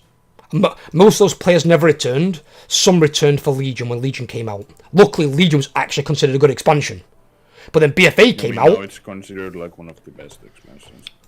But then BFA came out, and BFA was bad as well. And then Shadowlands was the... And then Shadowlands was even worse. They had back... weird, because I also like BFA. The dungeons were good. BFA was okay until they brought out corruptions. Corruptions are what killed it. I feel like the main thing with BFA was the first patch, because you lost like everything you had in Legion, like your legendaries, artifact weapons, and everything. Yeah. Like you just felt a little weaker. I don't think corruptions killed it. I think the way to earn them killed it. The way it was. Yeah, the corruption vendor. It's like weekly rotation or something. Well, it's also like later on, like I think they changed it. Like I'd like to say a couple months. Like, they did change it, and it was a lot better. Shadowlands, so you couldn't change your covenant. Like for the first season, for some stupid reason. No, yeah, if you did, I think you got punished if you did. There's like a, so I can't remember. There's something. If you did, you couldn't do it again. Like if you could only do it so many times. Yeah, if you picked Night Fae and wanted to go Venture, you couldn't do it. That was fucked. One of the things I heard my friends complaining about was Titan forging. I'm not sure exactly what that was because I didn't play Legion, like, but apparently that was really ass. If you got a piece of gear, it could be like Rock Titan forging, which is like a more powerful version of the gear, which is RNG. Oh yeah, so say you killed, I don't know, you got some loot drops. Normally it would have a chance to be, you know, like sometimes you have a chance to get like an extra, like avoidance leech. It's like that, but it's a higher item level. Yeah, it's like much higher. Yeah, apparently a lot of people didn't like it. It was just a lot. It was just more random. Yeah, it was RNG. Like it could happen. Exactly the same with the corruption at the start. It was just. But I think they did that also in Throne of Thunder. There was like Thunder Forging or something. It was like a secret. And in WoD as well, like Warforged gear was like a thing as well. That was like the same thing, like more rare gear. But yeah, there's not anything like that anymore. Same with like borrowed power. They don't make that anymore. Well, you have, because obviously, like every raid tier, you change your gear out. Yeah, I mean tier sets, but like not anything major. It's just basically all your gear gets changed, it gets updated. Because, example, like... That thing in the raid, though, isn't there, where you can get buffed each week, like you can... You've got the Rhubarb Finery. I think that is one of the things on about changing, Lincoln. That's where they brought that in, because that first came in Lich King. There was something like that in Lich King, where you could get a buff every week until the end of the tier. So it made you stronger every single week. Not too bad. I like the idea, so you actually feel like you're getting a bit stronger without actually, like... Getting gear, yeah. Getting gear. And that's kind of not too bad. It's a good thing. That's what I like with I think they're changing it to the rep thing. They got a new rep grind for the next patch. Right? The dinars from the renown in the raid. It's going to be into. I think that's good. I think there's nothing wrong. See that system. I like that system, and I think that's something they could bring into Mythic Plus to at least mitigate the meta. Because imagine if you can have a dinar system in Mythic Plus where you can then have somebody who every Mythic Plus has got Lust. So you don't have to take Lust character, you just have a dinar version of the Lust. But it's not shit like the fucking... the thing. Mythic Plus, like, sometimes it's not necessarily the game's fault, but it's just like, people are so, like, dumb in the environment that they don't want to change anything. Like, it's a human problem. It's because of the timer. Obviously, people are going to take the meta class because they want to try and beat the timer, is the idea. I mean, I feel like even if there wasn't a timer, people would still do that because people are what they are. Yeah, but you wouldn't need a meta if there wasn't a timer. Because if there was no timer, you wouldn't have to rush. You could take your time and do it. Take as long as you need. Like, if it's a competitive base, better will happen anyways. I mean, maybe in terms of the rating, but even then, if you can... As long as you can complete the dungeon... it gives you rating. It doesn't matter how long you take to complete it. You wouldn't have a speed factor. A speed factor obviously creates a big meta. Because you're like, right, what are the 3 best DPS? What's a decent, like, damage off-spec healer? What tank can output most damage? You're looking at damage for basically all 5 things for your meta. If suddenly there's no timer, they'll be like, right, we can take whatever. Yeah, as long as people are playing. Personally, I really don't, like, mind the timer. I don't think it's that big of a problem. I mean, some people don't like it, and that's fine, but personally, I don't really care. It's one thing for me I don't like, because it feels like being in a race in a game that doesn't have races. I like the race, it's just that when the please dead people are gone. I mean, the sometimes it's nice to finish. Have been fine.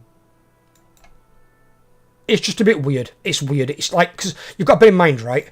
We're going on to what? 20 years of World of Warcraft, right? For 12 years, Dungeons never had a timer. So Dungeons have gone without a timer for longer than what they had. Yeah, there isn't. If you want to do that sort of style of dungeon, there isn't a timer, right? No, you have to do... If you want to get gear, if you want to get the best gear, you have to have a timer. If they did an alternate dungeon mode, where you can go up to, say, a +10 with no timer, that'd be perfect. Because then people who just want the gear could just do that and not chase rating. In a way, like challenge modes in Mr. Pandaria. But without being a challenge mode. But what I'm saying is... kind of similar. It's just like a hard dungeon you go to and there's no timer. Well, there's no time. I don't need it to be hard. I don't care about it being hard. I just want to be able to get my vault. People want it to be hard. Well, no, that's why you'd have the Mythic Plus version for the hard side. I don't care about it being hard. It's just when someone wants casual gear for the vault. I don't give a shit. I just want to get in there, get my gear, and get done for the week with that. I don't like dungeons. That's the then people will be saying, "Oh, let's get rid of Mythic." Like everyone to be able to get Mythic. Like you've got to have some sort of difficulty to get better gear that gives you that whole point of wanting to progress. Well, if you just get everything from doing nothing, it's kind of useless, isn't it? But what I mean is, right, let's say we've got two versions of dungeons. So you've got Mythic Plus, and you've got, say they've designed a new system where you can do untimed Mythic dungeons, but they only go up to a 10. So basically you can get the max gear, max crests, you can farm your shit on those things, right? If you're going to do Mythic Plus, what is it you're doing it for? The rating. You're chasing the title. You're not going to get any titles doing the non-timed mode. So the timed mode is for the people who want that title, want that rating. They will like push their elite status, what they can try and achieve. People doing the other side of it are casual players. All they want to do is get in, get out, and get the vault. Yeah, but that's like saying having another Mythic dungeon without any mechanics so we can still get Mythic gear. It's in my eyes. Well, it's not you won't have mechanics, you just don't have the timer. Yeah, but I mean, that's equivalent to like having Mythic Raid without the mechanics, so it's easy. Not quite to that extent, because bear in mind, you're only going to get one item a week from the vault. It just means then you can get one item a week in Mythic, where most players now, this was released by Blizzard, most players in World of Warcraft don't do above a 7. So they're not even able to get Mythic. So the problem is, like, nowadays people feel like they have to do every single thing. Like, we've got all these different options. I don't think if you don't like doing, just do the raiding part. I feel like yeah, but you'd get rid of stolen, wouldn't you? Bear in mind as well, you go down a raid, right? So you go down a raid. So let's assume you've got a 20-person raid. So you're going to get 4 items dropped from every boss. So you get 4 items dropping, but you're not guaranteed to get one of those items. So the only way you're going to get an item then is from your vault. So you might get 1 item a week. So if you can then do Mythic without the timer, and you can get a Mythic item from there, there's one more choice you've got, but you don't get one more item. You still only get 1 item from your vault a week. If you're getting 1 item a week, that's going to take you 16 weeks to gear up. That's 4 months. A raid is only 6 months. That's going to take you a long time to gear up, if it's just the vault alone you're getting gear from. So they need some other ways, like they've brought in delves. Delves are a good way to get gear now, that you can do solo. It's something else that you can do. And a lot of people get turned off by Mythic Plus because you get a lot of toxic arseholes in there. It turns people off. I get that. Yeah. They need something that's got... It's not... You're not getting... That's the game. I think that's just the people nowadays. It is. The people in the whole community is just turned like that.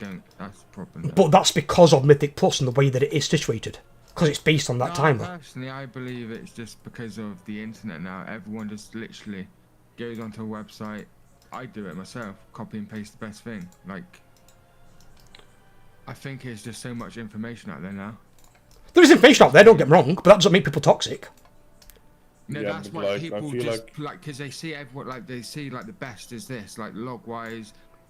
For some strange reason, the actual community of WoW think they are everyone's pros, and they need that when you don't until like you're actually at the very top. It's crazy how people think. It's definitely not just the game's fault. Like, the internet as a whole is a lot more.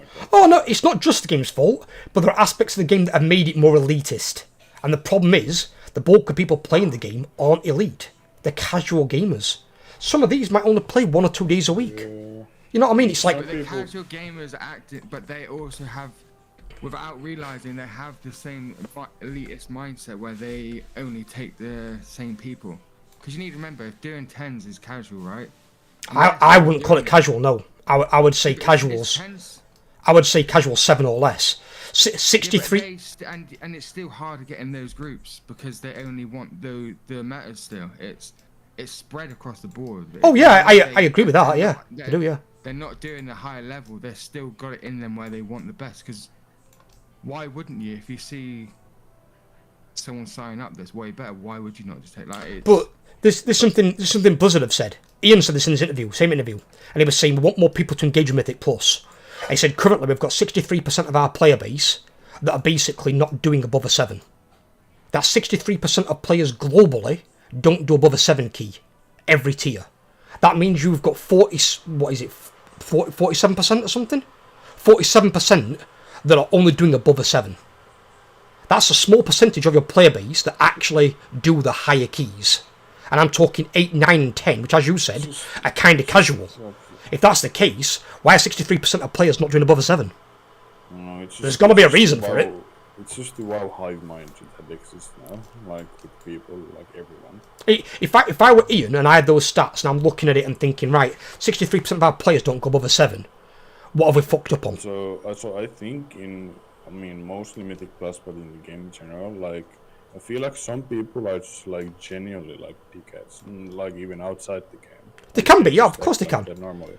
But, I mean, from a developer standpoint, if I was Ian, and I'm looking at this and I'm thinking about this is one of our main systems, we brought it in Legion, so people could get in-game loot without having to be in a raiding guild.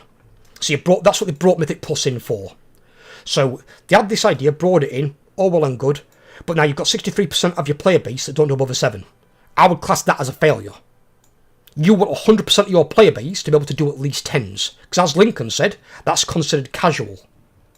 Realistically, if it's 63% of your player base that don't do an 11, That's fine, because that put you chasing rating. But everyone should be able to do a plus I've 10. actually done a 10. I've not really tried to do any keys really. Yeah, but you could. You've got the skill for it, buddy. No, but I'm just... I don't know, I just think it's hard. I think it's almost impossible for Blizzard to make... They're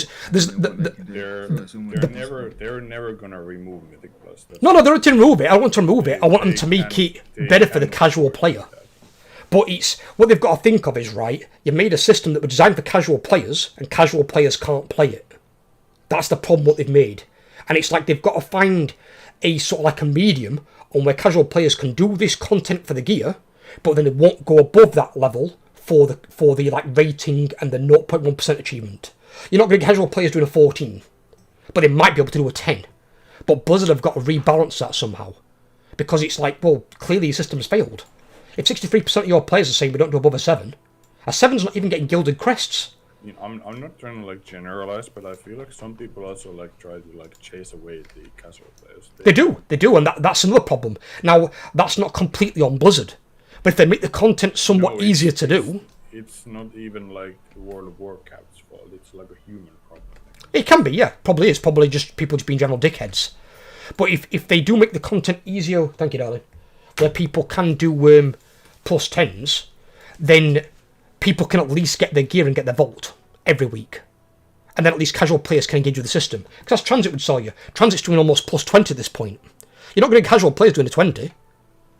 So, but they should be able to do 10's and get the vault. That's it. But they're not getting anything for doing that. They're doing that for flat out just that, right? They're not for the rating and their achievement. Yeah, they're doing it for that. Those are just like the prestige gears. But they would be your non-casual players, like Transit isn't. But you can't need to remember, doing a 10 is equivalent for doing Mythic, right? No, it's not. No. What, like loot-wise, getting loot-wise? Loot-wise for the vault, right? Not for the drop. The drop gives you heroic. So, is a 10 really that hard where it can't be that hard? I'm not saying it is, but obviously 63% of the player base are saying they don't do above a 7. If they're not doing above a 7, if they're not even doing an 8, are they going to do a 10? Yeah. Probably not. And bear in mind, what happens at Mythic plus 10? Don't you get a second affix? Isn't it Zaltaf's bargain or something? No, that's already there. I think you just get like the second weekly one you have, like it's fortified, and the other one, I don't know. I don't think it tends to do out of the blue. I feel like it's fine, like difficulty, but I don't think they should make it any easier. But obviously, you're a really good player. To the executive, you're a good player, right? You've got to think of a casual player. A casual player might play 2-3 days a week. He can't even do above a 7. How the fuck is he going to get gear to do a 10? He can't even get heroic gear, basically. Almost. I don't know, I feel like it's not something they should be getting early on anyway. I feel like that's something they should be achieving later on anyway. If not at that level. Not early on, but again, as I said, if they're only getting, say, one mythic item a week. The problem is the casual people, like a lot of the casual people don't make it to this point where they would be actually start being able to do it. Maybe not, maybe some won't, maybe you're right. But the point is, these casual players can't even get mythic gear from the dungeons that were designed for them in the first place. They can't even get it. And if they could get it, they can only get one piece a week. That's still 16 weeks to get fully mythic geared. And that's assuming you don't get repeat items in your vault that you've already got. Because if you max out the vault for, say, just dungeons, you get 3 picks a week. You've got to hope you don't get the same item twice. Yeah, bro. So it could take you longer than 16 weeks to get a character fully mythic geared. You can't spam dungeons though, right, to get gear? Yeah, but the dungeons only give you heroic. They don't give mythic. Yeah, but it's... You only get heroic even from plus 10. It gives you like 616, the same as a tier 8 delve. Or 619, I think. You only get mythic from the vault. Even plus 10s don't give you mythic gear. They give you a mythic vault.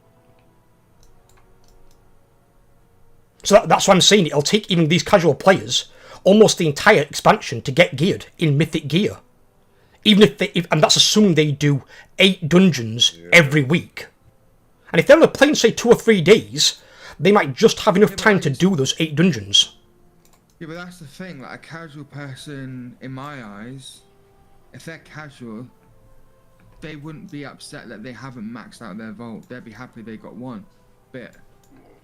they're not fussed about like that. In my eyes, a casual person like, okay, I get free, just do 2 slots. That's fine. From what And Ian's saying. If they're starting to think, right, I need to get everything in my vault, then they're pushing out of the casual part and starting to think a bit more serious. Not pushing everything in the vault, but they want to do, say, all the dungeon vault.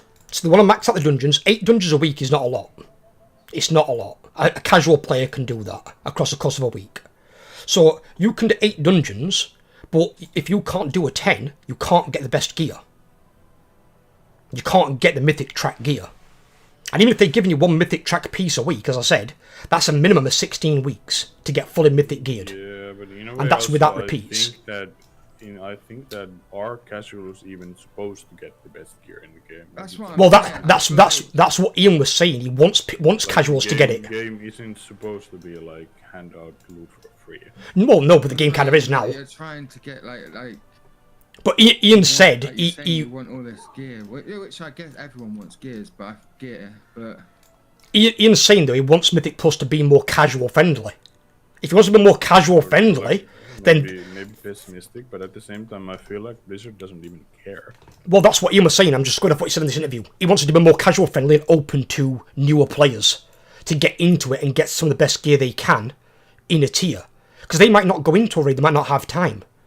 So I think Delves is the other option they're looking at, but there's not yet a Mythic track in Delves for the Vault. There might be at some point, and that might solve the issue.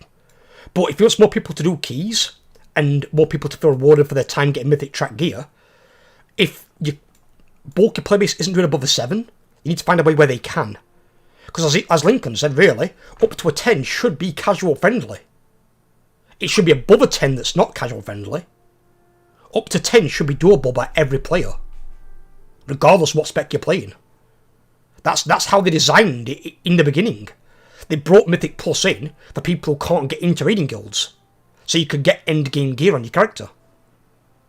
That's why there's some guilds out there that are just Mythic Plus guilds. They just farm Mythic Plus all day. Bring back all key numbers and make highest level item level shit come from 15s again. I know it gives less incentive to go for 20s, but you don't want to push keys for the hero shit and then you don't have to. I don't think they should make the high level shit come from 15s, no. I think they need to keep it at 10s, but make it accessible to everyone. Because the Mythic Plus system is designed to gear all players. But the people pushing the rating, they're your extremely skilled players. They're going for that rating for the achievement. I find it really bizarre why the casual players desire to have the best gear in the game. That's not sure how it should be. If 15s, it's the old key numbers, then it's like a 7 right now. Oh, right, okay, that would make sense. What Transit said, actually, Transit said in stream chat, where he said if it's like the old system, a 15 now would be like a 7 right now. That'd make more sense, because then the casual players could still do it. Because don't forget now, what have they done in this current expansion? They've made a Mythic 0, the old Mythic 10. So Mythic 10's actually a Mythic 20. Because they brought Mythic 0 up from Mythic 0 what it was at in Shadowlands to now a Mythic 10. So when you do a Mythic 0, which is based on mine untimed, that is now an old Mythic 10. So players now can't do a plus 10, it's actually a plus 20. Mythic 0 is still a 0. Didn't they change it on that patch thing I looked at? Mac talking about it on stream before War Within launched. But yeah, I mean, I agree with Lincoln. Like, why would a casual player want the best gear? Like, what are they going to use it for? Well, obviously, maybe to try and push themselves a little bit harder in keys. Maybe they want max reward. But if they're paying for the game, aren't like they? Yeah. Not everything in the game should be tailored towards elite players. No, but I think in a casual player item level, right now they'd be happy with like in between 215 and 220. They'd be happy with that item level. That is what I would say. Like the top. Or I'm bugging. Maybe I'm crazy. I mean, it's just obviously. Maybe I mean, I see this very differently, but I feel like a casual shouldn't be getting the highest gear in the game personally. But maybe I'm just being weird. I mean, you've got to think, I right? understand it because like the level of gear you get should be like equivalent to the effort you have to put in. Don't get me wrong. I agree with you. You both make good points. You do make good points, but you've got to think of as well, right? They're paying the same subscription we're paying. right? Why shouldn't they be allowed to get some of the better gear, regardless how often they pay? Because, example, let's say you pay a monthly sub, but they only play 3 days a week, right? They're still paying the same amount of money that we're paying if we're playing 7 days a week. We're actually getting more value out of the game than they are. Their cost isn't any less, so why should their gear be any less? They need value for what they're paying. It's not. That's just the way life works, unfortunately, right? If you put effort in, you will gain more, right? I don't think it's so much effort though. I mean, like example, what if it's IRL time constraints? They physically can't. They'd like to, but they can't. Shit sucks. It is what it is. You know what I mean? Yeah, But they need a system that is I mean, somewhat. Realistically, Blizzard doesn't give a shit. Well, they don't or didn't, but it looks like now they're starting to, which might be the coming back of Chris Metzen. Because Chris Metzen was there when they did consider the casual player, and they should. Because not being funny, we might me you now, all us talking here, we're not casual players. We're doing mythic raiding. Casual players won't even probably get curve. Never mind kill a mythic boss. So it doesn't apply to us, but the bulk of the player base is casual players. If they lost their casual players, this game would drop by 50% overnight, if not more. I'm just thinking of like when I was a casual player, yeah? I wasn't even thinking of doing heroic raids. I was just happy doing whatever I wanted to do. Doing normal, maybe. Well, I doubt if when did LFR come in? Like, Was LFR even a thing? Like, LFR came in. I was just doing a normal raid. I just kill a couple of lads. Sometimes I would just farm trash for AoEs. I mean, I probably look at it differently in my way. I mean, because obviously I did all the raids in vanilla. I mean, we didn't complete Nax because we didn't get time to complete Nax, but we did all the raids in vanilla to at least some extent. And even in Burning Crusade, we went straight into do normals, and then when they brought out heroics in Lich King, we did heroics as well. So we always did the hardest content, I suppose. So maybe in my case, maybe I'm like you, Link, and maybe I can't see it from their point of view. I can understand what they're aiming for, and I understand why they're trying to do it, because they want to... I think part of it is to do with them bringing it to console after Last Titan. Because they want to have these systems in place now, after Last Titan, and if they merge it with Game Pass, so people can play through Game Pass with the same subscription, then all the new players coming in are going to be getting slated by the current, the core audience of WoW. So they need something that they can then keep them gelled with and engage with to get gear. Otherwise, those players won't stick around. If they suddenly get 9 million new players, that's something you want to try and hold on to. Or at least as much of it as you can. But if they come in and these players are they're going to have to learn it from day one. So they are going to be bad players to begin with. They're not going to be doing plus 10s anytime soon, in my opinion. And God knows how they're going to make it work with a controller. I've seen Annie Fuchsia playing it on her stream with a controller in Vanilla Classic, but that's in Classic, which I'm not being funny, it's far fucking easier than retail. You could play Did you just say WoW is coming to Game Pass, or is that a rumoured thing? No, that's something they are working on. They've already got a team working on it in Blizzard. My source who worked there confirmed it. But what he doesn't know is he doesn't know when. Well, who owns Blizzard now? I've no idea, but I really can't see that going on control. Who owns Blizzard? Microsoft. Microsoft bought Blizzard. What does Microsoft own? Xbox. But when you say Game Pass, do you mean Game Pass for PC, or people won't be playing this on console? Right? On console, yeah. Bringing it to console. They already practically confirmed it's going to be a... They did. Phil Spencer basically dropped it on a live stream thing where he basically hinted. He realised what he'd said and then he tried to divert the topic. In general, WoW is in a bit of better direction after the CEO changed. Oh yeah. Metzen is an OG. I guarantee you. Phil Spencer is now the direct boss of Metzen. If he's gone to Metzen and he said, right, he is the CEO of Blizzard. Yeah. If he's the CEO of Blizzard, Metzen, and Metzen obviously is going to be working with Phil Spencer. Phil Spencer's his boss because he's the boss of all Xbox or Microsoft gaming. If he's gone to Chris Metzen, he's going to be like, right, how can we bring the biggest MMO in the world and make it even bigger by bringing it to console? How can we do it? If he's got systems in place, and from what my guy told me, Lincoln, they've been working on it now for 5 years. So they've been working on it for 5 years already, and they've got another, what, 3... No, sorry, is it 3 years? 3 years, sorry. And they've got 5 years to go. If that goes to console, yeah, that percentage of people doing keys at 7 is going to go a lot lower. The people playing the game, dude, is going to jump massively. Do you realise how many people play Game Pass? 31 million accounts. They're going to be at such a handicap that I don't even know how that would work. Oh, no, there might be, to begin with. But obviously, this is where we think Phil Spencer's going to do an announcement. I guarantee you, end of the World Soul Saga, there'll be an announcement. And they'll be like, right, we've got some big news for you guys. Xbox, it'll come up on screen. World of Warcraft, coming to Game Pass. And you're able to play it for your Game Pass subscription. So basically, all our Battle.net accounts will all become Game Pass. You won't pay any more for the game. I'm not that hyped about the player base increase because, like, to me, it doesn't affect me, so I don't care. Well, it will do, because it means you can recruit more people for guild and things like that. You get more active players potentially in the game. Now, let's use Saul's logic. Saul's got a good brain on him. Saul said, so let's say for argument's sakes, we get like 10 million more players. So we go from 7 million players to 17 million. Right? Fucking enormous game. Like, that's big. It's already the biggest MMO at 7 million. At 17 million, that's going to be like better than Lich King days. That's going to be enormous. Your fucking every server's going to be maxed out to the 9s. That's going to be lag. Consoles will be blown. Well, you say lag, but there's another thing to let you know about later on, but I'll tell you that in a second.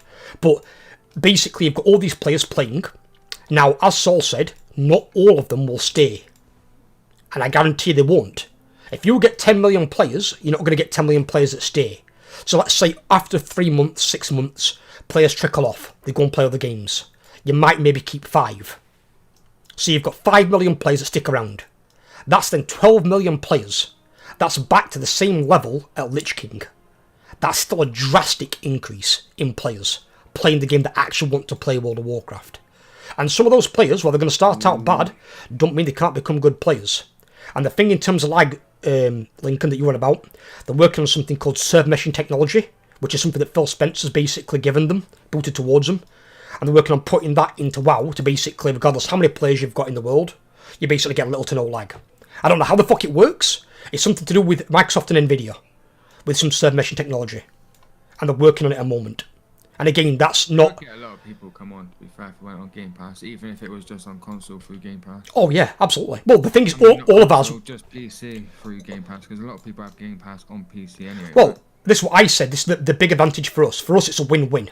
So, in terms of you, let's say Lincoln, right? So, your Battle.net subscription becomes a Game Pass subscription. You're paying the same money. You're not paying any more money.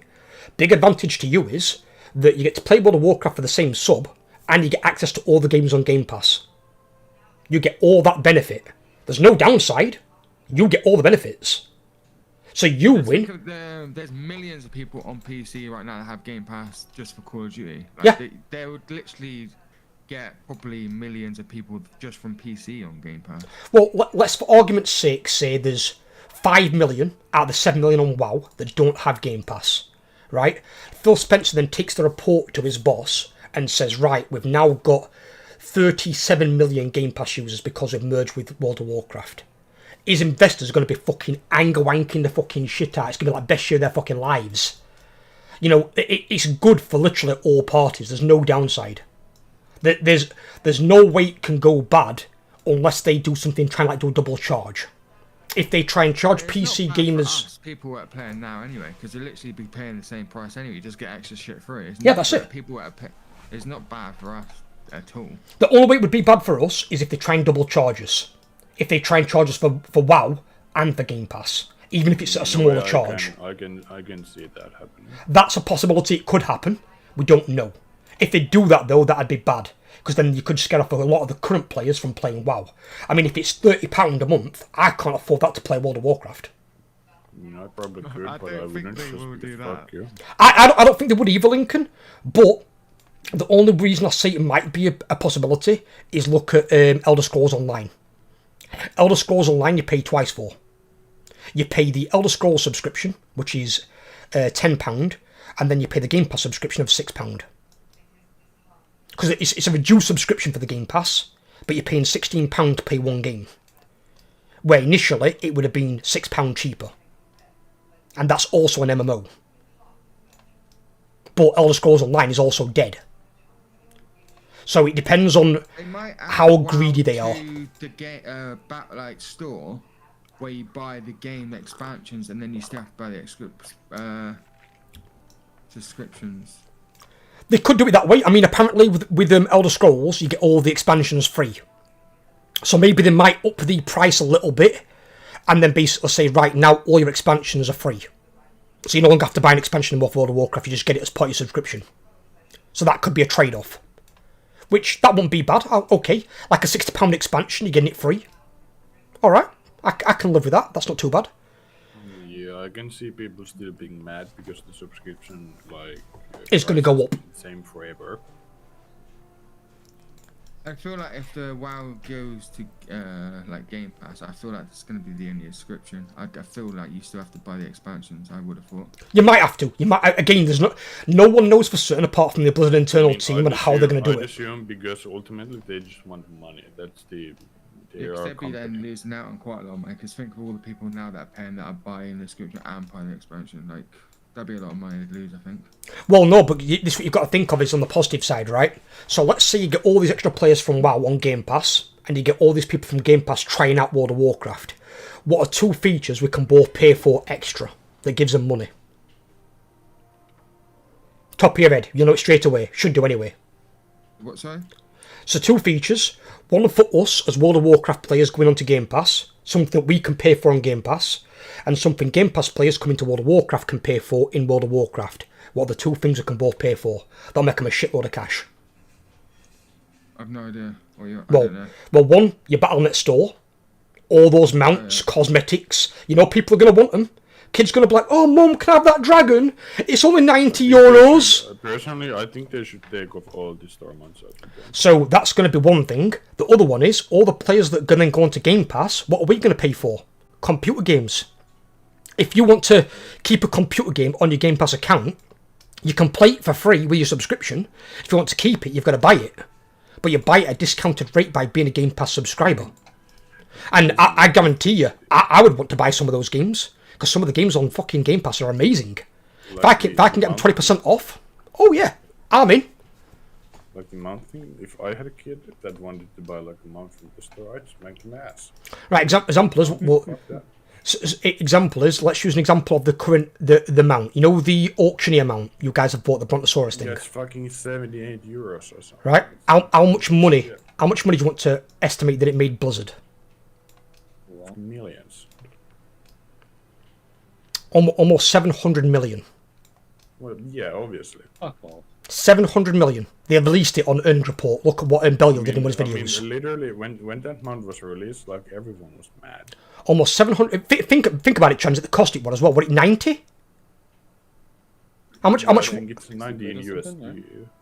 What, 90? 90 in USD, I think. If they made 700 million. 700 million? Yeah, that's what I'm saying is. So then, you imagine, right, you get all those players from Game Pass playing World of Warcraft, they bring out a new mount, everyone sees it, they just made almost $1 billion with one mount.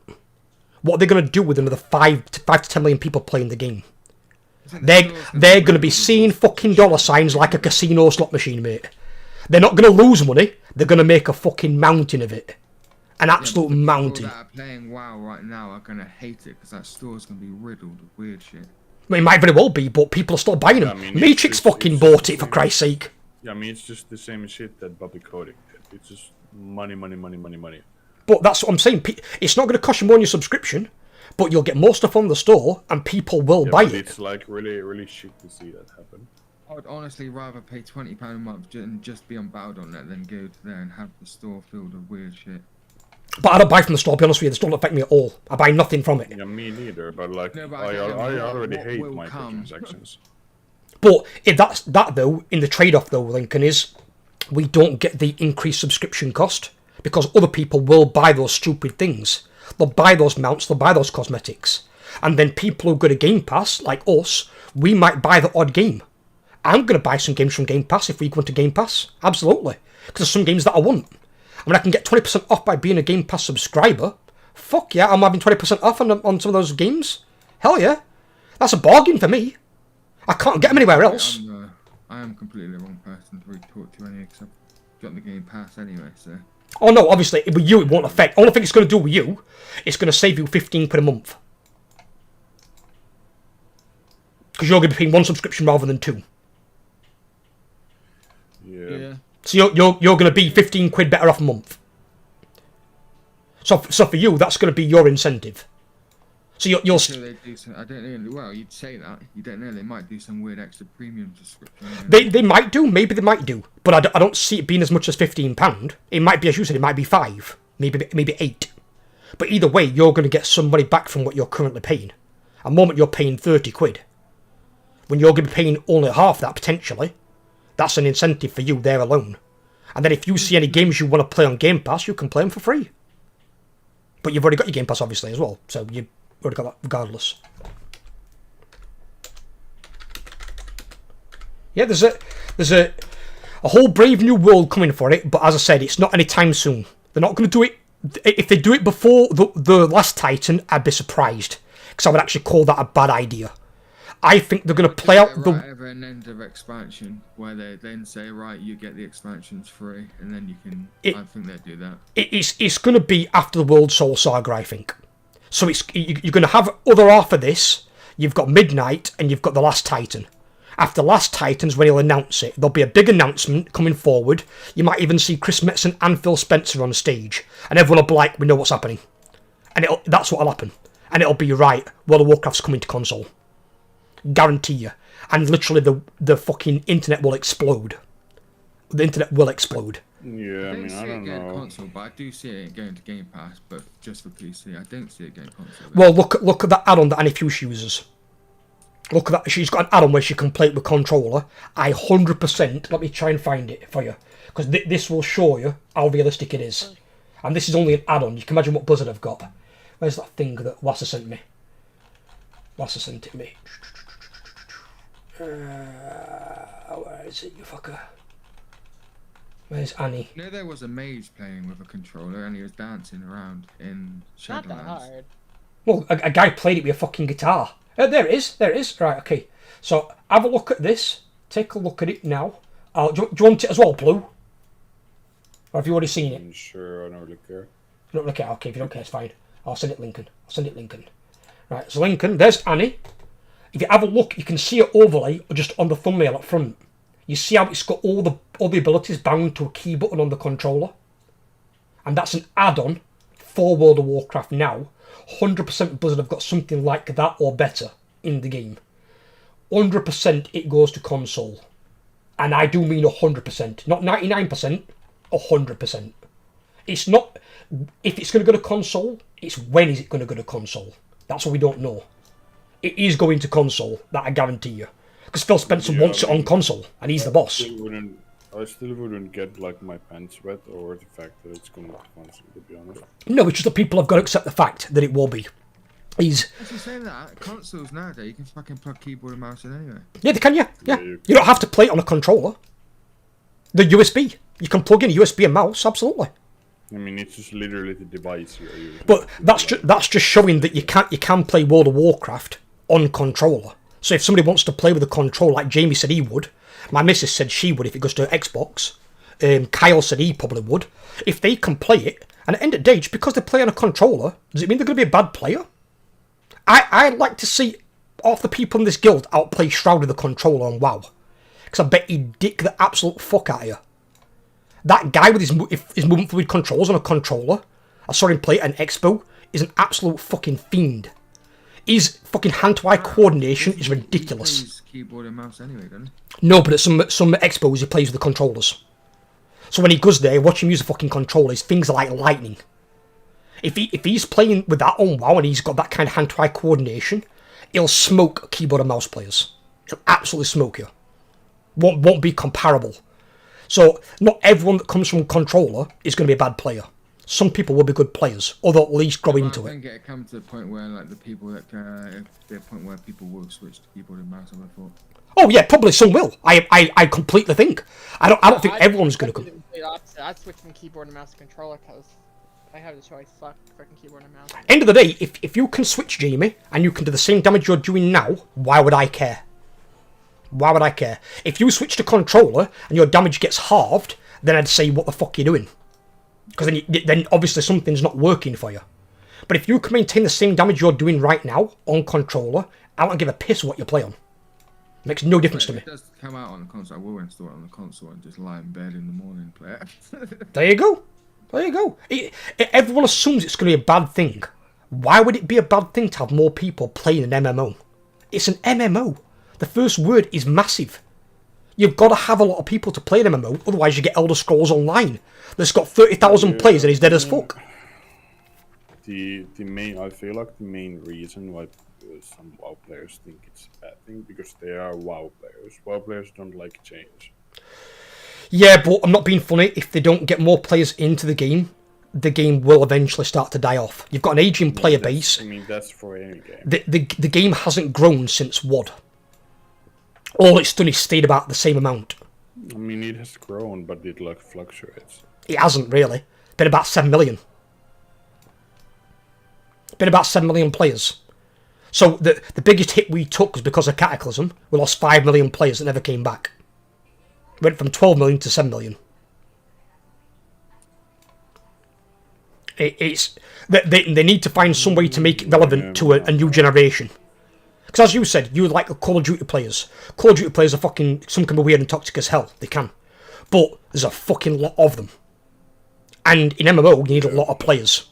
That's what you need. I mean, I'll be honest with the whole toxicity thing. Like, personally, I don't care, because I'm like kind of used to toxic people already. So I don't give a shit if someone's toxic to me or not. If someone's toxic to you in the guild, you'll tell me. You can't be, I don't really care. No, it can't be. Not in this guild. You Plu. Yeah, thanks, Trans.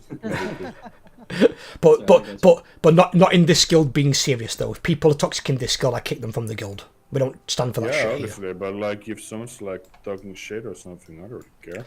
If someone's giving you shit in like a Mythic Plus, we can't. But I think you Transit, weren't it? Didn't you defend one of the guildies who were getting shit from some random in a dungeon? I think it was Jamie. Was it Jamie? It was me. And some guy were giving you shit, and Transit stood up for you. Might be just me, but in certain situations, like it's okay to give shit to someone. Like sometimes it's like deserved in a way. But constructively, I don't expect somebody to like give someone a dress down in a fucking raid. Don't spurt out like racist slurs or something, but like let them know that they are like.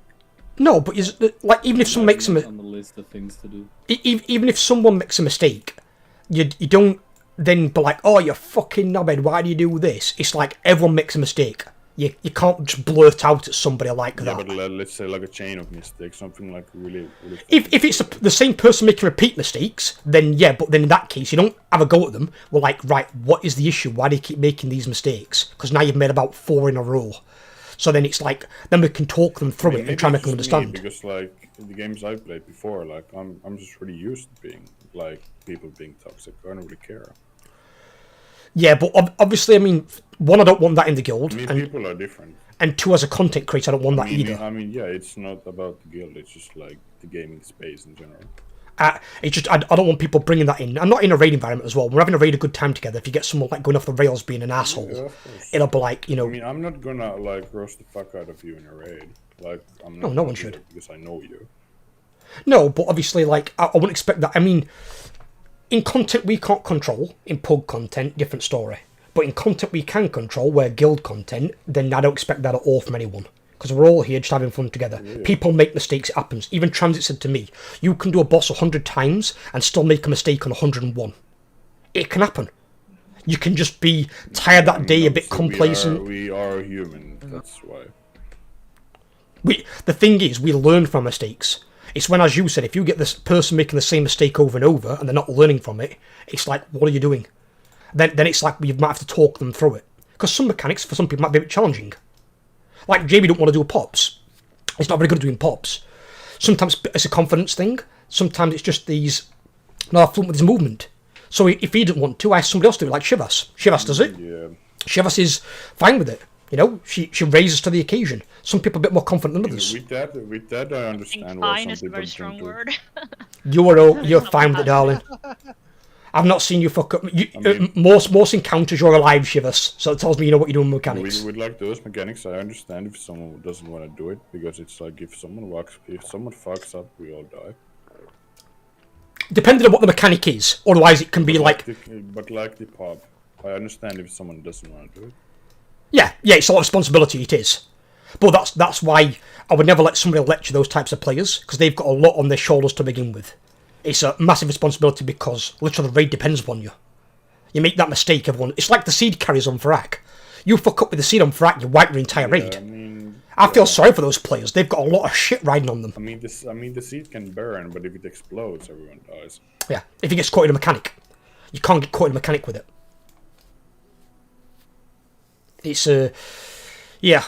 It's some mechanics are going to be harsher than others. And it's... I do recommend though. If do you want to do Mythic like next tier? We're gonna try it. We're gonna go for it as much as we can, but we need to get a static team first. The first thing is getting 20 static players who are signing up, like thumbs up, every raid. So we've got 20 people signed up. That's what I need first.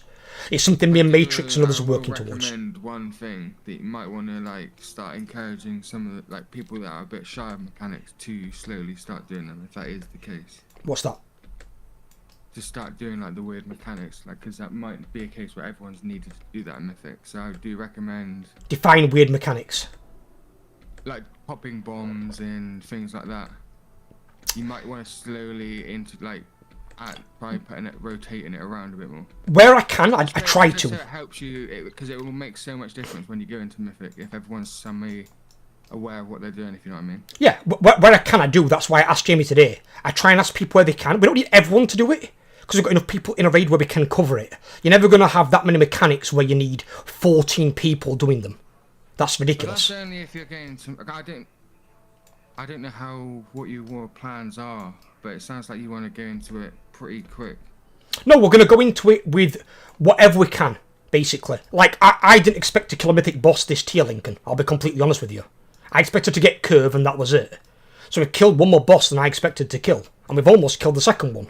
If we can just get in there, we can probably kill the fucking thing. But we need like a full raid at it, so we can actually kill the thing. But we're just going to take it in our stride. That's how you're going? So if you end up with just one kill, you're happy, you're just literally just going in and see what you get? Yeah, I'm not going to force the guilds on people. I'm not going to say, I want 6 out of 8, are you? No, we're just getting some weird like mixed vibe. I wasn't sure what was going on. No, why would I ever force that on you guys? So I just wanted to know what was. We'll go as far as we can. You don't really have a goal. You just go as it goes. As far as we can, as far as we can, as far as the guildies want to go. And if it comes down to, I don't think it will be the next raid tier. I think we're probably reaching for the stars a bit too much. Maybe the tier after that, or the first tier in Midnight, we can maybe look at getting the last boss for Cutting Edge. But if we're aiming for Cutting Edge, it'll be towards the end of the tier. It won't be middle of the tier or partway through it. It'll be towards the end of the tier. And when you've got them 20 people used to playing with each other, more consistent, more confidence, we'll build them up over time.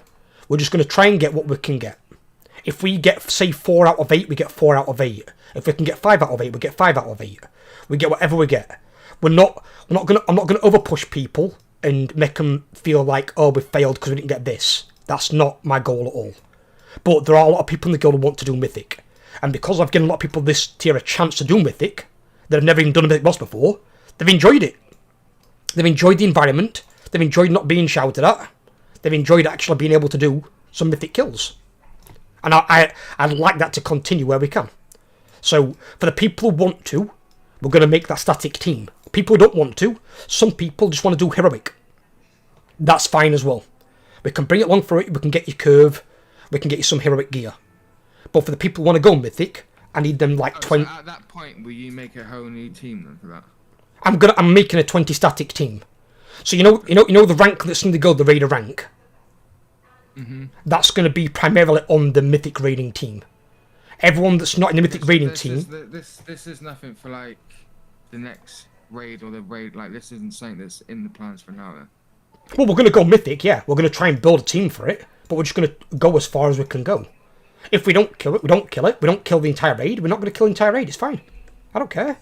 We just have fun together. That's the whole point. But we're going to try and get 20 players who want to basically try and do Mythic and push it as far as we can for the progress of the players and the guild. Because there are some players who want to do it. I mean, like, example, Buddy, you in comms? Buddy? Wait, I have to give this space. What was that? Is he sleeping? I have to kill this rogue. Oh, oh, right, okay. Bunny, you looked at Mythic before, have you? Raid? Yeah, Mythic Raid, yeah. No. No, but you've done it this tier, you enjoyed it, didn't you? Yeah, it's super fun. There you go. So, I'm looking for basically people with that mentality who are active. Bunny can make pretty much all the raids. I need somebody active who enjoys it. If they don't enjoy it, I don't want them to come. That's fine. If they want to go and do other things, I don't pay their WoW account. That's their choice. But I'm looking to build 20 active players. That's kind of why I wanna do it, because I feel like if I'm not, I'm wasting my time. And that's completely fine as well, buddy. End of the day, you're active, you're there every raid. So again, they're the kind of people that I want. Not trying to like shine my own ass, but I'm like one of the most active players probably. You are one of the most active players, absolutely. Like not even consideration. Easily. You were there when we had 4 people doing 10-man bosses in heroic. 4 DPS? Sorry, 4 DPS. Yeah, 4 people. Fuck me, that's not okay. Well, to be fair, we had 8. Yeah, so but that's still better than 4. No. But we, it's just we're building that team, Lincoln. And if you want to be part of it, buddy, you're more than welcome to. If it's not your cup of tea anymore, you can stay a heroic raid if you want to. It's entirely up to you. I'm not going to push anything on you. It's up to you what you think you might enjoy, and then we're gonna try and go as many bosses as we can. But if we don't kill the last bosses or whatever, or don't even get halfway through it, that's fine. We just go as far as we can. I just want the guilders to have fun doing the content. Now I know we can do the hardest content, and there are some players near that are easily capable of being mythic raiders, even cutting edge raiders. Some that can pump those numbers and have that mechanical skills, and I want to give them the chance. And the thing is, if we don't go mythic in some cases, some of those players might eventually move off to other guilds that can offer them that chance. But I'd like us to have that chance as well, because I actually enjoy it as well. I enjoy mythic. It's a little bit of a challenge, a little bit of a step up, but I enjoy it. So I'd like to challenge myself a little bit as well, because heroic at this point is kind of fucking, it's nothing. it's a bit of a cakewalk. I mean, we one-shot every boss yesterday apart from Queen. And they did Queen in 3 tries today. And the only reason I didn't do it in 1 try is because I fucked up. That were it. Yeah. Literally, that were it. That was the thing. I feel like yesterday we needed kills because people were like tired or pissed off. It could be tired, not pissed off. They'd have been tired, but it had been tired, and there were some new players. I think there were 3 new players in there yesterday that had never done it before. I mean, I don't know. I was like mentally AFK over it. But yeah, it's up to you guys, individuals. I'm not going to force anyone into it. Like if Shivers comes to me and goes, Spec, I don't want to do Mythic. Is it okay if I just do Heroic? I'll be like, yeah, but you're not getting a Christmas card now because you've fucked me off. You're not called Shivas. I said Shivas. No, I was just saying in general, I said fuck you. But it's fun either way. Whatever we do, it's just fun generally raiding. So I don't care what difficulty. Is it your first mythic boss you've killed this tier as well? Yeah, the first time I joined you guys, it was my first week of dinging this expansion. Right. I just started playing because Mary was not leaving me alone this time. Right.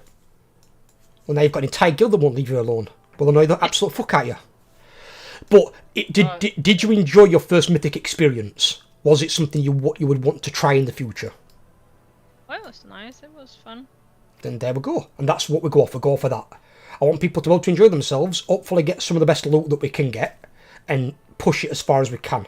If we don't kill all the bosses in a mythic raid, who cares? We have fun together. That's the main thing.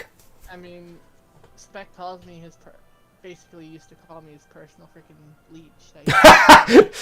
It's a horrible way to word it, but it sounds nicer than you think. Basically, whatever game I would go to, Jamie's like my little shadow. He'd basically always be there, following me around. Think like Peter Pan and his shadow when they're fighting. That's me and Jamie. So he's like a parasite in a way? But a parasite with love. He's got a lot of love in him, bless him. It's kind of like that thing out of the original. Oh God, what's that thing called? Where Arnie gets his memory wiped, and he goes to Mars. Forgotten his name. Oh no, forgotten his name. Where's Kyle when I need him? Can't remember what I mean. But basically he gets his fucking memory wiped and he goes to Mars as mutants, and there's a parasite attached to this guy, and I think somebody goes, he goes, is that your twin? He goes, no, I'm not a twin, I'm a tumor. And the tumor's talking. And the tumor's like hugging the guy's arm. They sound like that on Family Guy, aren't they? Is that what it's from? Is that from that as well? It might be. I recognise something like that. It was in Family Guy too, I believe. They might have took it off that. Then I don't know. I don't know which one came first because it's a really old film for Arnie.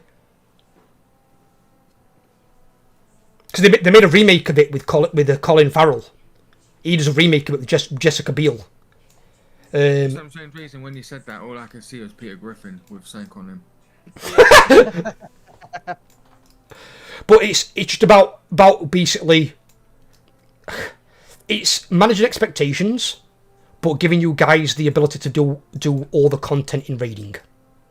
And because we can do the content in raiding, I want to give the people the opportunity that want to try it.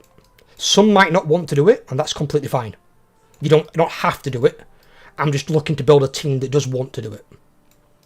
So again, like, I know you've been there, you've done it all before, buddy. It's up to you. I mean, if you want to stay as part of the Mythic raiding team, you're completely welcome to do so, buddy. You're active, you're a good player, you know, it's up to you. It's going to be different to how your previous guilds have been. I'll see when that happens. We'll see. It's up to you. It's your choice. But it's going to be different to how your previous guild have done it, because you're not going to have someone berating you and saying you've got to play this spec, you've got to play these talents. I'm not going to be doing that. I'm not micromanaging every single player. Yeah, I trust you guys to do your own stuff.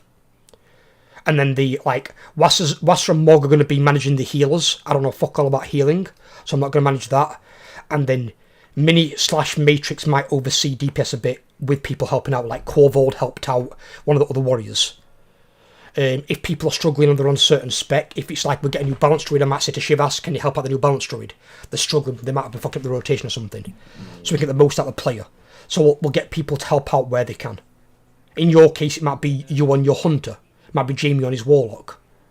You know, you just help out the other players. And we try and work at it together. I'll manage the tanking side.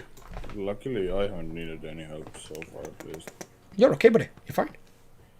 You're coming up. Also, to be honest, this is like a bad thing I have, but I'm also pretty terrible at even taking advice.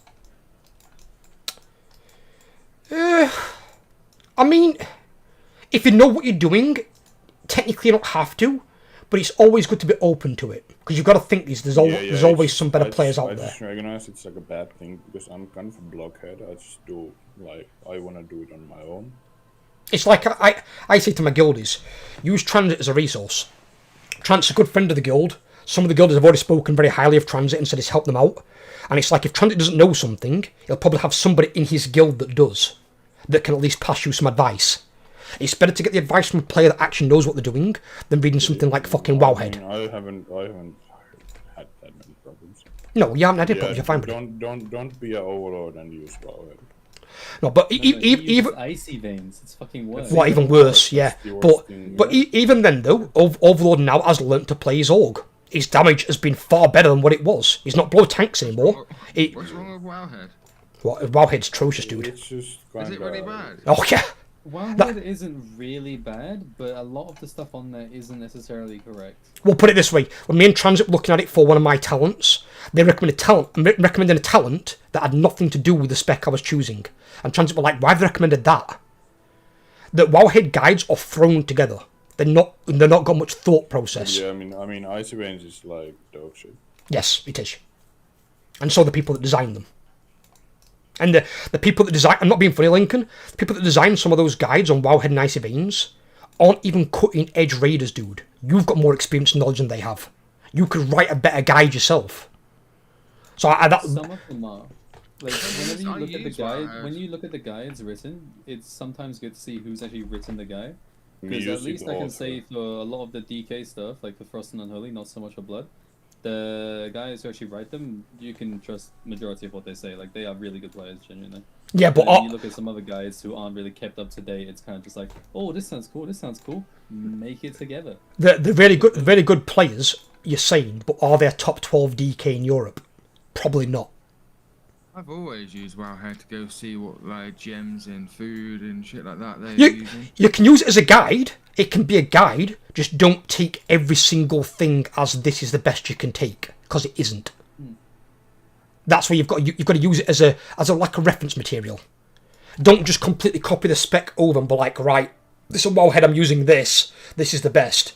Because believe me, couldn't be further from the truth. No, 'cause I'm pretty sure it also says, like, when it comes to the gear bit, it also says to sim and things, right? Yeah, again, I mean, simming's on the high end stuff, and again, simming's bad in its own way, because simming is if you're doing your rotation perfect. You're never going to do your rotation perfect every time. Even World First Raiders don't. And if you're not on their level, simming's kind of a waste of time. It gives you a snapshot, just like logs do. But logs aren't perfect either. That's why I don't follow logs. I don't care if somebody's got a 98 parse on damage, because it might be on one boss, and you can also fake logs as well. Because you can go into Depends heroic. what you're looking at logs for. Yeah. Logs are really useful, but it depends what you're actually looking for. If somebody just comes up to you and says, hey, I got a 99, that could also just mean nothing, because it could just be on Brood Twister and they're saving CDs for ads every single time. Precisely my point. Precisely my point. And you can also have somebody with an AoE build that's murking. It's also as well, it's... Yeah, but you can find out what you want to look at through logs. You can find out... Yeah. You can find out, yeah, from that side it's good. Really useful resource for things. But not for your parse lords. Don't trust your parse lords. Because like, as... You can look into it and see what they've done if you really wanted to deep... Like, it's... The information you'll be able to find out everything. Like, there's nothing... It's very good. It is in parse, but like your parsers, again, like Mog told me, this is more from a healer point of view. Mog said your parsers can be doctored. So what happened with that there were 2 healers, mythic geared, went into heroic raid. 2 people healing 30. They got 100 parsers. I wonder why. Because there were only 2 fucking healers. That's not even bad. Have you seen what the Chinese guilds do on Brood Twister Mythic? Fucking hell, how bad is theirs? What do they do? They let the parasites respawn for the entire fight, and everybody's in like Mythic plus spec, so everyone's just doing full AoE, and everybody gets... Oh no, and then you come all down with AoE. But yeah, they just let them keep respawning, so Oh. they're always hitting like 10 targets the entire fight. So you see my point there, Lincoln, of why I don't trust parsers. If somebody comes to me with a 99 parse, I will not be impressed. I'll be like, why? But that's me. It only takes like 20 seconds to figure it out there. Yeah. You can look into it, but that's why I don't trust it. And one thing that the parsers don't tell you is how good is a player mechanically. It gives you a snapshot, but it's not. It's somewhat. You know what I mean? It can be a bit skewed. Watch the whole fight back. If they've got the fight, yeah. If they've streamed it, I'm talking about people that might have done it in like a pug and a playing for your guild. Fight on the logs, you can see like a bird's eye view. Oh right. Yeah. See what I mean? Yeah. Raid go. When Fine Cow did it in 3 pulls. But I did it in 1 pull if I didn't fuck up on the first one. To be fair with you, I just didn't see Matrix had the mechanic. I didn't see him as on the other side of the boss. I don't know where we're looking. What did you even fuck up in that? Because I don't think. I just didn't taunt. But Matrix didn't tell me to taunt. I normally ran off Matrix Queen taunt spec. No, because I feel like it was also kind of my fault. Why was it your fault? Because like I didn't like there was like a split second before the ads like spawned on the ground. I popped Abomination Limb. I think creeped all of the ads into the boss. And we just died. No, but the boss was chasing Matrix though, which was my fault. Yeah, but they were like next to each other, so I yeah, feel but like that could have happened as well. It shouldn't have been. Matrix should have probably gone a bit further away with his divine steed. So I don't know whose fault. But it was. I'm taking it as my fault. I'm okay taking the blame. I don't mind holding my hand up and saying it was my fuck up. I should have taunted. I didn't taunt, but I didn't see. I recognize that if like the A-bomb limb fucked up the fight, then you know that's my fault. No, it's fine, buddy. It's fine. I think people saw the health and just brain deaded and just went auto attack. Probably did. Probably did. I didn't see Matrix had the mechanic, and I didn't taunt. So because Matrix didn't say taunt, I didn't taunt. So I didn't know the infest had gone, because if I took the infest a second time, I'd have died. And then it would have been a wipe. Yeah, I mean, for some reason, the damage was, like, pretty good today. Oh, damage was exceptional today. You guys did really, really like good. The same people. It weren't, because we're missing some of the new starters from the other day. Yeah, I mean, that could be why. I mean, I don't know. There were, like, I think 3 new starters that weren't there today, I don't think. Yeah, the raid went good, Cal. We did really good. Very good, mate. The guild has annihilated it. We were going to go Mythic, but we haven't got enough players. And we're going to get in... Again, as I've been talking to Lincoln about, we're working towards getting a 20 static team. And then the people that want to join the Mythic team can do. The ones that don't haven't got to.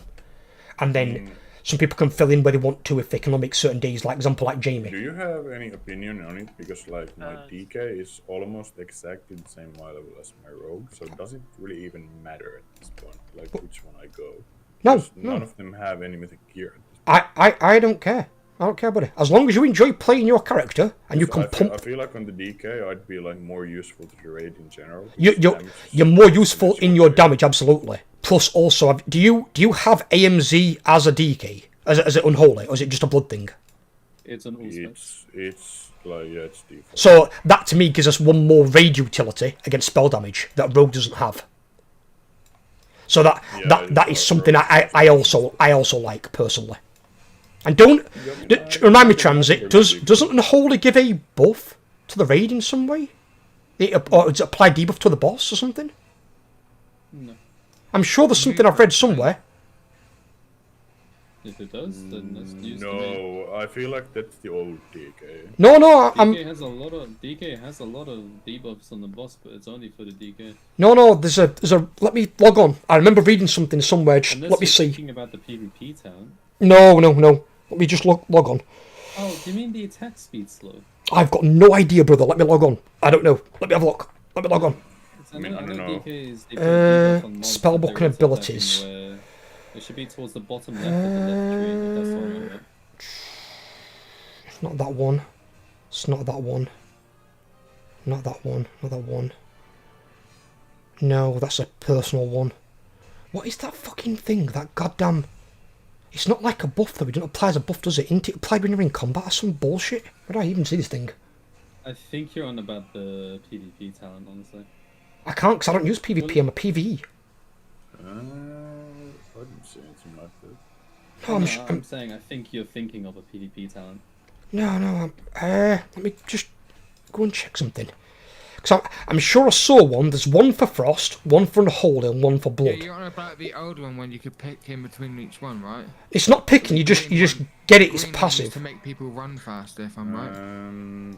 I think it's different now. I don't think it's the same thing. I know that the old Unholy, like the old Unholy, had like a thing that was like a debuff to the enemy. Oh no, it's that one. No, it's right. I think it is personal. Unholy Aura. Yeah.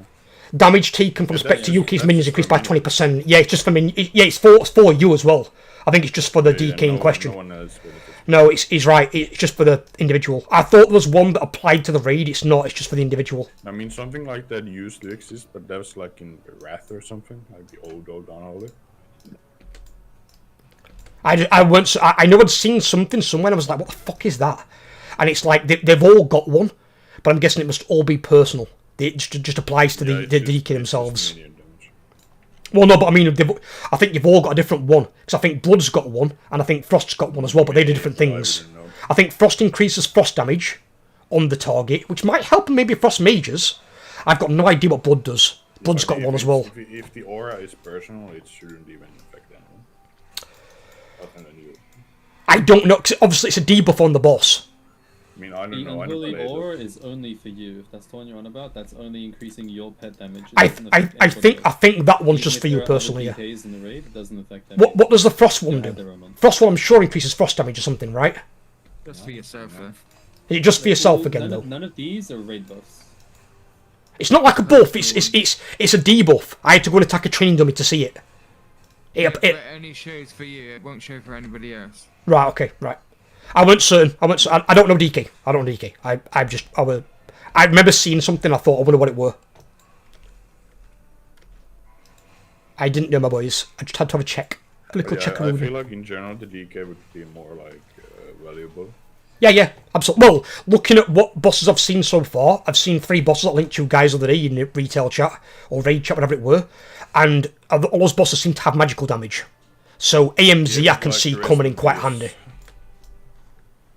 Not even just that, but DKs are typically always really good in a raid because 1, they can cheese a lot of mechanics, and 2, they just look cool. I mean, I'm not going to take them for cosmetics, but yes, you're right. They can do things. I mean, they've got the all Death's Advance, don't they? Or is that just a blood thing? Yeah, Death's Advance, AMS. Those are 2 really good things for cheesing mechanics, and then on top of that, AMS, you can they are skip so tanky. Like DKs are possibly the tankiest class in the game, in my opinion. Well, so much passive mitigation. Then you also have your Death Strike, which is crazy self healing, with like 0 like actual cost to it. Like obviously it costs runic power, but like it doesn't really affect you if you have to press that strike. I would say apart from tanking wise, because as Minnie pointed out when he was taking damage, he takes a lot of damage, but obviously he can heal it back himself. Where like in my case, I'm on about the DPS specs. Oh, DPS specs, yeah, absolutely, I completely agree. Yeah. Especially against spell damage. Spell damage, fucking good luck killing DK. Absolutely. I'm not being funny. A DK could probably use AMS and maybe survive the fucking cast from the Silken Court boss in Heroic. Probably. Which cast? You know, the one that she cast where you've got a stunner, where you've got to dispel the things.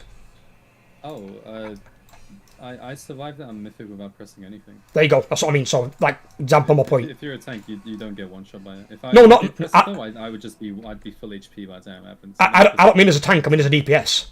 I mean one of the DPS DKs could basically pop AMS and survive that. Oh yeah, 100%. Because that's all spell damage, isn't it? Easily. And what does it reduce it by AMS? It's 75% or something. No. AMS is a magic absorb. It's like, it just absorbs. Over. Yeah. It's just a really big absorb, and it also makes you immune to magic debuffs while it's active. And a lot of the mechanics that I've already looked into as well, and I spoke to a few people, seem to be magical based in some way. Or I mean, AMS is OP as shit. Yeah, you're going to have a good time in raid tier 2 as a DK, absolutely. Especially more than a rogue, because you can just a lot of the damage you can be like, well, just fuck all to me. AMS, get fucked. I mean, rogue can survive pretty well, I'd say. Yeah, but it ain't got your magical mitigation. If it's magical damage, it's going to bypass your armor, and you haven't really got much to mitigate that down. Where with your I mean, don't DKs just passively take less spell damage? As like a passive? DKs just passively take less everything damage. Yeah, DKs are just tanky as fuck. Just absolute units. I'm looking on my DK, I can have a look. You have like Leech, you have fucking Will of the Necropolis, Blood Draw, and that's... Yeah, Will of the Necropolis, since they added that onto the DPS shit as well, it's fucking crazy. And again, you always know as well, if you want to know, Warlocks are pretty good. Warlocks can be... have you seen Warlock health pools? I ran past a Warlock the other day, it almost got the same health pool as me as a tank. And the DK got the fucking null magic as well. It's like that's a lot of health. Reduction as well. That were, yeah. I mean, I got a lot of health for. I walked past him and I inspected him and I'm like, why the fuck has this Warlock got so much health? Inspected his gear and his gear was shit, but his fucking health was through roof. I'm like, what the fuck is this? This Warlock's got like fucking 9 million health. I'm only at 6. I'm only at. I think I'm only at 6.5 million. How has he got more health than you then? Is it a certain spec? Yeah, PvP? Yeah, apparently. Oh, is that what it were with PvP shit? Yeah, they have more. Is it just loaded up with fucking stamina? Yeah, they have more people. Alright, I looked at him, I'm like, what the fuck? I'm like, he's got blues and purples and he's got almost as much health as my fucking tank. But yeah, I mean, when you look at the DK tree, there's so many damage reduction things there. Oh yeah, hugely. But to be fair, that is how DK should be for their hero class. That's why I think Blizzard honestly made a mistake with Demon Hunters, giving them a tanking spec. Demon Hunters don't have a tanking spec, even in the lore. They have a damage spec, and one of the lore references, which was put in there by Chris Metzen, refers to a Demon Hunter being able to heal with Fel Magic. So they should have a healer class, not a tanking class. People were talking about DH healers for quite a while, but it's just never really become a thing. The DH healers. It's kind of weird. It would make more sense having a DH healer throwing their blades and being 30-40 yards away, and that being their healing spec. and the DPS spec being Havoc, being up close, pumping away. That's what that should really be. The tanking spec in Leather makes no sense. It's like, well, imagine if Fell Barrage was a healing ability. fucking Christ, that'd be something. That would be something. What do I want to do? But yeah, I also like with transit, DKs are just cool. And again, that's another good thing. If you need help with DKs, speak to Transit. He's not best in Europe. I mean, I don't know if he's best in all 3 specs, but he's going to have some knowledge of them, at least. Well, I'm not. I haven't pushed keys in a while, so I'm back down to 60 something. No, but I'm not basing it on keys. I'm just basing it on your competency playing your class. But you might not play all 3 specs. Example: when I played Warrior, I played Proton Arms. I barely touched Fury. But you wouldn't play Fury in PvP because you'd get raped. That's just how Fury works. Fury's crap in PvP. YouTube's not gonna like that. What? It's basically like me and my Warlock. The only spec I really have any intention of ever playing is Demonology. So. It's fine. End of the day, buddy, as long as you're enjoying it, that's all I give a shit about. I don't want to force you into playing something you don't want to play. Pretty good going into the next tier, apparently. Have you seen Unholy as well? Holy fuck, the buffs they're getting. Good God. With Warlock, For the most part, I heard that Unholy wasn't really getting much changes. Are you fucking kidding me? Be... Good God. As in, like, tuning for how they are currently. They're buffing Unholy, and they are literally, if I could put it in a picture form, they open the mouth of a DK and they're pooing in the mouth of Frost. Frost is going to be coughing up caca for a while. Yeah, I mean, I don't know. I feel like the biggest change will be for the marksmanship. Marksmanship's getting massive buffs. Yeah, marksmanship's going to be gross. I mean, it's and going to be reworked. You don't need a pet anymore either. Like, at all. Yeah, you got from above or something, don't you? You what, sorry? It's like an eagle that hovering above. Yeah, but it's not a pet. It's an ability. So you don't even have summon pet anymore. You can't summon pets as marksmanship. It's not even available on your bars. So you a build about your explosive shot and then your aim slot explodes it or something. Yeah, cause it's blows up after a few seconds. Yeah, it does. Yeah, it's like a timed grenade you fire into the target. Yeah, it does a lot of damage too. It does do a lot of damage. I was surprised when I was speaking to a hunter and he said don't use it on single target rotation. It's not as good as you think. He said don't waste the press on that. No, it's for AoE, he said it's purely for AoE where you can hit more targets. I don't know if they're doing anything to boomkins. I haven't looked, darling, I'll be honest with you. Completely honest. If I find anything really sexy, I'll let you know. Because boomkins or ferals can usually one gets buffed and one gets nerfed. To some degree. But only thing I've heard so far is that ferals are a little bit complex to play with their upkeep on the bleeds. Apparently a lot of players are having a lot of aggro with it. Boomkin normally just gets kind of abandoned, doesn't it? Well, no, Bumpkin at the moment's popping off. Have you seen Shivers' damage in fucking raids? God damn. No, but I mean, they don't really ever do much to it there. Well, they don't need to if it's popping down their kind of damage. Kind of a neglected spec. I mean, if they buff Shivers any harder, fucking Christ. I never felt like the... so I played for a lot of expansion and never felt it was this hard to actually do damage in Boomkin back. Never thought it was that hard and you're doing the damage that you're doing? I've got a pull on you other day. I've got a pull on you other day doing 1.4 million DPS. No, but still, it's much more complicated than previous expansions. Oh, it might be. Everything so perfectly. I don't know. I mean, I don't play your spec. You'll have to your knowledge on that. You have to tell me. But whatever it is you do, you're playing it well. You're still playing it well. And if you do feel you want to change it all, Shivas, you've got the option now before the tier. So, like, if you want to change it for raid tier 2, you can. It's up to you. I love playing Boomkin. I'll always stick with it, no matter if it's like good or not. But does me. Yeah. It does me, my darling. You play what you enjoy. You're not going to hear different from me, especially not when you're pumping that kind of damage. Like Jamie. Like the last expansion I played was it Draenor or Legion, or no, Warlords or Legion. I felt when it had the moving astral bar, it was better for me. That was just the gameplay I more enjoyed. And it went better, but this is a bit static. So you can basically just cast 2 spells to go into Eclipse, and it's not as fluent. I don't know. You can't control it as much. It's a bit more RNG or something. Well, actually, you can control it much more, but it's not. Even then, it's not as easy on somehow. I don't know. I'm saying, But I hope they do something to it. wouldn't it be better if you can control it more, so you can like control when you maximize your DPS or something, or? Yeah, I guess I would have said the same if you were asking me just theoretically. I don't know.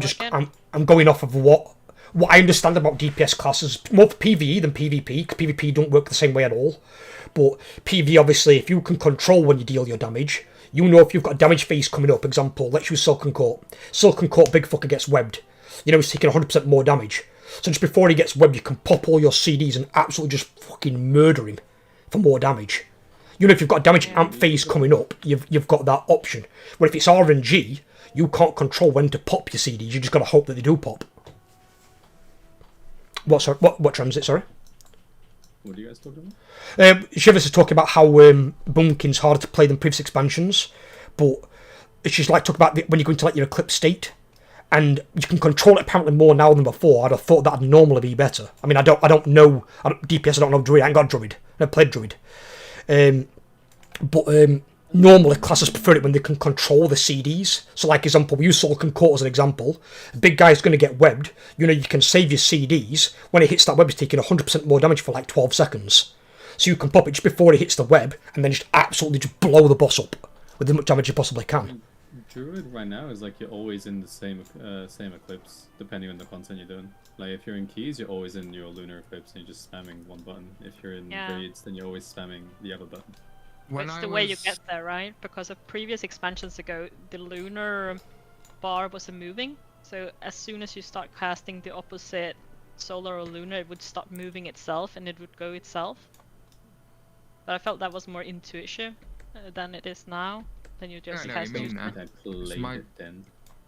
my Druid is herbalist, and it kind of the bar going up and down. It kind of made me know what buttons to hit. Now I don't know what I'm doing, to be honest. Right, okay. Buttons. I don't know if it's right or wrong. But before you kind of knew because it's going up and down. I don't know how it works now. No. Well, it's pretty simple. It's just to cast 2 either rats or 2 lunar strikes. But before it was, so the bar was moving every time, no matter what you did. So you had to actually follow the bar with your spells, so to speak. You couldn't control it. I think that was more fun. All right. Somehow it felt easier. I mean, to be fair, one of the... I know what you mean, I think, because, yeah, I know what you mean. One of the big DPS things I was surprised at on Paladin, which is what Matrix told me when I was trying my rep Paladin out a little bit, is one of the top talents at the bottom of your tree, on the ret side I think it is, it's where you get your... I want to say you get your wings for 4 seconds and it can proc randomly. And I was surprised people take that rather than the one where you can control a big CD. But apparently that one's more efficient, because it procs apparently quite a lot. Which I was like, oh, all right, okay. I didn't fully understand why you were taking RNG over a proc, but apparently it works better. Yeah, sometimes it just does. I mean, I suppose it depends on the proc chance. If it procs a lot, makes sense. If it's not procking that often, then it's kind of fucking useless. It's kind of like with the rings. The rings that we've got from that Cersei circlet, they proc all the goddamn time for the healing, makes it really powerful. Like some people have now done entire raids without a healer, because their rings heal for that much. Your ring's not even maxed out yet. It won't be yet. 658 next week. No, that's now. No, next week. Mine's 658. Not yet. You are, because you got yours on the Horde side. You did a faction change. Did you race change? Oh, yeah. If you race changed and you did it early on, then you were able to. When did I do that? Yeah, but you got 1 extra because of it. That's why a lot of Chinese guilds were getting all their players to faction change and get the ring maxed out sooner. Well, we'll all get it next week on the reset. Oh, I thought it was because I didn't. Oh. What's the max now? Basically, Lincoln, you're a cheating bastard, is what I'm going to call you. Yeah, basically. No, I thought you could glitch it by doing it in a week, so you get the same. But it's not even a weekly quest. No. It is. I don't know. Weird. You get 1 more if you faction change and do it. So what is the max level then? 658. Like, that is max and level. that's heroic for next raid tier. But that's now? That's now. We're going to have the ring at 658 now. You'll keep it until end of heroic, and maybe into the first few bosses in Mythic of next raid tier. So the ring that you've got on you now, you're going to have the ring on you for quite a while. Yeah, I'm still at 652. Oh, you need to go and get a few upgrades on yours then. Yeah, I forgot this week. Yep. Just go and get it. Don't take literally this one as well. Takes literally 2 fucking minutes. You run into a cave, a skeleton that you can see runs away from you, you kill it, and that's it. You just do that 3 times in 3 different caves, and you've got your upgrade. Yeah. I remember when I was putting my hair out of my warlock. Yep, you're inadvertently a cheating fucker. That's how good you are, Lincoln. You don't even know that you're cheating. I can't believe that people... That's a thing that you can do it more than once. I thought if you did once it, but you can do it over and over and over. It's crazy. Well, the way that Blizzard are looking at it is, what are they thinking? You're paying for a race change, or faction change. They're thinking, money, money, money. They don't care. You're paying for it. They're like, we'll let you keep it. You're paying for it. That's mad. It's only one item, to be fair. No, it's not. Don't need fixing. It's one item. You're empowering some stamina on it, and your gems. The gems aren't that breaking where they need to change it. Otherwise, they'd have done that already. They're giving you a heroic item piece from next raid tier. This raid tier.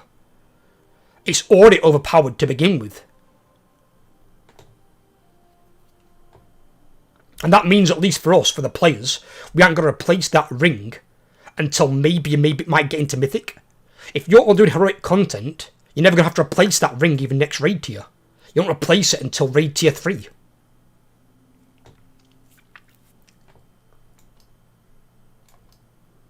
Unless it's like a really good, I suppose like a very rare item. Things that last for ages, because sometimes things last for ages because they're so broken. Well, they've obviously put it in as like a mid-tier power boost in the expansion. It's not a bad idea. I mean, to be fair, they should put in more things like that, where they last longer. Because when you get your gear, like, for example, we'll use Transit. Transit's got his mythic gear on his character, right? But once he goes into raid tier 2, even his gear at his item level is going to be pretty much obsolete. They can probably go through heroic, but as soon as they start going to mythic, he's going to replace all that gear for new stuff. He's not going to be keeping it. All the stuff that he's going to get from the new raid tier is going to be better. And from mythic 10 keys. Keys to get gear day 1. Well, I know, like you told me as well, like you only do... Is it your guildmaster forces you guys to do keys for the first 2 or 3 weeks or something? For the first couple of weeks, everybody has to fill their vault with 10s to get the max high level that they can. And that's basically it. After that, they don't do it anymore. Do you do splits though on your guys as well, or do you not? Yeah, we do splits. You do splits. So again, if you want to compete and be in a top 200 guild in the world, you've got to be prepared to have multiples of the same character. This is not where I'm taking that. It doesn't necessarily have to be the same character, but just have another character that's of adequate gear to do splits. Well, whatever, yeah. So by the end of this tier, everybody has to have at least 2 characters that are both 636. That's your main included. So your main and then 1 ult that is at least 636. Where you're doing it then on the minor end. Obviously, if you look like probably top 50 guilds, they've probably got like eight of the same character something, yeah. It's like, I'm not doing that. At that point, it becomes a job, and it'll kill everyone's passion in the game. So in our guild, we're taking it as a more casual mythic guild, where we can go in there and kill some bosses. We may clear the content, we may not.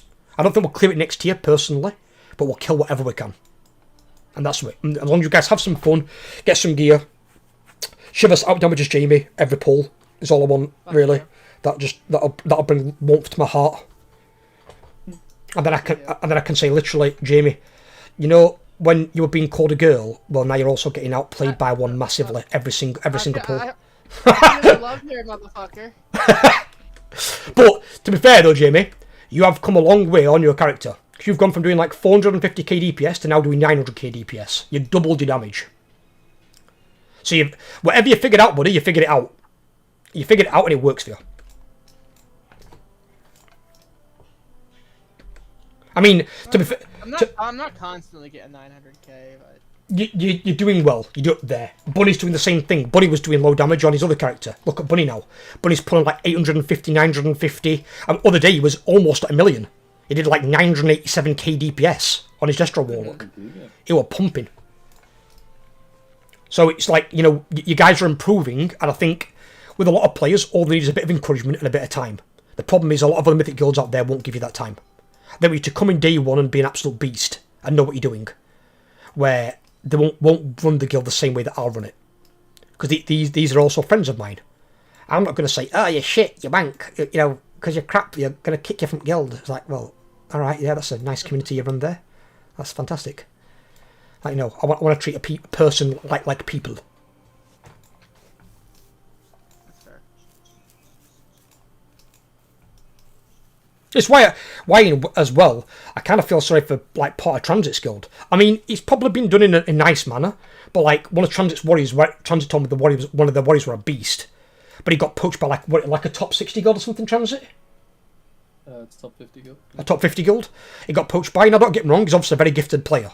But, for me, I have to have some level of loyalty to the guild that I'm with. I can't just leave for a slightly better world ranking. It's not like he's going to get paid for the game by going to that guild. No, but it makes complete sense, and he didn't leave on bad terms with anybody or anything like that. Like, the raid days of that guild suited him better, the raid times suits him better. Like, that's different. Everything just sorted out a lot of shit for him, mostly for his IRL life. Like, it's not like he was like, oh my god, I want to get high ranks, I'm going to go for this guild. Yeah. It's like a lot of IRL things came if it helped him IRL, that I can completely understand. That makes sense. Especially if he can get in his good guild. But if it's somebody just, as you said, leaving for like a high world ranking, it's like, well, then all they are really is a glorified guild hopper. Because it's like you're just staying with us until you can find something better.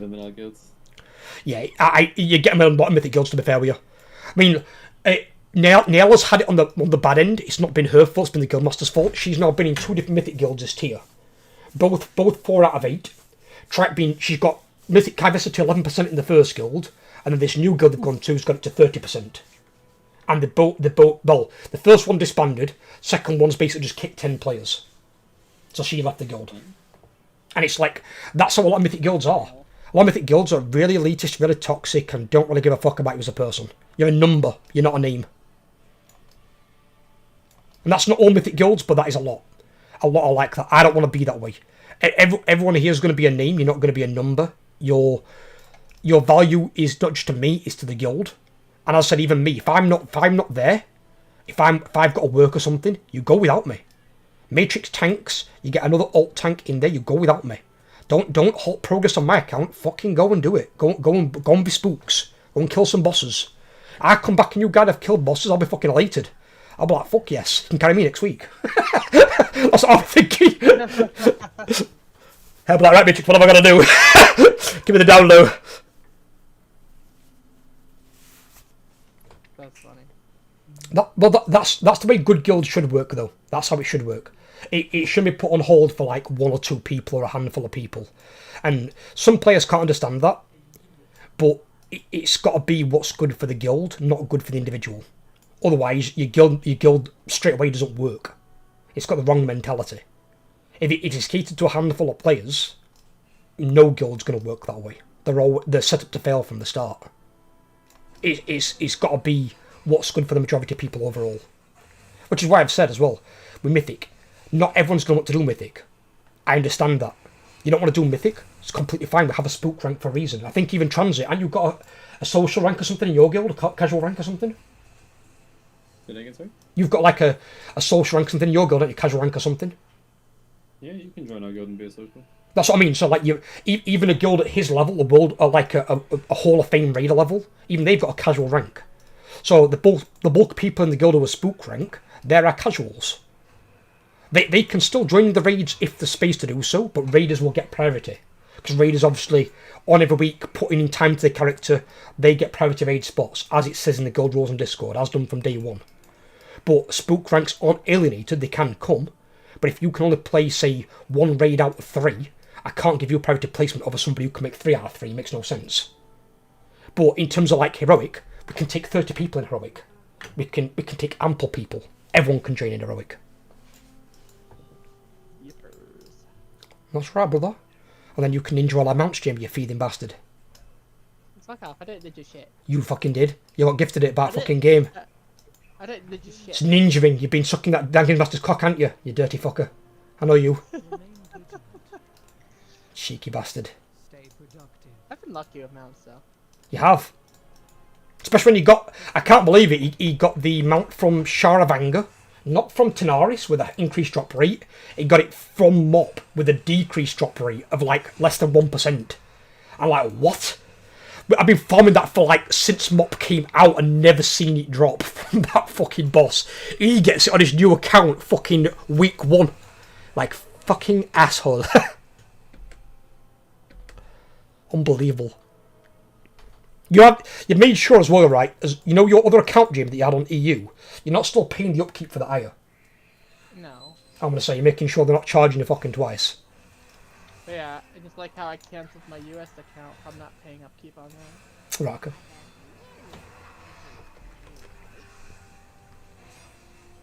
Right, what I'm gonna do is I'm gonna call my stream here because I'm still streaming and apparently also not looking at my chat.